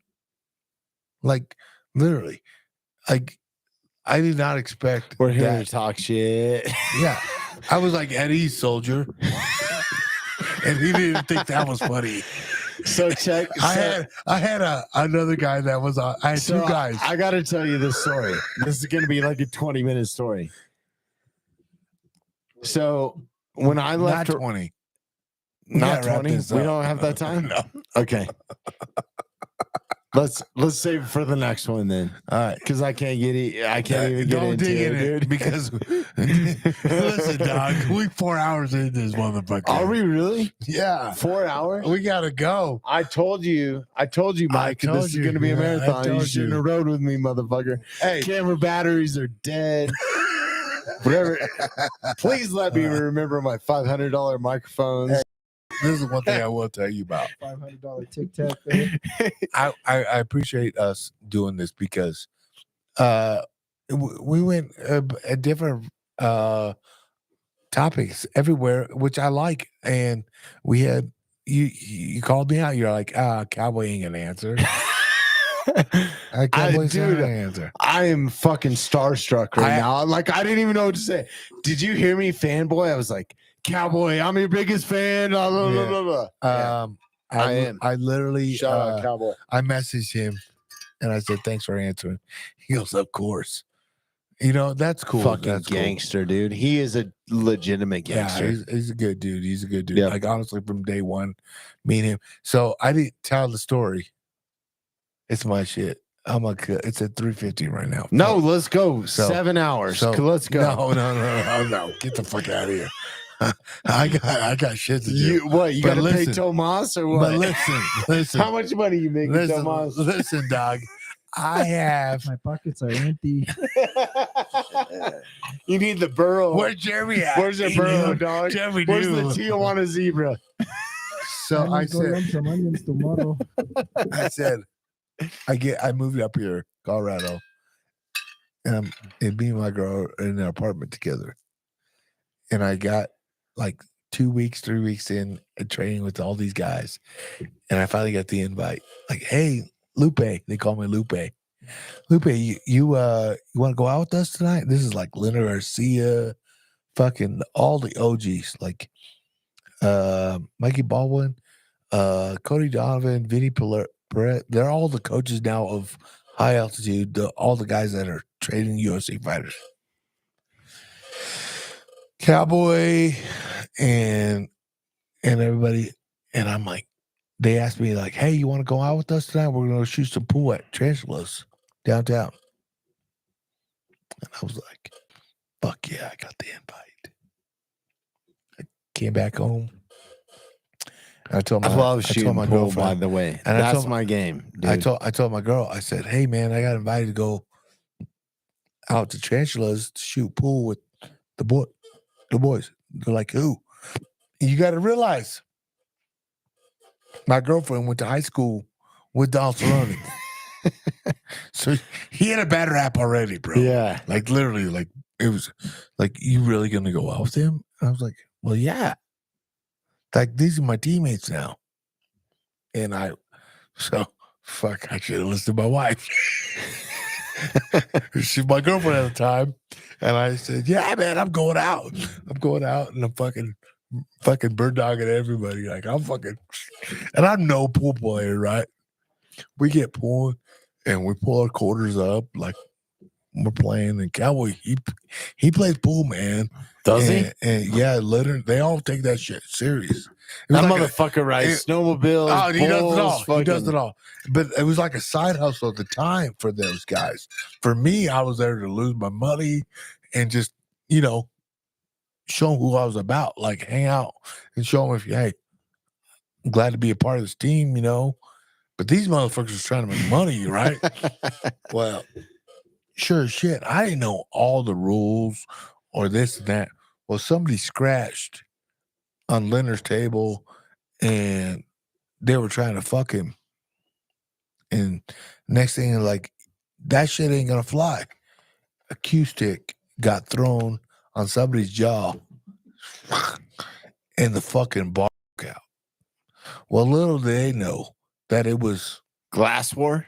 oh, dude, it was a war zone. I've never been in combat, but that was probably the closest thing I've ever been to a combat zone because I had shatter glass I love everywhere. that shit. I had cue bars. Sorry. I'm sorry. I love a fucking had- good bar fight. I had dude. bite marks everywhere.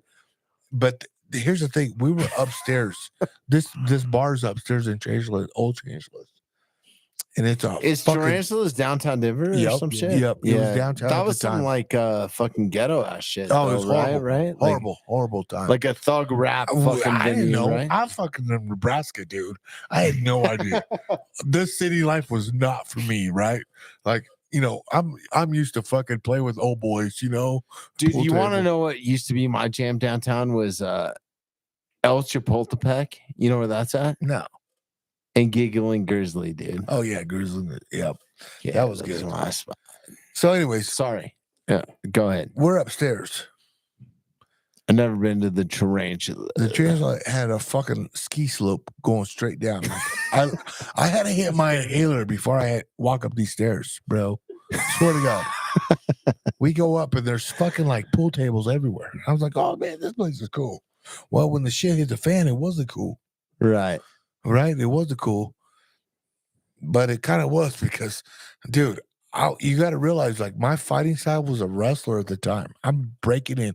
I didn't know any Muay Thai, didn't know any really boxing. I'm grabbing motherfuckers and I'm just beating the fuck out of them. Well, listen, all these guys are kickboxers and fucking, you know, push kicking motherfuckers through windows and shit up top on the top floor. Hollywood shit. Oh yeah, this is shit that you Let's can't go. make believe. Hollywood. This is Dude, Roadhouse. Donald- this is the real Roadhouse, Donald- dude. yeah, Like, fuck that's what I'm saying. Conor McGregor, dude. Donald fucking pushed Donald needs to be Dalton, dude. Push Donald kick needs this to be dude. Dalton. through the fucking windshield of this fucking bar top, went down. Boom! I didn't think I would be talking to Donald today because I thought he would be locked up life. Damn. I thought he died. This motherfucker died.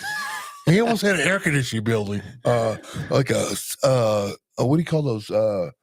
Swamp Swamp cooler? swamp coolers. Dude, this guy just barely missed the swamp cooler. Could have killed him, right? And push kicked him, went on top of him again and started fucking up again. Guys got on him and fucking throwing him up. I said, this guy lashes onto me, and I was like, yes. And I grab and I fucking bulldoze him. I bulldoze him through the door. Well, the door was fucking 20 flights of stairs down. Holy I took shit. I took a flight and on my shoulder, god damn it, dude. It went in my asshole. I swear to God. I thought my right shoulder went in my asshole. And I was like, oh fuck, I'm over here like this. Come on. And well, I didn't know this motherfucker was dead either. Right? Like I'm over here like Gippy. And I might just This was in Denver, right? Yeah, dude. Yeah. it's a fucking full price brawl, dude. What year was this? 2002? Okay. 2001. And literally, I'm fucking beating the fuck out of this guy in the fucking where people line up to go up to the bar, right? And next thing I see my buddy Mikey, he's kicking the fuck out of somebody. Are we still alive? Yeah. Are we still alive right now? Let's go. Let's go. And literally, How many you- people were watching? you start hearing 10,000? you start hearing sirens and cherries, and I get that. Oh fuck! I get up and I leave. I start walking. I'm running, dude. I'm like, fuck these motherfuckers. I'm going. I'm out, dude. I get so fucked up. I got fucked up by a clothesline. A wire clothesline decapitated my neck and esophagus. I'm screaming. What? Dude, I was running so hard. Oh, dude, it fucked my throat up so bad. I can't breathe. I swear to God. You can't I'm breathe going, right now. I'm going in the middle of the street saying that was me with a fucked up shoulder, and I can't breathe. Can I tell you my story? Oh yes, Do we have another hour? no. Oh God damn This it! is the longest you We're did. out. We're And out. We're out. Yeah, we're we're out. We're out. closing this shit off. God damn it! Oh yeah. We gotta save for another one. All right. When was these Next stories time. out? When The we ever do tours. podcast? Tell Downtown us. Denver. Let's God go. damn Let's it. go. 2 whores, 1 bucket, 1 dumpster, 74 cops. Oh, dude, I got stories. I was in New York City one night. Oh, that was a different story. But hey, honestly, check out my boy at Mountside Podcast, Bobby. He has a great podcast showing. This is what we do. This is Luke, it. I fucking love you, brother, man. Like, you're welcome on my shit anytime, dude. I'll kick anybody out of my fucking seat anytime Well, for you to come on. Keep playing that music. Crank it up. Let's go. Let's go. well, What do we get for $10? Everything. You got the whole soundboard. I Yeah, get it, dude. Dad. Let's go. but that being said, we haven't done a 4-hour one for a minute, but I gotta Is say, this 4 hours? yeah, I gotta No, say, hell no. You're My 15 SD seconds card. away from 4 I'm hours. I gotta call my lawyer. My I'm S- divorced. my SD cards are screaming at you right now. We out.